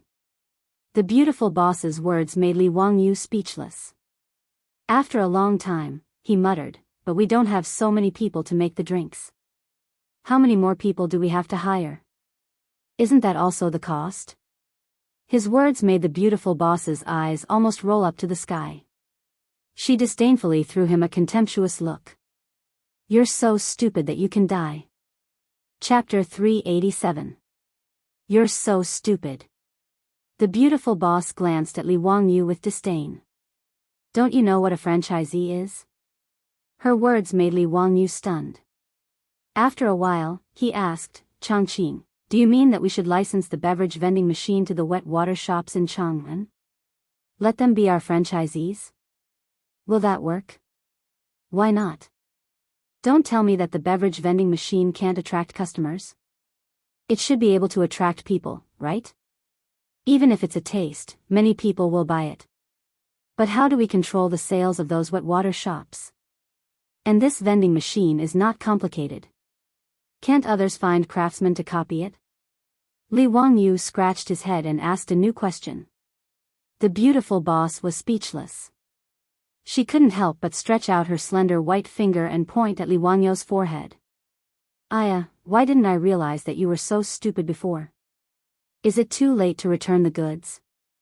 Li Wangyu replied with a cheeky smile, sorry, the goods are sold. No refunds. The two laughed for a while before the beautiful boss explained to him, did you forget that saltpeter can make ice? You didn't tell anyone about this, did you? No, I didn't even tell Li Shiming when he asked. Li Wangyu seemed to understand the beautiful boss's meaning. You mean that we control the supply of ice so that the franchisees will choose to cooperate with us? Bingo, that's it. The beautiful boss snapped her fingers. The shopkeepers of these wet water shops don't have the financial resources to dig their own ice cellars to store ice like those nobles, right? We can provide them with ice every day in the middle of summer. That's our advantage. Even if they can copy the vending machine, as long as we control the technology of making ice, they will cooperate with us. The beautiful boss's words made Li Wangyu suddenly realize that she was indeed a top student at the University of Pennsylvania. We can provide the beverage vending machine to those wet water shops for free and provide them with enough ice every day. The wet water shops will be responsible for maintaining these vending machines, replenishing them with drinks and adding ice. Li Wangyu nodded and asked, how are we going to split the profits? 50-50. Get the craftsman to modify the vending machine and let the copper coins fall into the sealed money box. Every day we send someone to open the lock, take out the money box, and count the money on the spot. The sales revenue from these vending machines will be split in half with the Shui shop. Li Wangyu naturally did not have the slightest objection to his beautiful superior's words. He raised both of his hands in agreement. After the two of them discussed the details of the operation, the matter was settled. Li Wangyu didn't plan to partner with Pai Lupi for this kind of small business, but he and his beautiful boss didn't plan to monopolize it either. After all, the Li family didn't have much power. His beautiful superior was in charge of the carriage business and the underwear shop. She was already very busy.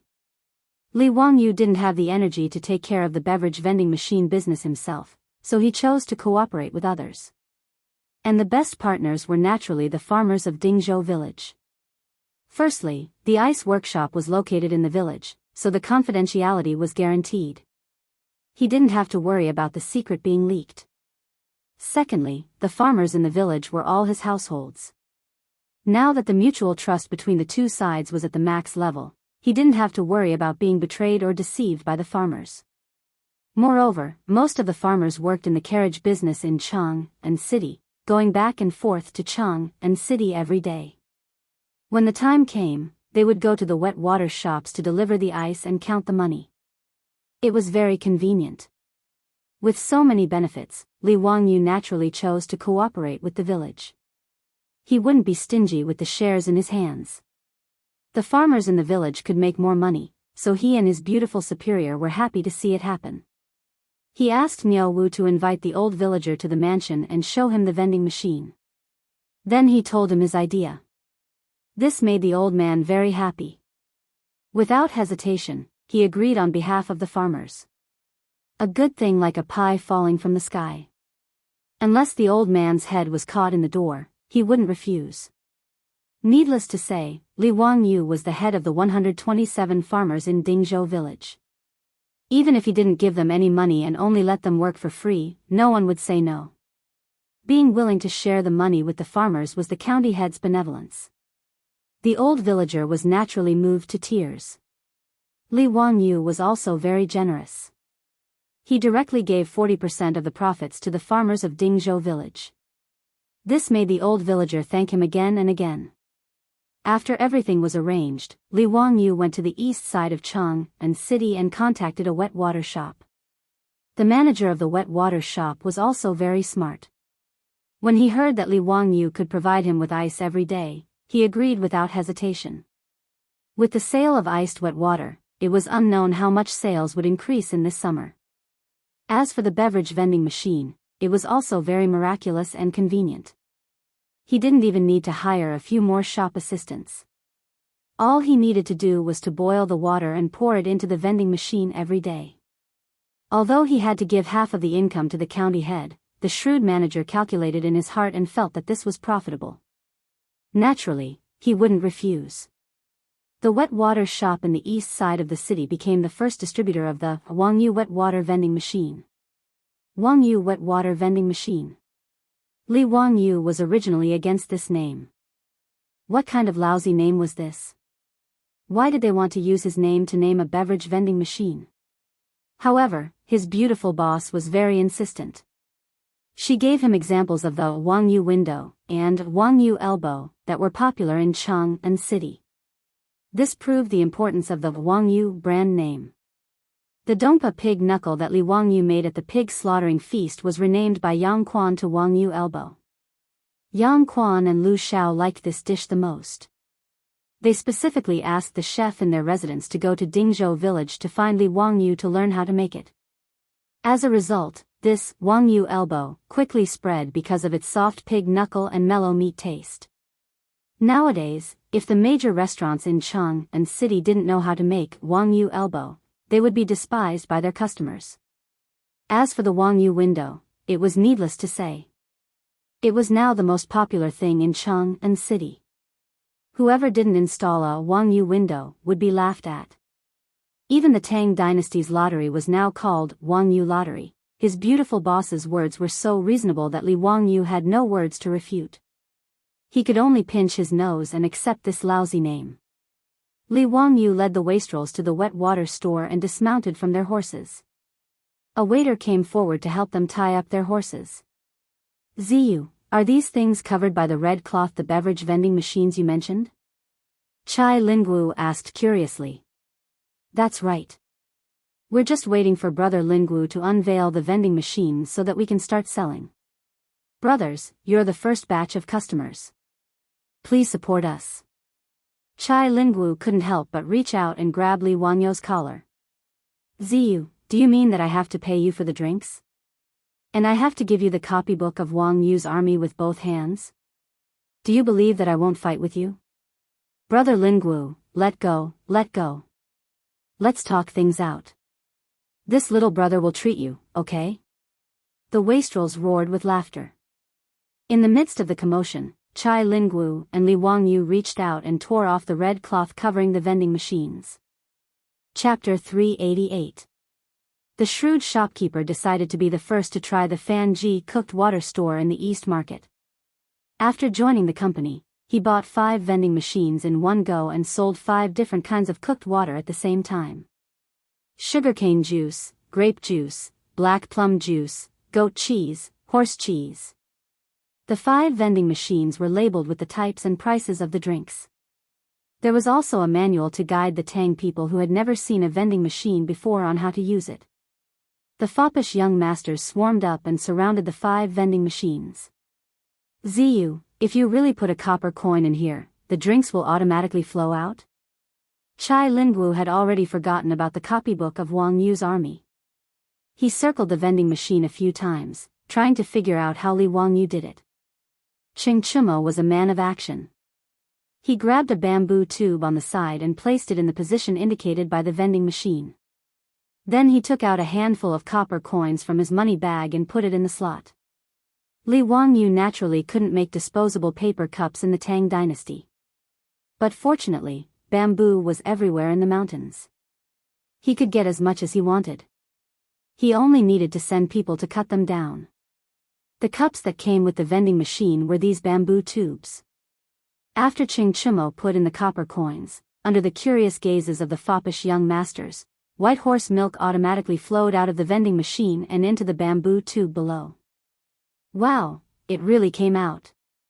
I actually put in 30 copper coins and horse cheese came out. Zio, don't tell me you're lying to us. What kind of vending machine was this? Could it be that someone was hiding in it? Otherwise, why would horse cheese come out after I put in 30 copper coins? Let me try this black plum juice, 50 copper coins. Hey, it's really interesting. I put in 30 copper coins and there was no reaction. I really put in 50 copper coins and the black plum juice came out. Amazing. How is this possible? How can this inanimate object tell how many copper coins there are? Zio, tell me the truth. Is this some sort of magic trick? Is there someone operating it behind the scenes? In the face of the foppish young master's doubts, Li Wangyu didn't explain. He just smiled and continued to maintain a sense of mystery. But when Xing Chumo and the others took a sip of the drink and tasted it, they were all stunned. Wow, Zio, these drinks are all chilled. Where did you get so much ice? This was too extravagant. It was actually iced black plum juice. It's fine if you use ice in your residence, but this vending machine actually uses ice as well. Ziyu, did you rob the palace's ice cellar? Huh, why do you guys care so much? This chilled cheese tastes even better. Hurry up, you guys. I haven't drunk anything yet. Fong Yai shouted in dissatisfaction. There were a total of 5 vending machines. He was one step slower and didn't get the chance to buy it. He was anxious now. The few debauches who were having fun did not care about Fong Yai's shouts. The few of them occupied the 5 vending machines and kept throwing in copper coins. They were having so much fun that Fong Yai almost wanted to beat them up. The debauches shouting had already attracted the attention of the passers-by. But because of their status, no one dared to come forward. They could only watch the debauches occupy the 5 vending machines. Li Wangyu found a problem at this time. That was, the Tang dynasty only used copper coins. It was really troublesome. When the Tang people went out, they had to carry a money pouch with them to hold the copper coins. But the copper coins were too heavy. A single copper coin weighed 5 kilograms. And counting the copper coins was also very troublesome. For example, if the debauches wanted to throw in 50 copper coins, it would take them a long time to count. It was quite a waste of time. Li Wangyu suddenly felt that he should suggest to Pai Lupi to make silver and gold coins to supplement the copper coins. The Tang dynasty itself was also lacking in copper coins. So, most of the time, they bartered. Even silk was legal currency. Li Wangyu never accepted silk. He always felt that it was quite strange to use silk as currency.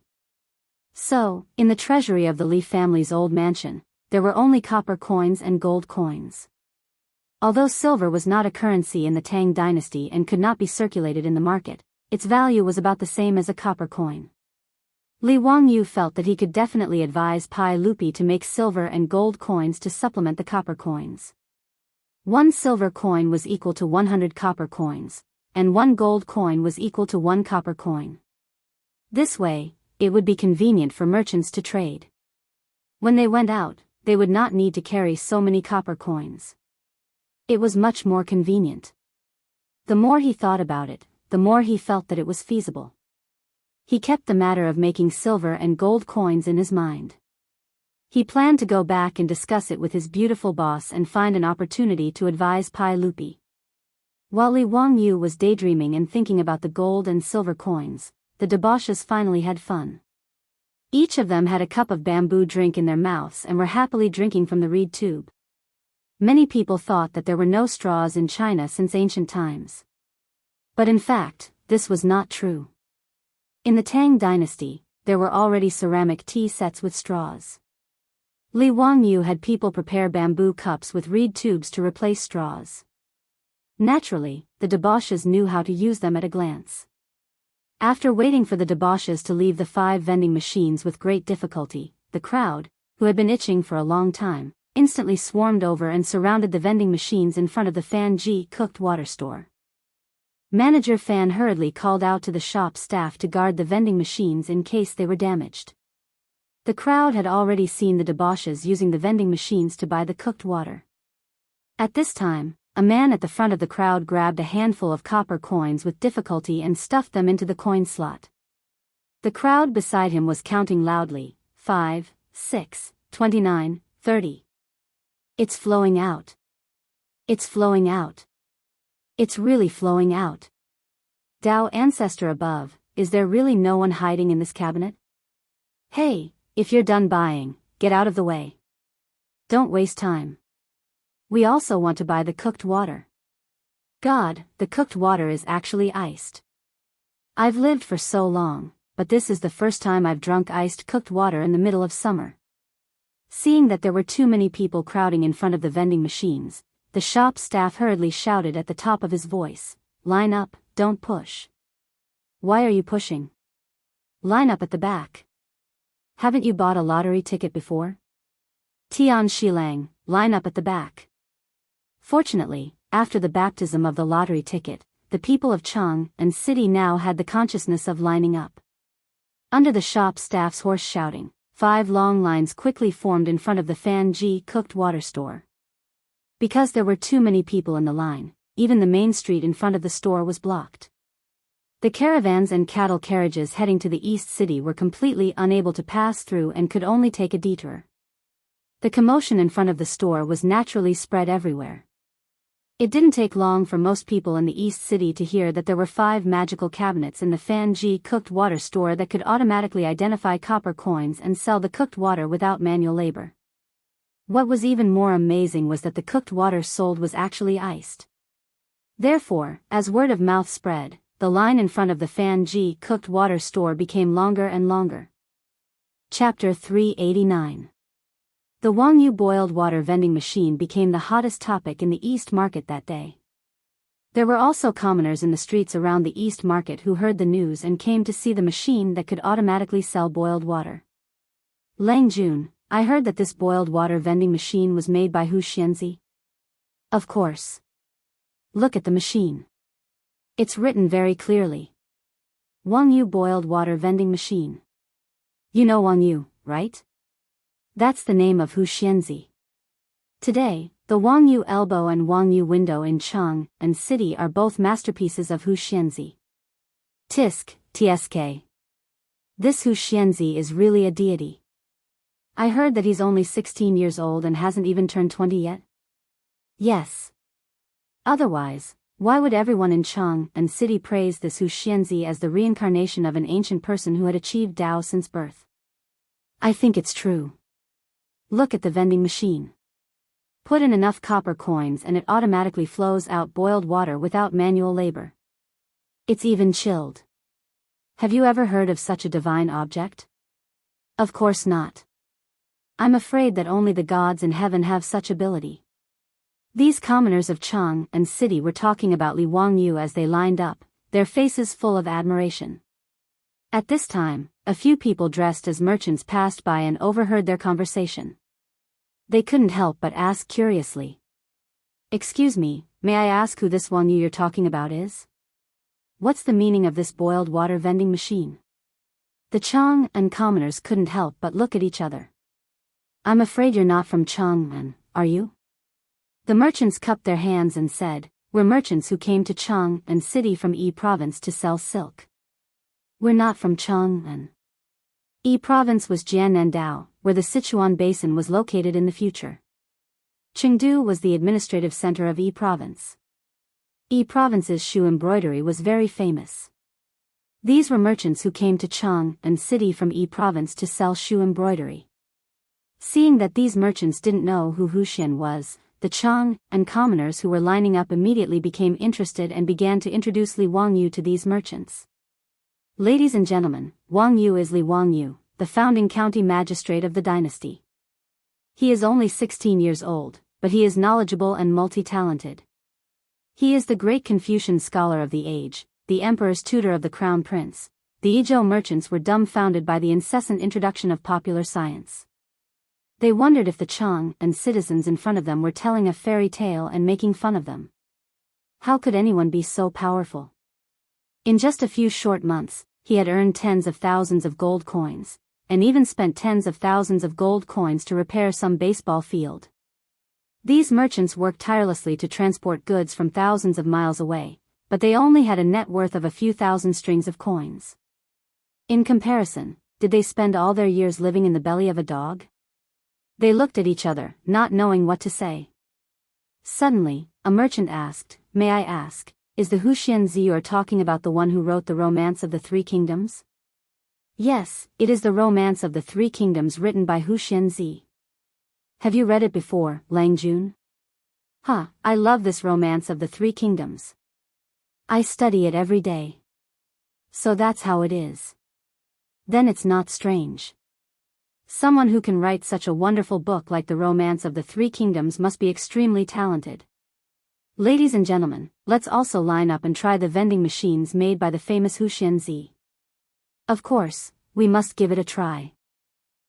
When we return to Izhou and tell others about it, I'm afraid their eyes will fall out of their sockets. From the opening of the market at noon to the beating of the drum at dusk, the crowd had no choice but to disperse.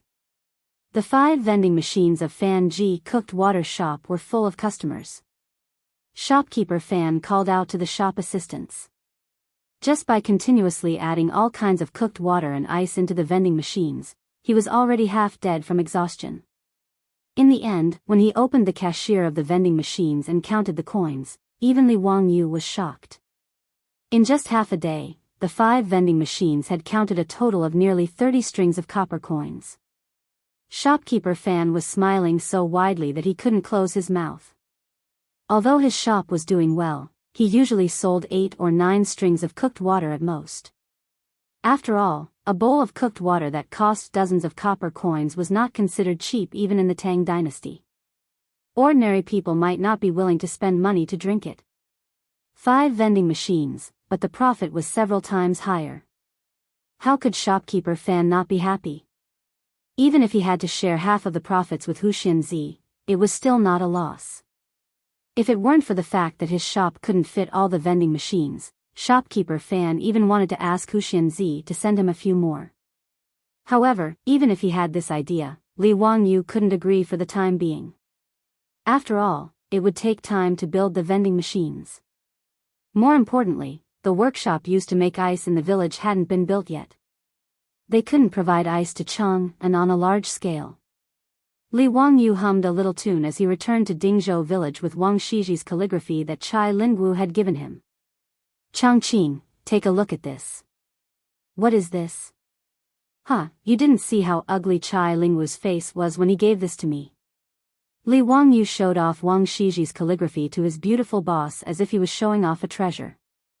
Although Su Changqing didn't understand calligraphy, he knew how precious Wang Shiji's calligraphy was. He opened the scroll and carefully read it before carefully putting it away. You're bullying others. Be careful not to anger the Chai family. I won't. He's not that petty. Besides, I don't intend to take advantage of him. Isn't the perfume at home a lot better? Tomorrow, I'll send some to him so that he can give them to his mother and his concubines. You don't know this, but this guy is still young, but he already has 3 or 4 concubines. His beautiful boss couldn't help but stare at him. What, are you envious of him? Su Changqing's words made a drop of cold sweat involuntarily fall down Li Wangyou's forehead. What a strong murderous aura. Li Wangyou's strong desire to live made him immediately shake his head. How is that possible? I despise people like him. Bah, shameless. I'm ashamed to be associated with him. Humph, I don't believe it. All men are big pig trotters. Damn it, what does it have to do with me? It's not like I have concubines. Isn't this a little too broad? But thinking about Aphrodite whom he had brought back from the mansion, Li Wangyu suddenly felt a little guilty. He didn't dare to continue this topic and hurriedly changed the topic to talk about the vending machine's profit today. Changqing, you're still the best. Today, those people in the East Market are like crazy, crowding in front of the cooked water store to buy drinks. It's simply crazy. When the ice factory in the village is built and can provide ice to Cheng, and on a large scale, we can fully open the vending machine. Humph, of course. Otherwise, why would I be your boss? Su Changqing raised his neck proudly. I'm also the founding viscount of the Tang dynasty. What's there to be proud of? Li Wangyu muttered softly. What are you talking about? The beautiful boss glared at him. No, nothing. I'm just saying that you're smart and beautiful. Humph, I don't need you to say it. Chapter 390. Brother Lingwu, this is the floral water and perfume that I personally made. It's a small token of my appreciation for your mother. Please accept it. In the central room of the Chai residence, Li Wangyu presented 2 exquisite wooden boxes with both hands. After opening them, there were 12 exquisite porcelain bottles neatly arranged inside. There were also various flower designs on the porcelain bottles. It was obvious that they were expensive. Li Wangyu had specially gone to the most famous porcelain kiln in Chang'an City to make these bottles. He had spent a lot of money on them. However, the money was not spent in vain. These exquisite porcelain bottles made people unable to put them down. In the words of the later generations, they were of high class. Zio, what are this floral water and perfume? Chai Lingwu asked curiously as he reached out to pick up a green porcelain bottle. Hee, brother Lingwu, floral water is good stuff. If you get bitten by mosquitoes in the summer, you can apply it to stop the itching. Li Wangyu gestured for Chai Lingwu to open the bottle cork. Once the cork was opened, a strong mint smell immediately wafted out. Chai Lingwu's spirits were lifted after smelling it. Oh, there's such a good thing. Ha, Zio, thank you for your consideration. It would be impolite to refuse. I'll shamelessly accept your generous gift. Is this perfume also used to repel mosquitoes? Li Wangyu hurriedly explained, that's not the case. The perfume is for your mother and your concubines. Apply a little on their necks and wrists, and it will have the same effect as a perfume bag. The fragrance will last for half a day. The flowers on the bottle represent the fragrance of the perfume. What? There's such a good thing? Chai Lingwu couldn't wait to pick up a bottle with a peony design and open the cork. This guy actually smeared it on his wrist a few times. Li Wangyu didn't even have time to stop him. Damn, does Chai Lingwu have this kind of hobby? Should I stay away from him in the future? This guy doesn't have a special hobby, does he? Oh, it really is the fragrance of peonies. Zio, how did you do it? It's really amazing. The so-called national beauty referred to peonies, and peonies of different colors had different fragrances.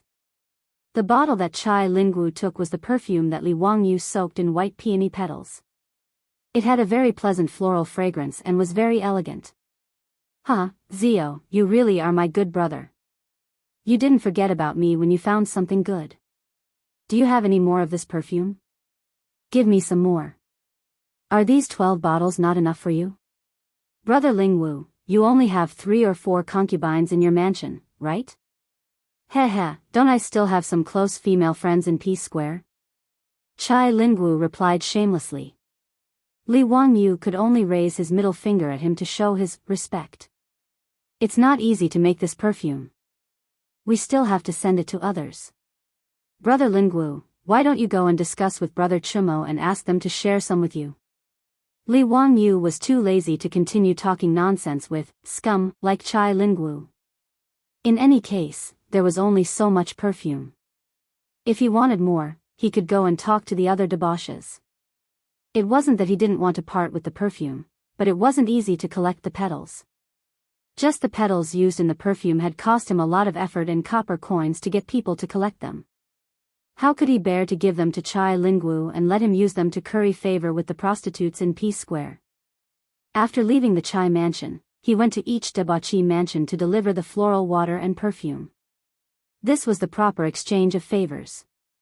Since he and his beautiful boss didn't plan to make the floral water and perfume into a business, it was perfect to use them as gifts. However, when he went to Duke Lu's mansion to deliver the gifts, Li Wangyu unfortunately bumped into the old hoodlum, Qing Yaojin.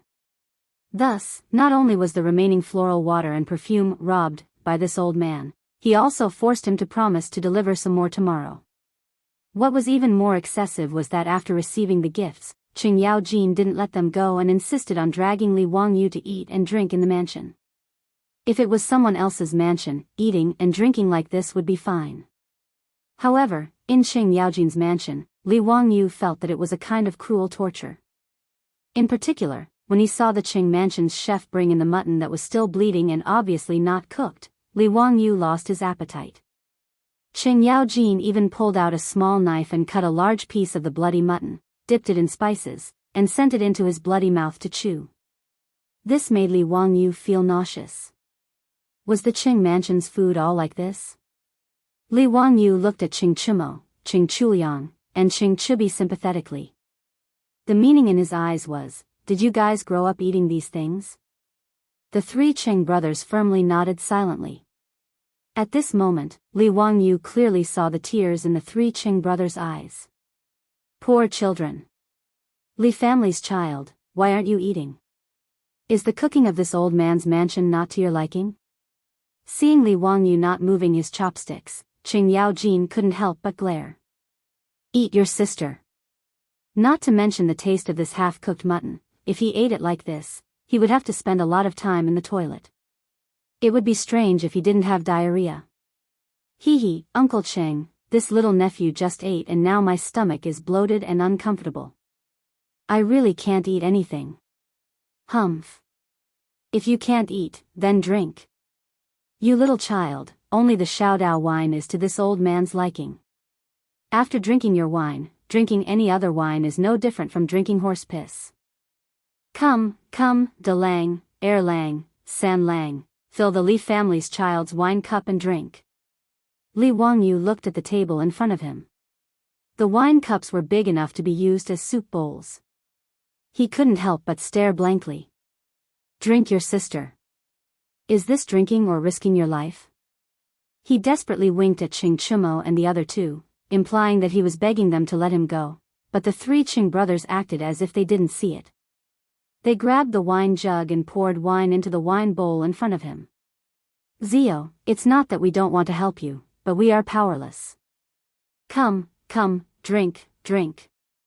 Without waiting for Li Wangyu to resist, Qing Chubi and Qing Chumo clamped his arms, one on the left and one on the right. Qing Chuliang picked up the wine cup and poured it into his mouth. Save me. Li Wangyu was trapped in Duke Lu's mansion and was as powerless as a quail. After the banquet, Li Wangyu was already drunk until he was dizzy and unconscious. He was carried back to Dingzhou village by Niu Wu. The next day, Li Wangyu woke up in bed with a splitting headache. He couldn't help but gnash his teeth in anger. Old Sheng. This one and you cannot live under the same sky. Li Wangyu hated that he couldn't rush to Duke Lu's mansion to take revenge. But considering the difference in strength between the two sides, he could only endure. Qing Chumo and the other two brothers changed sides and helped the tyrant, which made Li Wangyu even more distressed. He really couldn't have such brothers. A classic example of biting the hand that feeds you. After the trip to Duke Lu's mansion, Li Wangyu deeply realized that giving gifts in the Tang dynasty was risky, so he should cherish it. Chapter 391. Li Wangyu rested in his mansion for a few days after being forced to drink by that old man Qing Yaojin, and only then did he regain his senses. In Li Wangyu's mind, Duke Lu's residence was no different from a terrifying existence like Sanluo Temple. If he went to Chang'an again, Duke Lu's residence would be a forbidden area that could not be approached. On this day, he sat in his flowing water room, listening to the sparse sound of running water, drinking fragrant tea, and listening to Aphrodite plucking the zither strings next to him. Idling away in a daze, he felt that this was life. Recently, Li Wangyu felt that he had been too busy, completely going against his desire to be a carefree landlord. He had to reflect. Unknowingly, he had found himself a pile of things to do, and none of them could be delayed. The most important thing now was to supervise his own manor. The progress of the construction of the manor on the hillside facing the sun had sped up a lot. The main building had been completed, and the interior construction had begun. In about a month's time, it would be ready to move in. The decorations of the Tang dynasty were all in their original state, and there was absolutely no formaldehyde. Therefore, once the manor was completed, Li Wangyu could immediately move in. The construction of the new houses for the villagers, funded by Li Wangyu, was progressing even faster. Many of the 127 houses and courtyards had already been completed. Li Wangyu originally wanted to let the villagers start moving, but the old village chief did not agree no matter what. In his words, how could the villagers move to a new house while the main family was still living in the old house? If the villagers of Dingzhou village did this, they would probably be criticized behind their backs by the surrounding villages. The old village chief insisted that they must wait until Li Wangyu moved into the new house before they were willing to move. The villagers also had the same attitude. No one was willing to move before Li Wangyu. In the face of the stubborn old village chief, Li Wangyu could only shake his head and let them be. However, under the suggestion of the old village chief, a new high and sturdy wall and gate was built around the new village, which was connected to Li Wangyu's manor. In this way, in order to enter Li Wangyu's manor, one had to pass through the gate of the new Zhou village and the village. Li Wangyu naturally understood the old villager's thoughts and did not refuse his kindness. This was treating Dingzhou village as the outer defensive perimeter of Li Wangyu's mansion. If there were any thieves who wanted to harm him, they would have to pass through Dingzhou village first. Li Wangyu was very concerned about the safety of his residents. Not only did he request the Ministry of Works to build a sturdy and tall courtyard wall for him, but he also requested for the Ministry of Works to build a sturdy and tall courtyard wall for him. He even invested his own money and hired many craftsmen to dig a circular ditch along the outer wall of the mansion. In the ditch, there was a stream that flowed from the mountain. After flowing through the ditch, it converged into an artificial lake that was dug out at the foot of the mountain. After that, it flowed through the new Dingzhou village and finally merged into the Gan River. In this way, not only did the manor have a moat, but the manor and Dingzhou village's water supply were also guaranteed. Li Wangyu did not hesitate to spend copper coins to have the craftsmen lay down cement and insert large pieces of smooth pebbles into the ditch. These ditches were made exceptionally beautiful, and the stream that flowed through them was so clear that one could see the bottom. Passing through the ditches in Dingzhou village, Li Wangyu also had carpenter Lu build many water wheels and place them in the ditches. They continuously raised the stream water in the ditches and poured it into the bamboo pipes. These bamboo pipes were connected to 127 courtyards. Not only could it be used for daily use, but it could also be used like the currently family's old residence. The stream water was connected to the roof and created a rain house, making the house unusually cool in midsummer. Li Wangyu racked his brains when designing the new Dingzhou village in order to realize the peach blossom spring in his beautiful superior's heart and also for the villagers of Dingzhou village. Every household in the village had a sewage pipe that could directly flush the sewage into a huge methane pool. Not only were every household equipped with methane lamps, but even the roads in the village were equipped with methane lamps for illumination at night. These methane lamps that could burn without the need for oil were no different from the sci-fi movies that people of the Tang era watched. They were both difficult to understand existences. Li Wangyu even helped the village build 2 public bathrooms, which made the villagers feel that it was too extravagant. These villagers liked to take a stroll around the new village when they had nothing to do. Not to mention how happy the original villagers were. Even Niu Wu and Niu Yang's wives and the dozen or so palace maids who were married to the soldiers of the old residence were so excited that they could not control themselves after seeing these residences. In their eyes, even the Taiji palace that they had lived in for more than a decade might not be as comfortable as these residences. This made these palace maids feel even more fortunate, and they became even more gentle and virtuous when serving their husbands.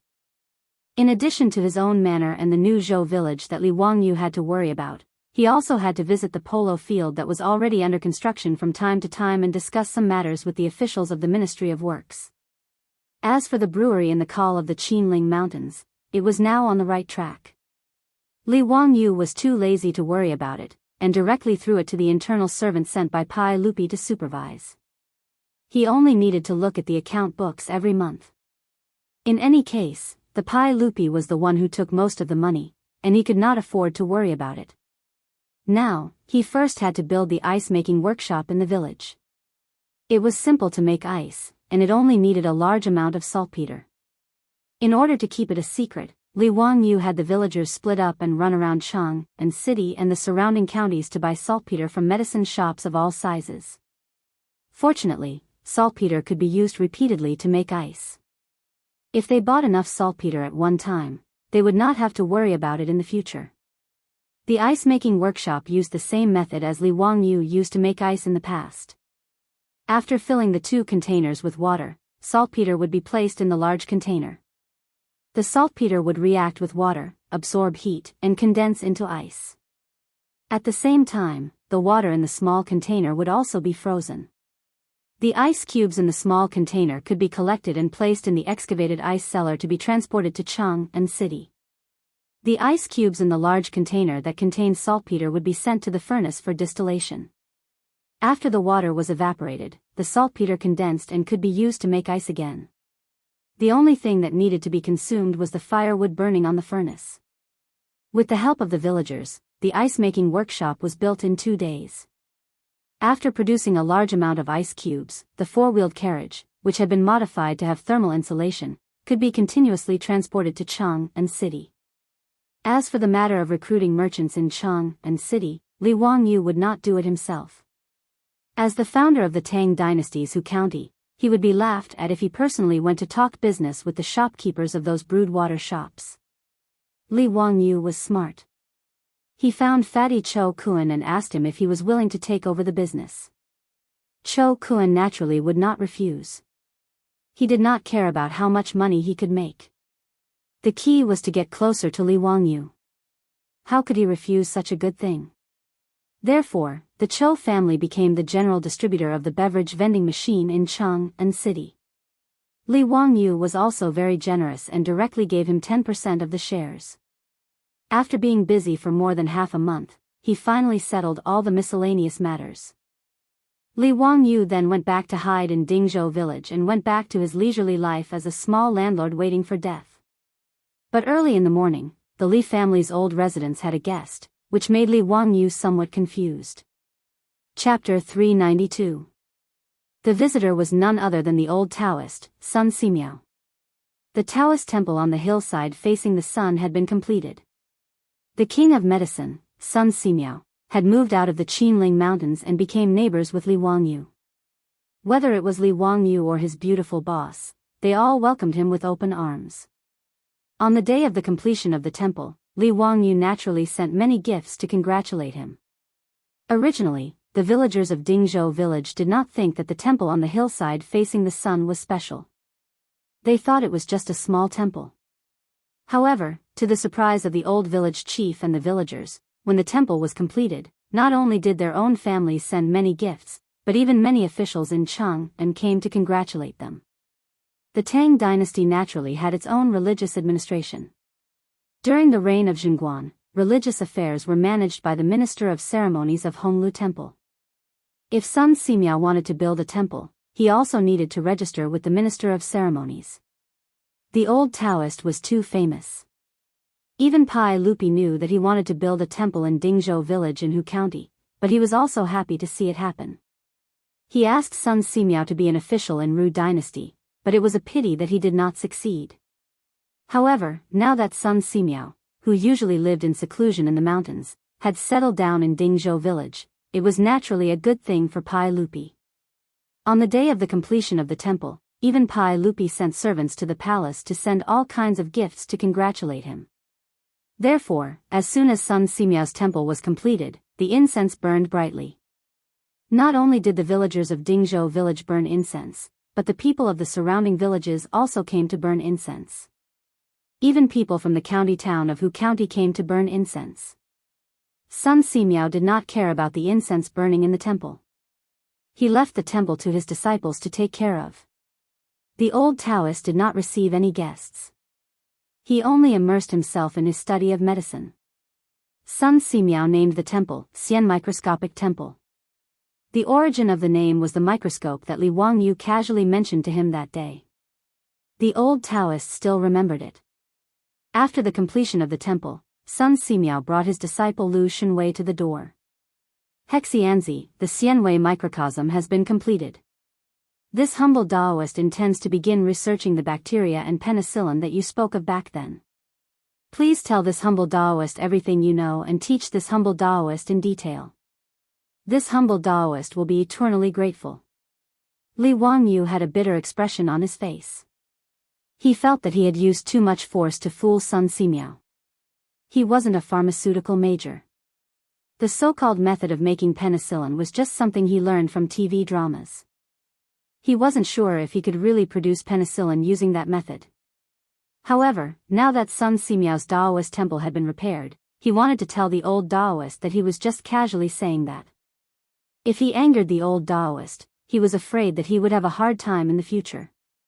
Li Wangyu had no other choice. He could only brace himself and repeat the method he learned from the TV series again. On the other hand, Lu Shenwei, who was at the side, was completely focused. He used his pen to continuously record down Li Wangyu's words, fearing that he would miss a single word. Hu Xianzi, what kind of water is distilled water? This time, the old Taoist priest listened very carefully and interrupted. It's when water is boiled and the water vapor condenses back into water. What you get is distilled water. What's the use of it? It's purer. Li Wangyu was almost at a loss for words. How could he know what advantages distilled water had? Fortunately, Sun Simiao didn't continue asking. Instead, he reached into his lapel and took out a brocade pouch. While Li Wangyu was still puzzled, he saw the old Taoist priest open the brocade pouch and pour out the contents on the table. These sparkling and translucent objects that reflected light almost blinded Li Wangyu's eyes. Crystals. Natural crystals. Moreover, they were all colorless and transparent natural crystals. The quality was quite high, and they were all as transparent as water. Li Wangyu rarely saw such high-quality crystals in the east and west cities.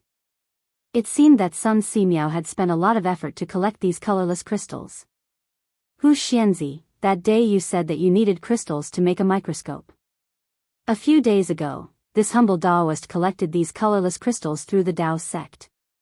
Do you think you can help this humble Taoist make a microscope? Sun Simiao looked at Li Wangyu very seriously with a face full of anticipation. Li Wangyu directly went into Sparta. What was going on? Did he really say that day about a microscope? Well, even if he said that, it didn't mean that he could make it. As for a microscope, he had only used it in biology experiments when he was in school. The only thing he knew was that the convex lenses were combined and magnified to form an image. However, he didn't know the specific structure of a microscope. Not to mention that he didn't understand, even most people in the future only knew the general principle of a microscope.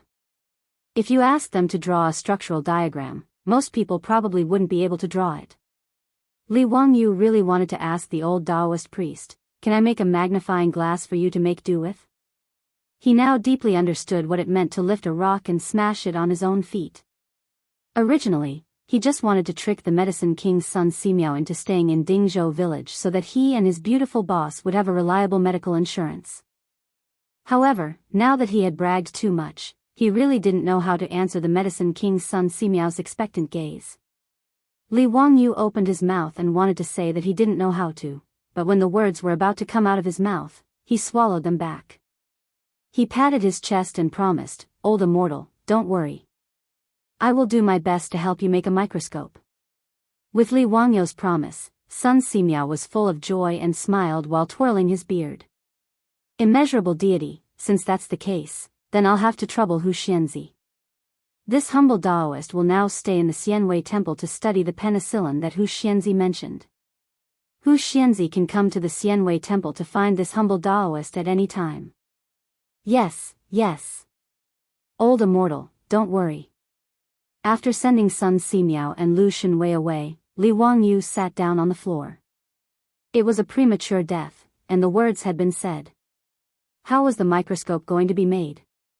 Looking at the few pieces of crystal left by Sun Simiao on the table, Li Wangyu felt a headache coming on.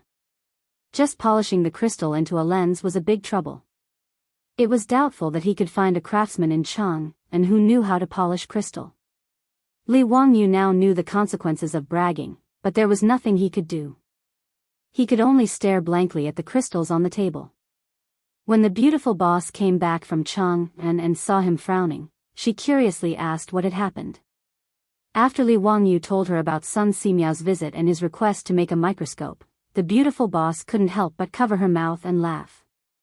Hey, Changqing, what are you laughing at? Is it very funny? Hurry up and help me think of a way. If you can't make the microscope later, Sun Simiao will be angry and run away. The beautiful boss laughed even more happily. Wangyu, don't tell me you didn't take science classes when you were in school? I remember that there was a science class in elementary school where we were asked to make a simple microscope. It was very simple. As long as there was a convex lens, it could be made. You mean, you know how to make a microscope? Li Wangyu got up from the floor and grabbed the beautiful boss's soft hand. The beautiful boss nodded proudly. Yes, I know, but... Chapter 393. But what? Seeing the beautiful boss keeping him in suspense, Li Wangyu hurriedly asked. But you have to help me make something in exchange. The beautiful boss playfully winked at Li Wangyu. Make what? Soap. Speaking of this, the beautiful boss couldn't help but be a little annoyed.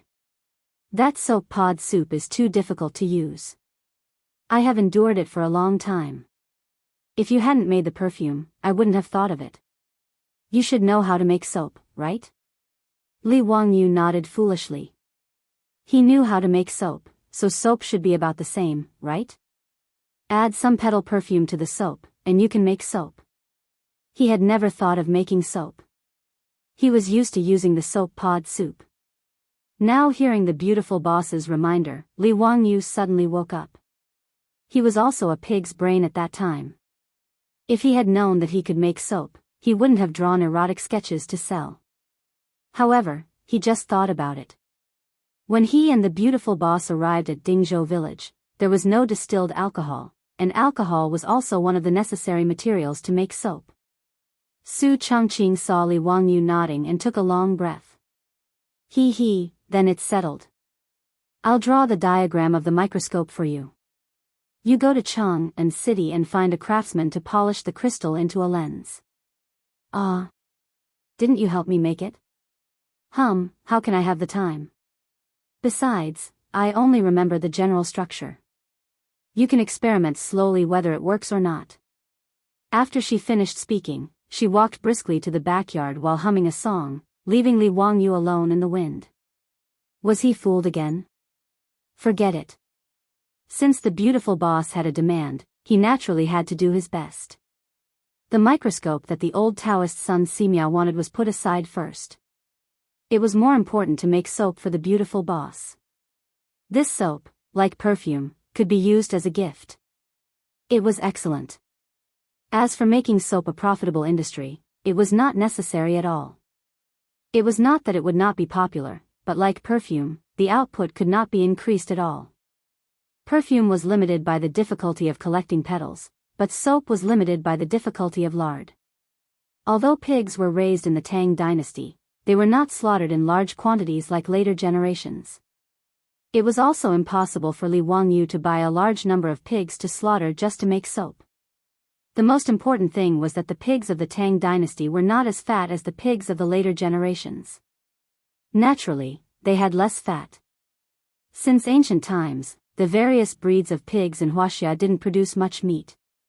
It was not until the Republic of China that large white pigs were introduced from the United States and crossbred with local pigs that the breed of pigs was improved. Therefore, even if Li Wangyu wanted to get a large amount of lard in the Tang dynasty to make soap, it was unrealistic.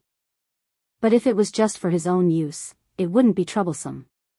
Li Wangyu could do it now. He first learned this skill from his grandfather.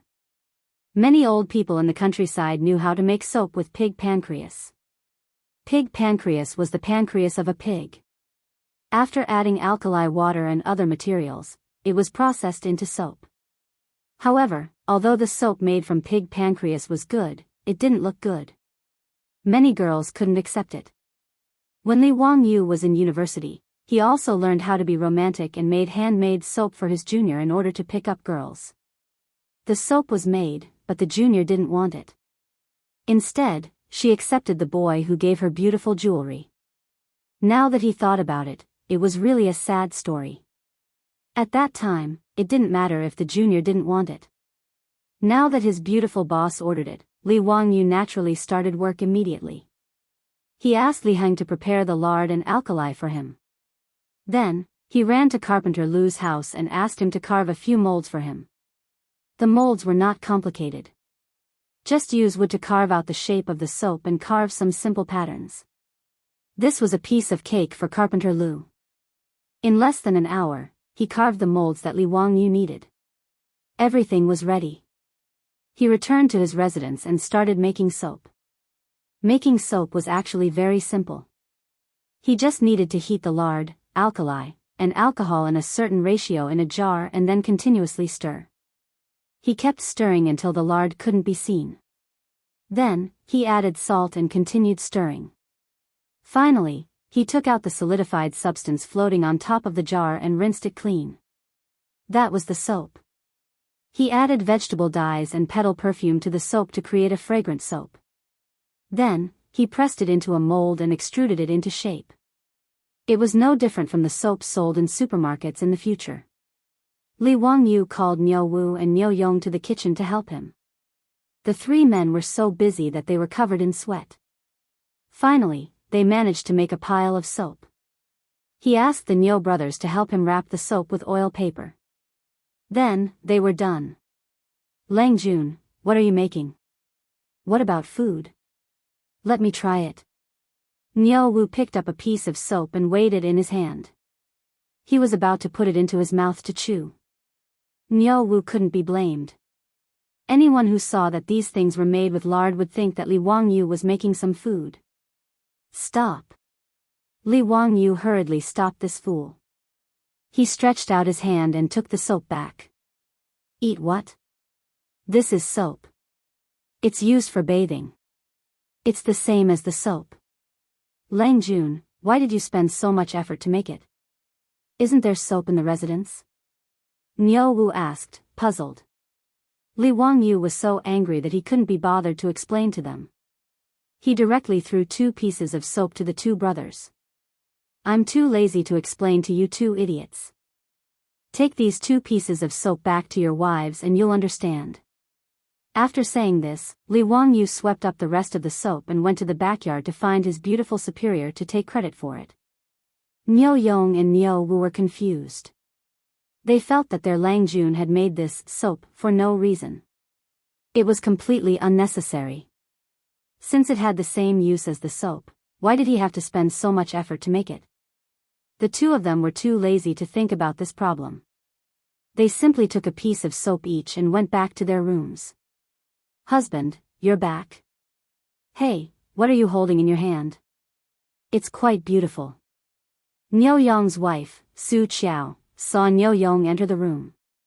She quickly put down the clothes in her hands and went forward to serve her husband. Seeing the soap in Niu Yong's hand, she couldn't help but ask. The soap that Li Wangyu made was emerald green because of the addition of vegetable dyes. It also had a pattern that was extruded from a mold. It looked quite good. Oh, this is the soap that we made for you. Lang Jun said that it's the same as the soap. It's used for bathing. Wife, you can try it. Niu Yong explained. Seeing that his wife was interested, he quickly passed the soap to her. Su Qiao curiously reached out to take the soap. She found that it was very fragrant. A fresh fragrance came to her nose. It smells so good.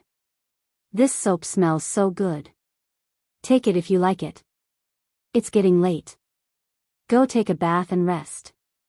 Okay, I know. I'll go to the bathroom to bathe and change. Su Qiao finished speaking.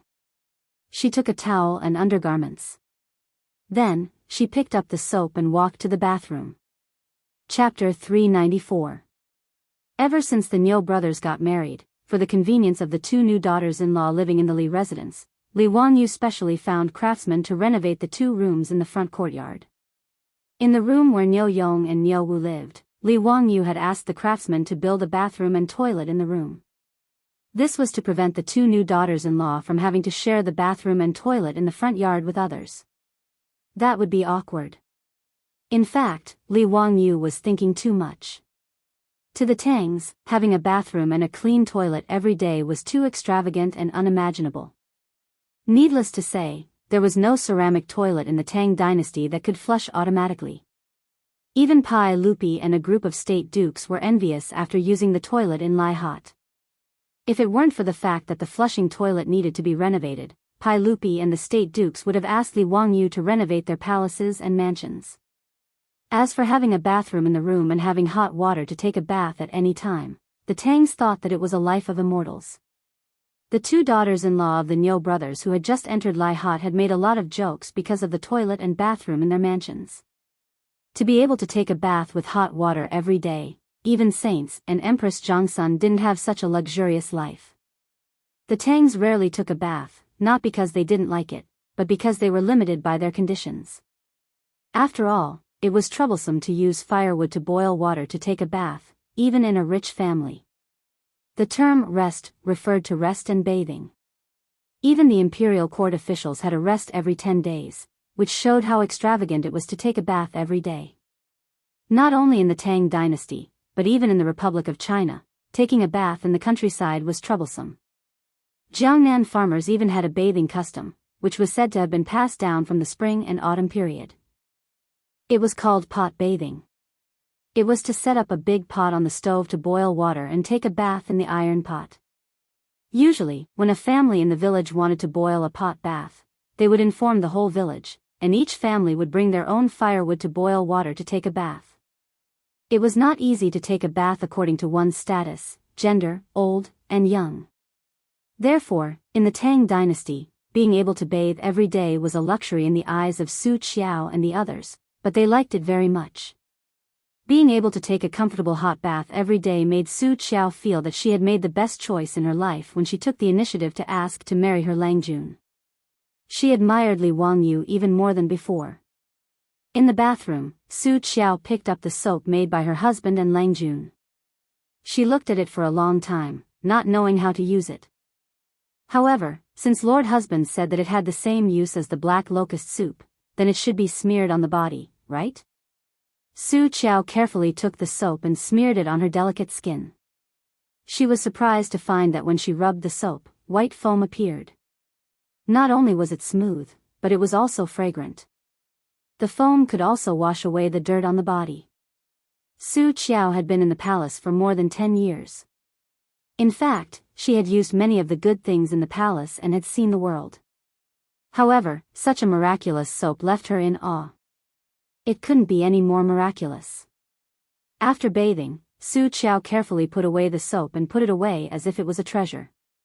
She didn't plan to let anyone else use this soap.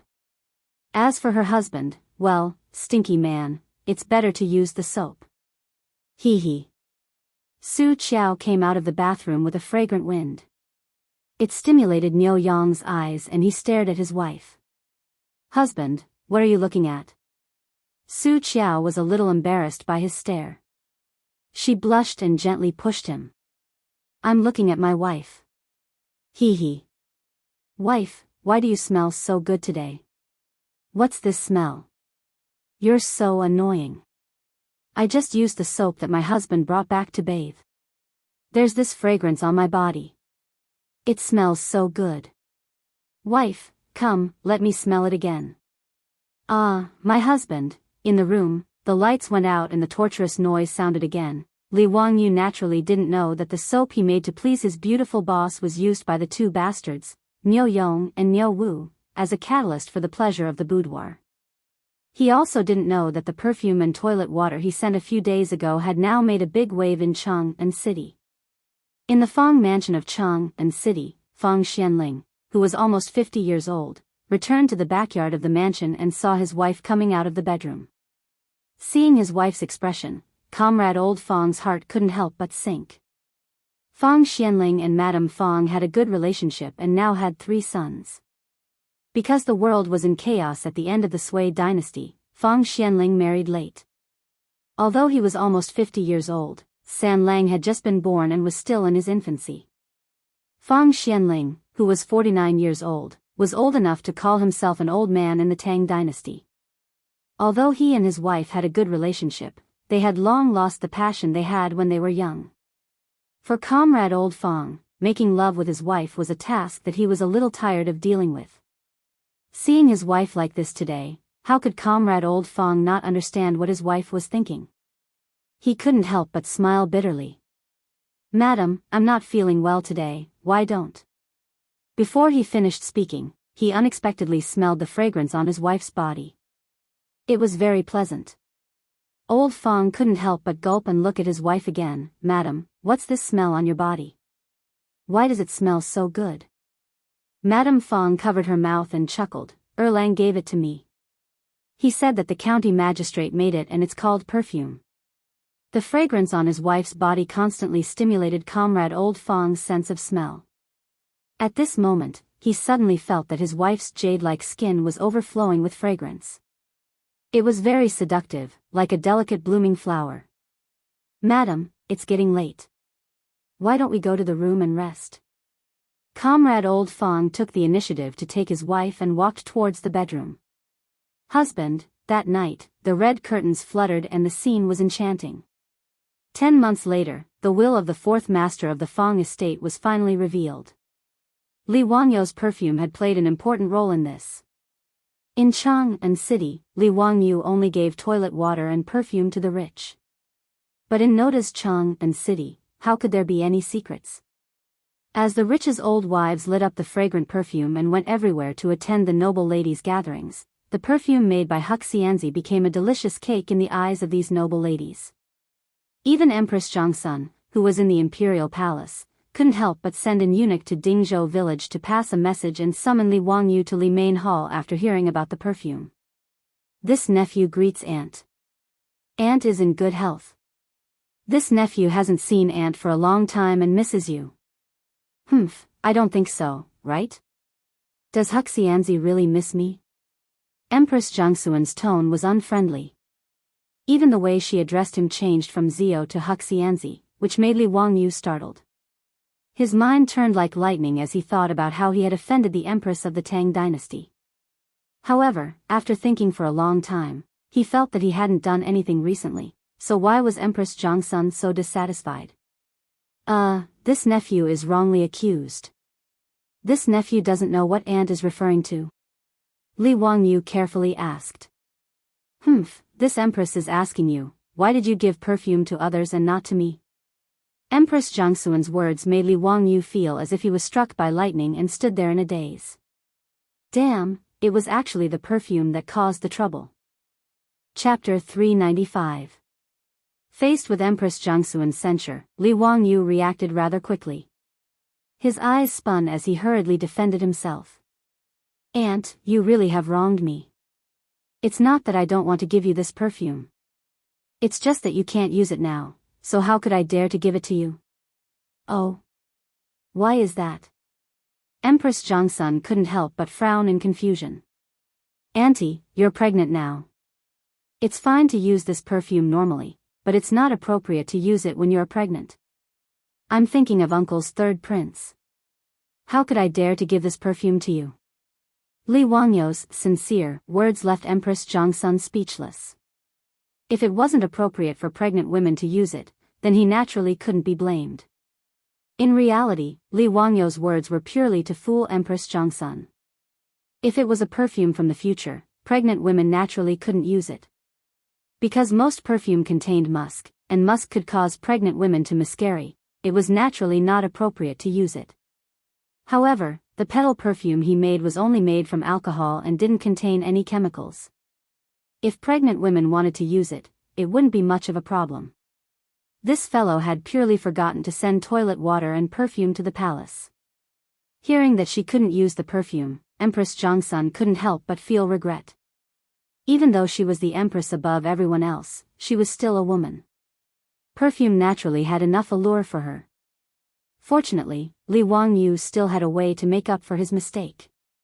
He hurriedly took out an item from his sleeve and presented it with both hands, asking a palace maid to present it to Empress Zhongsun. "Aunt, this is soap that I personally made for you. It can be used for bathing and is several times better than soap soup. After bathing, your body will have a natural fragrance. Please accept it as a token of my sincerity." Li Wangyu was very shameless. Without blushing or skipping a beat, he said that the soap was specially made for Empress Zhongsun. Now, his skin was getting thicker and thicker, and this kind of nonsense came out of his mouth. Even the soap that he took out was a sample that he had on him. He had originally planned to go to the eastern and western cities after leaving the palace and find a shop that specialized in making boxes. He wanted to buy some boxes to store soap so that he could use them as gifts. How could Empress Jongsun know about these twists and turns? She really thought that Li Wangyu was thinking about her. She hurriedly had a palace maid present the soap.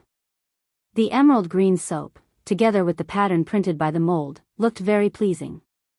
Zio, thank you for your thoughtfulness. This consort really likes this soap. Empress Jongsun smelled the light and elegant fragrance of the soap and was very satisfied.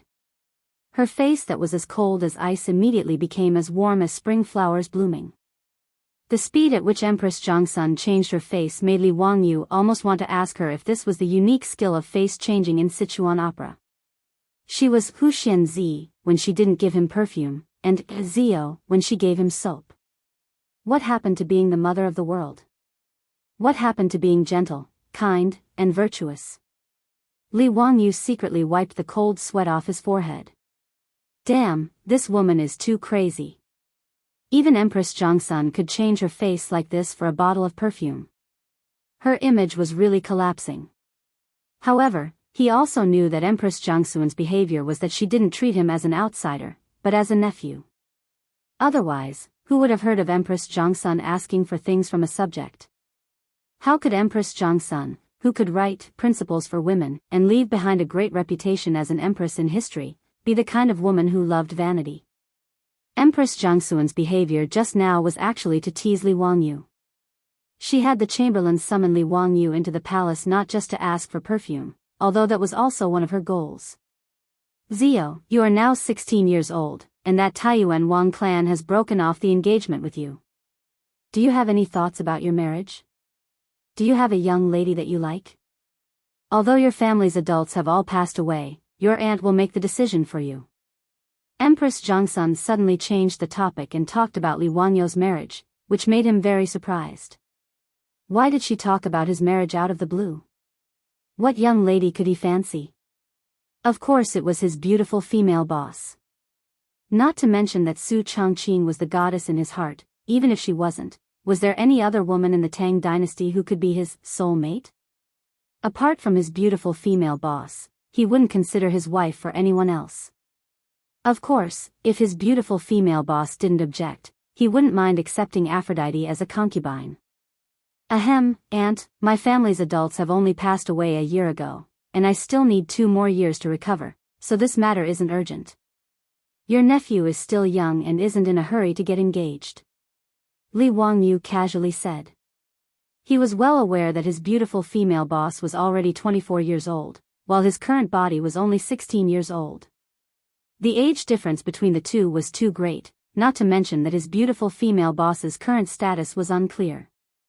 If he directly told Empress Jongsun that he wouldn't marry anyone other than his beautiful female boss, he was afraid that it would cause a storm. Since ancient times, marriage in China had been about matching in social status. In the eyes of others, he and his beautiful female boss naturally couldn't be said to be a match. Not to mention the age gap between the two of them, even their status was a huge gap.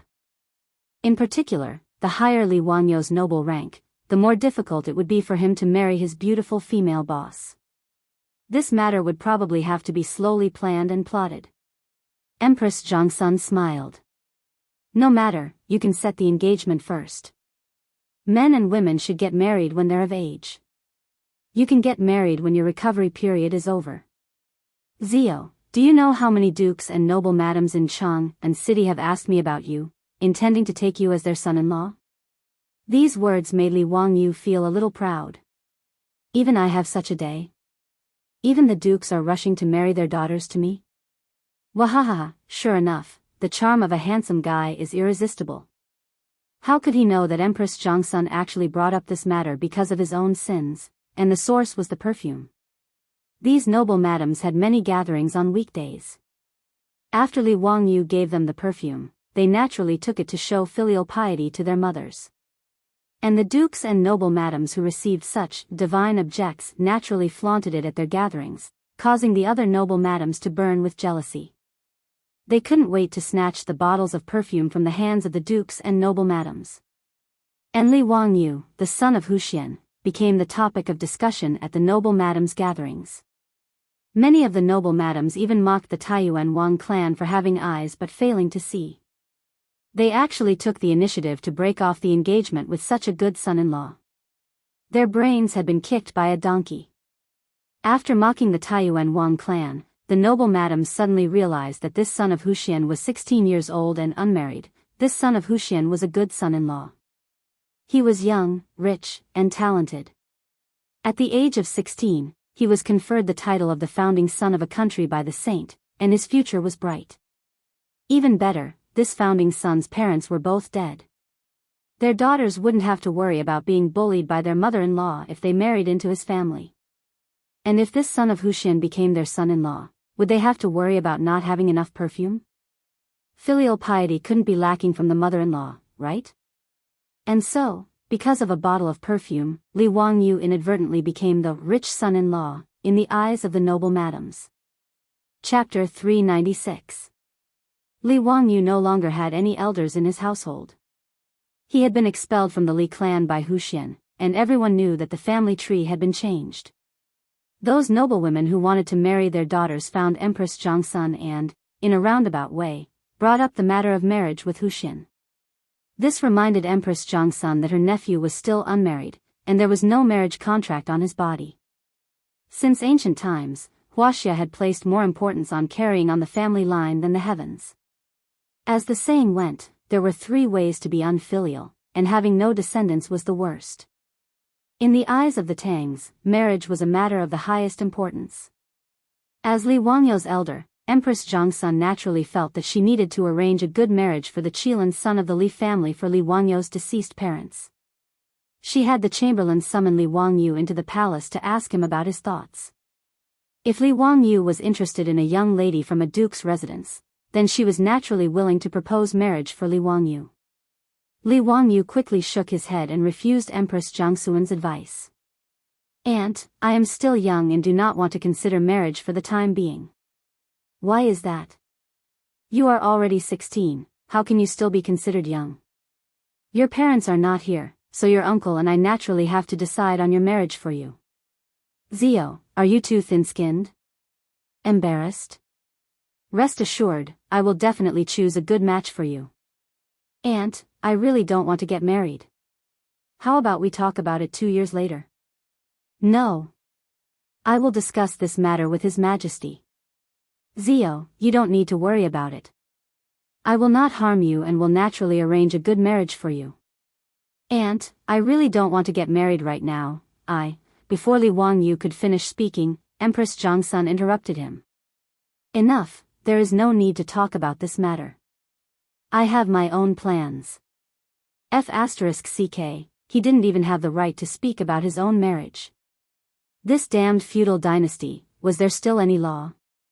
Li Wangyu almost forgot that Empress Zhongsun was the law of the Tang dynasty, seeing that Empress Zhongsun actually had the hobby of being a matchmaker and insisted on setting a marriage contract for him. The cold sweat on Li Wangyu's forehead was about to fall again. Back then, he had finally broken off his engagement with the Taiyuan Wang clan. He did not want to suffer like this again. That day, in order to break off the engagement, he was even expelled by the Li clan of Hu County. Although it was a good thing for him to be expelled by the Li clan, he absolutely did not want to experience this kind of thing a second time. What's more, he wouldn't marry anyone other than a beautiful woman. How could he agree? But he couldn't forcefully refuse Empress Zhongsun, which put him in a difficult position. Li Wangyu's mind spun at the speed of light. He suddenly thought of a poem that seemed to be able to fool Empress Zhongsun and dispel her thoughts of matchmaking him. Thinking of this, Li Wangyu stood up and put his hands behind his back. He looked up at the ceiling of Li Main Hall at a 45-degree angle with a solemn and stirring expression. Empress Zhongsun was bewildered by his actions. What was he trying to do with this posture? Li Wangyu put on a good pose, brewed up his mood, and recited in a clear voice, bristling with anger, leaning against the railing, "The drizzling rain rests. This poem of Yu Fei's, Rivers Run Red, was naturally popular in the future."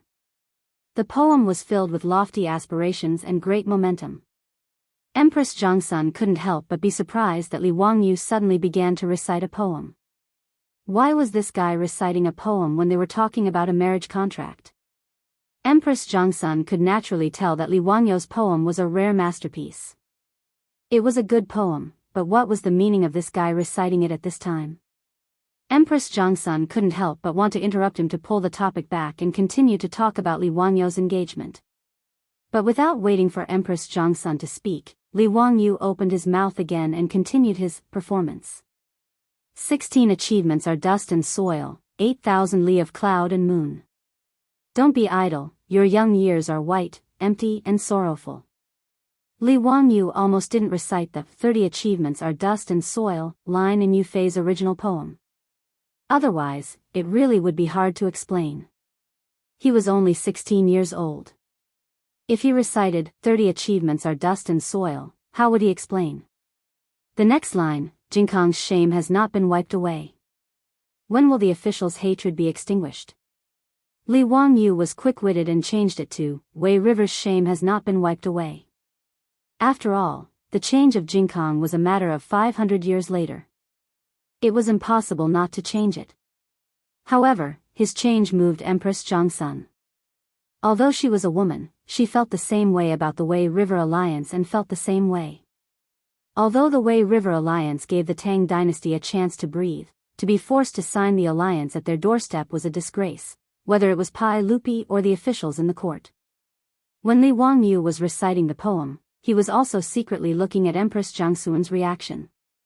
Seeing her serious face, he knew that he should be able to smoothly get away and not let Empress Zhongsun continue to pester him about the engagement. Li Wangyou continued to recite, riding a long carriage, trampling the Helan Mountains. Aspiring to eat barbarians' meat, laughing and drinking Xiongnu's blood.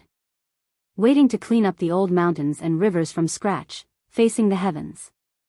After the Rivers Run Red was recited, Li Main Hall was silent. Empress Zhongsun did not know what to say. As for the palace maids and servants, their faces were filled with emotions as they looked at Li Wangyou. Li Wangyou looked at Empress Zhongsun seriously and bowed. He suddenly raised his voice, Your Highness, the Turks have not been wiped out, so how can we have a family? This was a famous line by Huatsubing, the Xiongnu have not been wiped out, so how can we have a family? However, Li Wangyou directly changed it to Turks, which was quite appropriate. As soon as he said, the Turks have not been exterminated, how can we establish our home? Someone outside the hall applauded. Good. What a good, the Turks have not been wiped out, so how can we have a family? Zio, if the men of our Tang dynasty were all like you, why would we worry about the Turks being treated unfairly? The one who spoke was Li Er. After he had left court, he had heard the eunuch report that Empress Zhongsun had summoned Hu Xianzi for an audience. He knew that it was his wife who had said that she was going to talk about marriage for Li Wangyou. Pai Lupi had nothing to do, so he wanted to join in the fun. He wanted to discuss with Empress Zhongsun to see which duke's wife was suitable for Li Wangyou.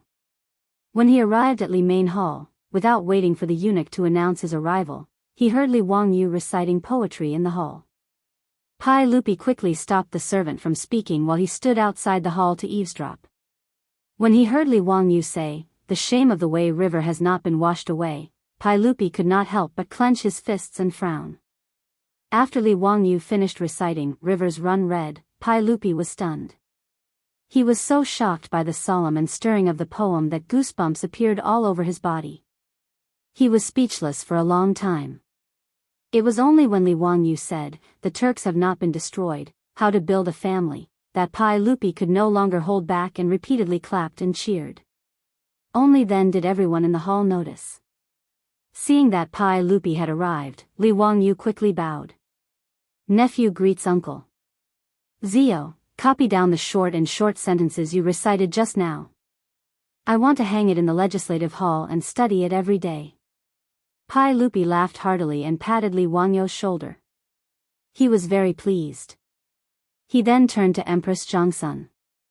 Guanyin maid, this brat has already said these words. Don't force him anymore. Let's talk about the marriage later. Since Pai Lupi had already said this, Empress Zhongsun could only nod helplessly. Chapter 397. Li Wangyou heaved a sigh of relief when he saw that his performance had finally used the feelings of family and country to fool Empress Zhongsun. As long as she didn't force him to get married, however, Li Wangyu began to worry in his heart again. His marriage was always a hidden danger. Even if it didn't explode now, what excuse could he use to fool Empress Zhongsun in 2 years? In history, in the 4th year of Zhongguan, the Tang dynasty had conquered the Turks, and Pai Lupi was respectfully called Heaven Khan by the chiefs of various tribes in the northwest. At that time, could he still talk nonsense about the shame of the Wei River has not been washed away? Moreover, he still had to give an explanation to his beautiful boss. He couldn't keep delaying it like this. Li Wangyu was also well aware that this was the reason why his beautiful boss was neither close nor distant to him. The two of them had never had an intimate relationship. Pai Lupi and Empress Zhongsun would certainly not agree to him marrying his beautiful boss. Now, both Li Wangyu and his beautiful boss were very clear about this point. It was just that Li Wangyu had been pretending not to see before, thinking that this matter was still very far away. Until today, when Empress Zhongsun mentioned marriage, he finally had a glimmer of understanding. It turned out that he had been pretending to be an ostrich, burying his head in the sand. He thought that there would always be a solution to the matter between him and his beautiful boss, and they would cross the bridge naturally. But now it seemed that he was just deceiving himself. For a moment, Li Wangyu couldn't help but ask himself, if one day Pai Lupi and Empress Zhongsun really forced him to marry another woman, what would he do? Would he compromise for the sake of glory and wealth, or give up everything and simply leave Chang and city, Dingzhou village, and elope with his beautiful boss? It seemed that the only answer was, as long as Li Wangyu thought about marrying another woman and causing his beautiful boss to leave him heartbroken, he faintly felt a tearing pain in his heart. Would he be willing to let go of Su Chongqing? No. Absolutely not. Since that was the case, what else did he have to worry about? In the worst-case scenario, he would be roaming the world with his beautiful boss. Li Wangyu suddenly felt that he was really a pig. It was such a simple matter, yet he was confused by it. He was really stupid to the extreme. What bullsh *T founding county? What bullsh *T noble title? Did he care for that? Having thought this through, Li Wangyu almost laughed out loud in the Li main hall. He couldn't wait to rush back to Dingzhou village and loudly tell his beautiful boss that he loved her. *CK the founding county. If he had to make a choice, there was only one choice in his heart. Understanding this, the stone that had been pressing down on Li Wangyu's heart because of Empress Zhongsun's words fell to the ground. He immediately felt like the clouds had been lifted and the sun had been seen. Li Wangyu grinned foolishly. After exchanging a few words with Pai Lupi and Empress Zhongsun, he asked to leave the palace. Outside the Taiji palace, Niu Wu was waiting for him. Seeing his Lang Jun grinning foolishly, he was also confused. Why did he suddenly become hysterical all of a sudden? How could Li Wangyu care about what Niu Wu thought at this time? Without saying much, he directly called Niu Wu back to the residence. The two galloped back to Dingzhou village. Seeing that his beautiful boss hadn't returned yet, Li Wangyu chased everyone in the residence, including Aphrodite and Perrin, out of the backyard. He made it clear that apart from his beautiful boss, no one else was allowed to enter the backyard without his orders. In response, Perrin pouted so hard that an oil bottle could be hung from her mouth. She looked at her Lang Jun with an aggrieved expression. But Li Wangyu didn't care about this little lass's thoughts at this time.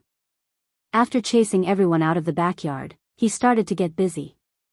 At sunset, his beautiful boss, who had been busy all day in Chang and city, returned to the residence. To her surprise, she found Aphrodite and Perrin sitting in the central room in a daze. "Hey, you two, what are you doing? Where's Li Wangyu?" "Sister Chongqing, Lang Jun chased us all out. He said that you're the only one who can enter the backyard today. Even we aren't allowed to go in." "Humph, Lang Jun must be doing something shameful in the backyard. Big sister Chongqing, you should go and take care of him." Seeing her beautiful superior, Pei Lan immediately pouted and began to complain. Aphrodite only snickered at the side. She seemed to have noticed something, but didn't say anything. The beautiful boss was stunned. She didn't know what was wrong with Li Wangyu today. Why did he chase Aphrodite and Perrin out of the backyard? She curiously walked to the backyard. I'll go see what he's doing. Entering the backyard, the beautiful boss noticed that the methane lamps in the backyard weren't lit and the yard was a little dark. Then, she noticed that there was a long table in the backyard covered with a white tablecloth and a few lit candles. This is... Before the beautiful boss could react, music rang out in the backyard, accompanied by Li Wangyo singing. Sitting back to back on the carpet, listening to music and talking about wishes. The most romantic thing I can think of is to grow old slowly with you. Li Wangyu played music on his phone and sang a love song. He gazed at his beautiful boss lovingly and slowly walked in front of her from the darkness. At this moment, Su Chongqing finally understood what he was doing. She couldn't help but cover her mouth with her hand as tears vaguely flickered in her eyes. After singing a love song, Li Wangyu looked at the beautiful woman in front of him very seriously and said word by word, "I'm sorry, Chongqing. I've always been a fool. I've never told the person I love the most that I love her, and I've never promised her anything. Are you willing to forgive me for being a fool?" Su Chongqing was speechless at this point. She couldn't stop the tears in her eyes from flowing down. She bit her tender red lips and kept nodding her head. "Chongqing, from now on, I'll only love you and spoil you. I won't lie to you and I'll do everything I promise you. Every word I say to you is from the bottom of my heart. I won't bully you, scold you, and believe in you. If someone bullies you, I'll be the first to help you. If you're happy, I'll be happy with you. If you're unhappy, I'll make you happy. I'll always think that you're the most beautiful. I want to see you even in my dreams because you're the only one in my heart." After Li Wangyu finished his mushy words of love, the beautiful boss who was moved to tears just now couldn't help but laugh through her tears. She kept pounding her fist on Li Wangyu's chest. "You're so annoying. If you have the ability, don't say movie lines." "I don't believe it." Before she could finish her words, her red lips couldn't make a sound. Li Wangyu directly covered her red lips with his lips. The breath full of male hormones hit her in the face, making the beautiful boss suddenly widen her eyes and her body unconsciously stiffen. However, the beautiful boss didn't push Li Wangyu away. She just slowly wrapped her arms around Li Wangyu's neck. At this moment, the moon seemed to be blushing and retreating behind the clouds. And at the backyard's courtyard door, two heads sneakily popped out. Chapter 398. Li Wangyu hugged and kissed his beautiful superior. They were deeply in love. For a moment, the two of them were kissing passionately in the backyard, while Avro and Perrin, who were peeping at them from the side, were dumbfounded. Since ancient times, there had been very few kissing in China. The word kiss referred to the lips, and just like the word lips, it was a noun and not a verb. Not to mention, Li Wangyu and his beautiful boss were kissing in such a French manner that Avro and Perrin couldn't help blushing, but they didn't even blink as they stared fixedly at the two in the backyard. Unable to control himself, Li Wangyu reached out to lift his beautiful boss up by the waist and returned to the room to continue the indescribable act. But who would have thought that before he could lift his beautiful boss up, he would cry out in pain and almost fall to the ground. 3 exclamations of surprise rang out in the backyard. His beautiful boss hurriedly reached out to support Li Wangyu, while Aphrodite and Perrin, who were peeping from the door of the backyard, couldn't care less about hiding their whereabouts when they saw that their Langjun almost fell down. Their exclamations gave their beautiful boss a fright again. Su Chongqing's face turned as red as a piece of cloth when the two of them were having an intimate moment with Li Wangyu in the backyard and were being watched by the 2 women at home. Fortunately, there were only a few candles on the candlesticks in the backyard, so Peilon and Aphrodite didn't notice the redness on her face. "What are you two doing sneaking around? Hurry and help Wangyu into the room. He seems to have sprained his waist." Li Wangyu, on the other hand, really couldn't even straighten his back at this moment. He sprained his waist. In his excitement, he had wanted to princess carry his beautiful boss, but he had forgotten that his current body wasn't the original one from his previous life. Not only was he 16 years old, more importantly, he had never exercised his body and was unbelievably thin and weak. As for his beautiful superior, no matter how light her body was, she was still around 100 pounds. How could his thin and weak body carry her? In the end, Li Wangyu failed to do what he wanted to do, and unfortunately, he was lying on the bed groaning. Regarding this, no matter how thick-skinned Li Wangyu was, he felt his old face burning and was too ashamed to face anyone. The beautiful boss held back her laughter and quickly sent someone to the back of the mountain to show the microscopic world and invite the old Taoist priest, Sun Simiao. Hearing that Huxianzi had sprained his waist, Sun Simiao hurriedly brought his disciple Lu Shenwei to lie hot. After a round of diagnosis, he gave Li Wangyu an acupuncture treatment. He then took out the medicine he had concocted himself and had Lu Shenwei wrap it around his waist. Alright, Hu Xianzi is fine. He just needs to rest for a few days. Sun Simiao gave his beautiful superior a few more instructions before leading Lu Shenwei back to the Taoist temple. Let's see if you can still be naughty. Now you're obedient. His beautiful superior couldn't help but laugh. Li Wangyu felt even more ashamed to face anyone. He didn't say anything and turned his head to face the wall to reflect on his past. He made up his mind that once his waist was healed, he would have to start exercising. Otherwise, it would be too embarrassing. The original owner of this body was simply a good-for-nothing who couldn't distinguish between physical activity and food. He was despised. When the rich playboys found out that Li Wangyu had sprained his waist, they all came to visit him with all kinds of medicine. However, Li Wangyu was tight-lipped about how he had sprained his waist. He wasn't prepared to say anything even if he was beaten to death. He couldn't tell anyone about this. It was too embarrassing. If this group of bastards knew the truth, he wouldn't need to mingle in Chang'an anymore. It would be better if he just took his beautiful superior and wandered the world. Fortunately, the old Taoist priest Sun Simiao's medical skills were superb.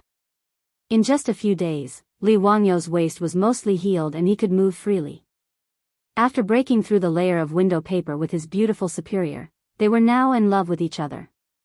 From time to time, they would receive some benefits. However, if he wanted to do something indescribable with his beautiful superior, it would always lack some atmosphere. This made Li Wangyu very depressed. After his waist was healed, Li Wangyu prepared to go to the palace. He had already finished writing the Rivers Run Red that Li Er wanted. In the past few days, he had also planned to send the perfumes and floral water that had been produced in the manor into the palace to be presented to Li Er's imperial concubines. Little nephew greets uncle. This is the Rivers Run Red that little nephew wrote. Uncle, please give me some pointers. Not bad, Zio. Your thin body has improved a lot. I like this word very much. Pai Lupi nodded with satisfaction and ordered the inner servant, come, hang this word, Hu Xianzi, in the legislative hall for me. Li Wangyu learned the thin gold body from Emperor Huizong of the Song dynasty and was now famous in the Tang dynasty. His calligraphy was loved by everyone. Now, in Chang'an, many people were learning this unique calligraphy.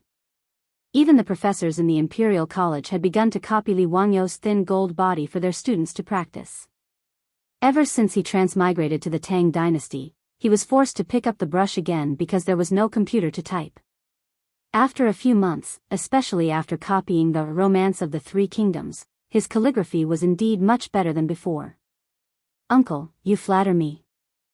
Little nephew's calligraphy is far inferior to uncle's flying white. Little nephew would like to ask uncle to give little nephew a few words so that little nephew can study them day and night at home. Li Wangyu shamelessly flattered Pai Lupi, which made Pai Lupi laugh with satisfaction. Zio, if you like my calligraphy, I'll give you a few. Li Wangyu hurriedly offered the perfume and toilet water he made. Now, he was a little regretful. Why did he show off this thing for no reason? If he had known, he would not have taken them out as gifts. After the perfume became popular in Chang'an, everyone who was familiar with Li Wangyu would ask about it in a roundabout way. It was very annoying. It was not easy to make perfume, and it was not like the air conditioning window, which could be given out freely. In Chang'an, there were so many nobles and officials. It was troublesome to decide who to give the perfume to. If he did not do it well, he might offend others. That would not be good. For example, Pai Lupi had so many concubines in his harem. The few bottles of perfume in his hands were just a drop in the bucket. Therefore, Li Wangyu wisely offered all the perfume and toilet water he had to Pai Lupi. You have so many women. How should you distribute them? Go figure it out yourself. He did not want to get involved. Pai Lupi still did not know what kind of trouble these bottles of perfume would cause in his harem. He did not think much of it and had the eunuchs accept them. Seeing Pai Lupi accept the perfume, Li Wangyu also let out a sigh of relief. He chatted with Pai Lupi for a bit more and planned to leave the palace. Before he could speak, he saw an eunuch stumble in from outside the hall of government. He knelt on the ground and panted as he said, "Sir, everyone, His Highness the Crown Prince suddenly has an unbearable pain in his abdomen. Everyone, quickly go take a look." When Pai Lupi heard this, he jumped up and even knocked the brush and inkstone on the table in front of him to the ground. "What did you say? What happened to Qingxian? Why does his abdomen hurt? Quickly call for a doctor from the Shangyao Bureau. I've already sent someone to the Shangyao Bureau to recruit a doctor into the palace. Her Highness the Empress has already gone to the Eastern Palace." The eunuch did not dare to raise his head as he replied with his head on the floor. Pai Lupi did not have time to pay attention to him and prepared to go to the Eastern Palace to see his son. Hearing that Li Wangyu was sick, Li Wangyu hurriedly said, "Uncle, I will also go see Qingxian." Pai Lupi nodded and turned his head to hurry to the Eastern Palace. Li Wangyu hurriedly jogged after him. Chapter 399. In the Xianda Hall of the Eastern Palace, it was a complete mess. Under the command of the doctors of the Shangyao Bureau, the eunuchs and palace maids were running around in a panic. When Pai Lupi led Li Wangyu and a group of eunuchs to the Xianda Hall, the pregnant Empress Zhongsun had already arrived. The group of eunuchs and palace maids hurriedly bowed to Pai Lupi. At this time, Pai Lupi was not in the mood to care about this. He impatiently waved his hand at the crowd and then looked at Empress Zhongsun. "Guanyin servant, how is Qingxian? Why does his stomach hurt all of a sudden?" Qingxia also does not know. Just now, the eunuchs of the Eastern Palace came to report that Qingxian's stomach was in unbearable pain. Qingxia hurriedly sent people to summon the imperial physician and doctors of the Shangyao Bureau. Right now, they are still treating him. Empress Zhongsun also appeared very panicked. She had been 7 or 8 months pregnant and her body was not well. Now that she suddenly heard the news of her son's illness, her face paled and she appeared very haggard. Pai Lupi felt sorry for his wife. Seeing Empress Zhongsun like this, he hurriedly called for palace maids to help Empress Zhongsun sit down. "Guanyin servant, it is very inconvenient for you to be pregnant. Why don't you return to Li Main Hall to rest? With me here, you do not need to worry." "No, Qingxia will not leave. Qingxian's illness is unknown. How can Qingxia leave?" Empress Zhongsun naturally did not want to leave. Even though she had already given birth to 2 sons and a daughter, and was pregnant herself, Li Qingxian, the eldest son, was still her favorite. Seeing Empress Zhongsun say this, Pai Lupi could only compromise. All right, Guanyin servant, do not panic. Qingxian will be fine. Maybe he just ate something bad. It is not a big problem." Li Wangyu also comforted her. "Aunt, do not worry. Qingxian is blessed by the heavens. Also, I know a bit about physiognomy. Qingxian does not have the physiognomy of an unlucky life. Nothing will happen." He dared to say this because in history, Li Qingxian had lived well. Although Li Wangyu didn't live for long, only 26 years old, Li Qingxian was only 9 years old now. Li Wangyu naturally didn't think that his life was in any danger. There were many reasons for a child's abdominal pain, but Li Wangyu thought that it was probably the same as Pai Lupi's guess. It was probably just a stomachache. Recalling history, it seemed that Li Qingxian would fall seriously ill in a few years. It was recorded in the old book of Tang, Qingxian was first afflicted with foot problems, making travel difficult. At this time, Li Qingxian's 4 limbs were healthy and there was no problem with his legs. Li Wangyu looked at the historical analysis of the later generations and guessed that Li Qingxian might have fallen sick in the 7th year of Xinguan, causing his legs to be unable to move. In any case, Li Qingxian lived until Xinguan's 18th year before he died of depression in Guizhou. Now that it was the 2nd year of Kai Xinguan, Li Wangyu naturally dared to say such words. However, something that surprised Li Wangyu happened. The Shangyao Fengyu of the Shangyao Bureau had a bitter expression as he walked out of the hall and knelt down in front of Pai Lupi and Empress Zhongsun. "Reporting to Your Majesty, Your Highness, this subject has investigated the Crown Prince's illness. It is intestinal obstruction. This subject is incompetent. This illness is incurable." This Shangyao Fengyu's name was Gung Hong, and he was in his 50s. He was the highest official in the Shangyao Bureau, a lower 5th rank official. The Shangyao Fengyu was normally appointed by the imperial family to be in charge of the imperial family's medical treatment. Gung Hong was also a famous doctor in the Tang dynasty. Although he couldn't compare to Sun Simiao, he was still quite famous. Hearing Gung Fengyu say that her son had intestinal obstruction, Empress Jiangxuan's face instantly lost all color, becoming as white as paper. Her body swayed a few times, and just as she was about to fall, Pai Lupi hurriedly reached out to support her. At this time, Pai Lupi's eyes were also filled with anger, as if he wanted to devour someone. "What did you say?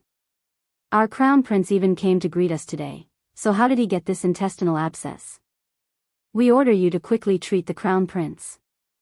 If there is even the slightest mistake, we will skin you alive. Your Majesty, this intestinal obstruction, this subject obeys the decree." Gung Fengyu still wanted to explain what intestinal obstruction was. However, seeing Pai Lupi's frightening appearance, he didn't dare to say anything else. He scrambled back into the hall to discuss with the other doctors of the Shangyao Bureau how to treat the crown prince. Empress Zhongsun cried out in pain. She broke free from Pai Lupi's arm and stumbled back into the hall. Pai Lupi was afraid that something would happen to her body, so he hurriedly chased after her. The group of eunuchs and palace maids behind him also followed like a swarm of bees. When Li Wangyu heard the Shangyao Fengyu's words, it was as if he was struck by lightning, and he stood there dumbfounded. What the hell? What happened? How could Li Qingxian have intestinal obstruction? There was no record of it in the history books. Intestinal obstruction was appendicitis, and in ancient times, it was an incurable disease. Although there were many vague records in the ancient texts that said that intestinal obstruction could be treated, Chinese medicine did not have this ability. In the modern era, appendicitis was just a minor operation that even 4th-year medical students could easily perform. However, in an era without Western surgery, intestinal carbuncle was definitely an incurable disease. But how could Li Qingxian have appendicitis? If Li Qingxian had contracted appendicitis in history, how could he have lived until the 18th year of Xinguan, and how could he have colluded with Hou Junji to rebel? Li Wangyou's mind was blank, and it took him a long while to come back to his senses and run into Xianda Palace. In the bedchambers of Xianda Palace, Empress Zhongsun was sobbing next to the spacious bed. Doctors, eunuchs, and palace maids were kneeling next to the bed, and the atmosphere was extremely oppressive.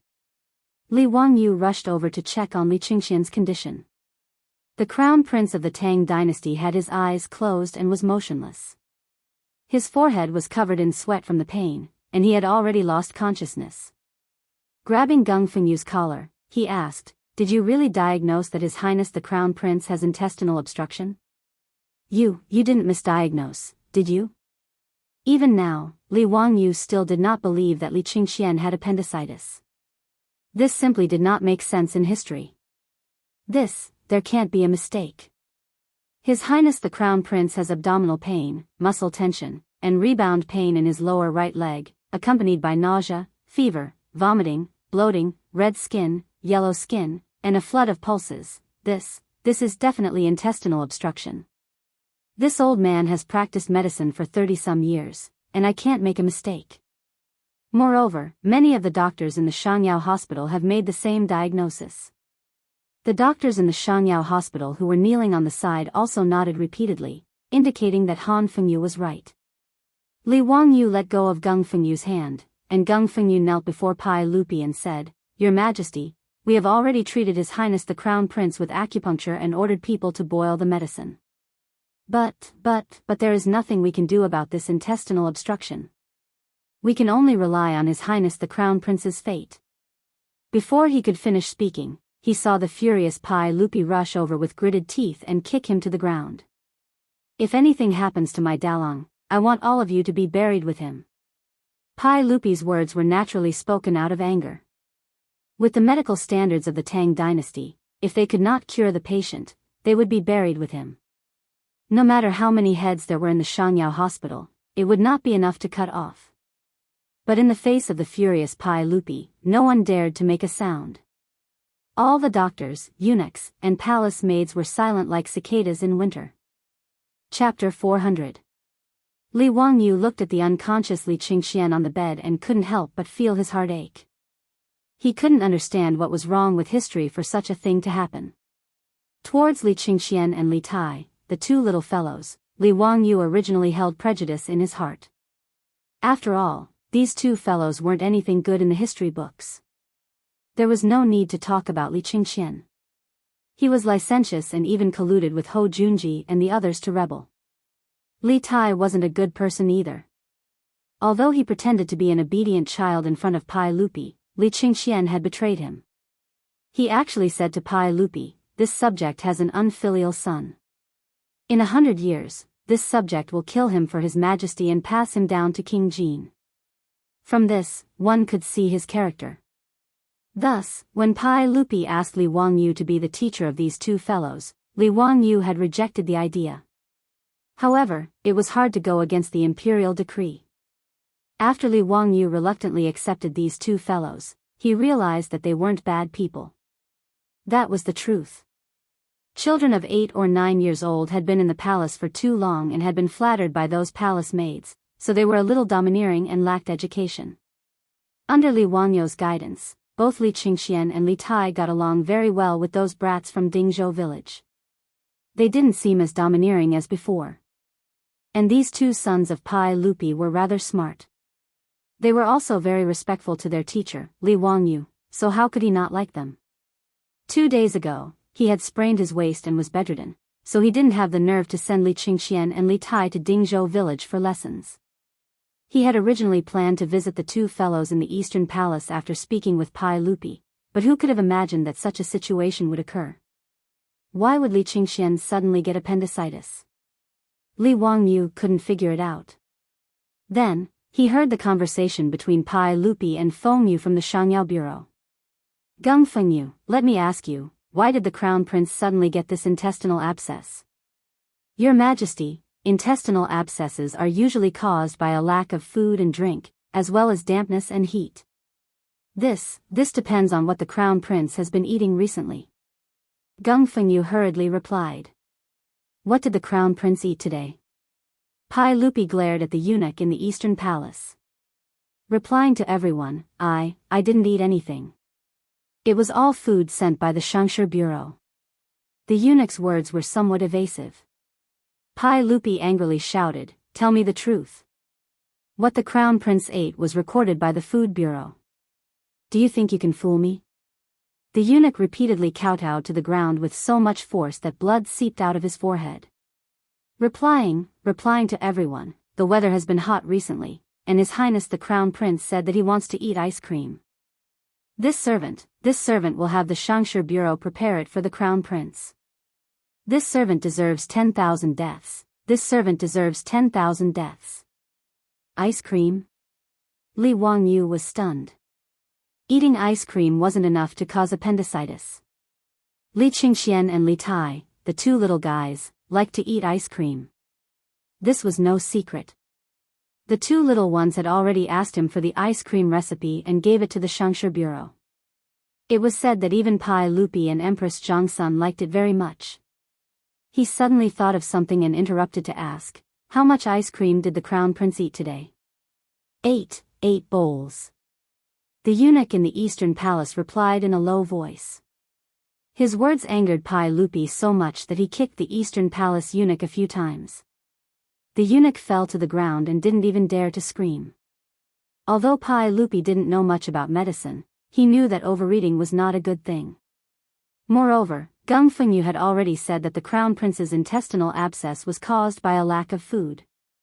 Someone come, drag this dog away. Flog him to death. Pai Lupi's voice was cold and made people tremble. The Eastern Palace eunuch didn't even dare to cry for mercy. He was so scared that his eyes rolled back and he fainted. Immediately, eunuchs came forward and dragged the Eastern Palace eunuch away. The outcome was self-evident. Li Wangyu was stunned speechless. Eating 8 bowls of ice cream in a row, it would be strange if he didn't get sick. This group of damned Eastern Palace eunuchs clearly flattered Li Qingxian. They actually allowed a 9-year-old child to eat so many cold drinks. Being beaten to death was not an injustice at all. He had a trace of understanding in his heart. Li Qingxian's sudden illness was different from history and seemed to have something to do with him. The ice cream he made was like the wings of a butterfly. With a light flap, it changed the original trajectory of history. There was no such delicious cold drink in history, so Li Qingxian naturally wouldn't overeat. Naturally, there was no sudden appendicitis. With all these twists and turns of karma, it seemed that the responsibility for Li Qingxian's appendicitis was on Li Wangyu. When Li Wangyu understood this point, his expression became rather ugly. Empress Zhongsun looked at the unconscious Li Qingxian beside the bed and cried bitterly. This made Pai Lupi even more anxious. Empress Zhongsun was currently pregnant. If something happened to her due to excessive grief, that would be even more unfortunate. Guanyin maid, return to Li Main Hall first. I can stay here with Qingxian. No, I won't leave. How could Empress Zhongsun listen to Pai Lupi at this time? Pai Lupi didn't dare let her stay in Xianda Hall any longer. If it was as Fengyu of the Shangyao Bureau had said, there was no cure for this intestinal blockage. If he let Empress Zhongsun watch Li Qingxian die prematurely, who knew what would happen? Come, escort the Empress back to Li Main Hall. Serve her carefully, but if there are any mistakes, we will skin you alive. Gung Fengyu, have some doctors from the Shangyao Bureau go to Li Main Hall to examine the Empress' body. Yes. Empress Zhongsun was helpless. She was carefully supported by a group of palace maids and eunuchs back to Li Main Hall in tears. At this time, Li Wangyu was extremely conflicted. Looking at Li Qingxian's current situation, it was clear that Fengyu and the doctor's diagnosis was correct. It should be because he suddenly ate too many cold drinks that caused acute appendicitis. He vaguely remembered that he had once seen a report saying that a certain hospital had treated more than 20 patients with acute appendicitis in a short 2 months. Most of them were youths between 5 and 15 years old. The reason was because they ate too many cold drinks during the summer, so the public was reminded not to give children too many cold drinks during the summer. In the modern world, acute appendicitis required surgery, but this was the Tang dynasty. Who could operate on Li Qingxian? Li Wangyu admitted that he didn't have this ability. He had seen some time-traveling TV dramas where the main character didn't care about the consequences and would cut open someone's stomach and use a knife. He felt that it was incomparably absurd. If it was so easy to save someone, would there be a need to study clinical medicine for 5 years? If Li Wangyu was given a scalpel and had him go to the operating table, then it would be better to directly inform the patient's family and arrange a funeral. However, if he didn't do the surgery, Li Qingxian's chances of survival were extremely slim. If he didn't do anything and just watched Li Qingxian die, Li Wangyu was afraid that his conscience wouldn't be at ease for the rest of his life. This was neither right nor left. Li Wangyu was so aggrieved that he almost wanted to bang his head against a pillar. Just as he was feeling conflicted, his hands suddenly inadvertently touched the dagger at his waist. The item inside reminded him. Li Wangyu's eyes couldn't help but light up.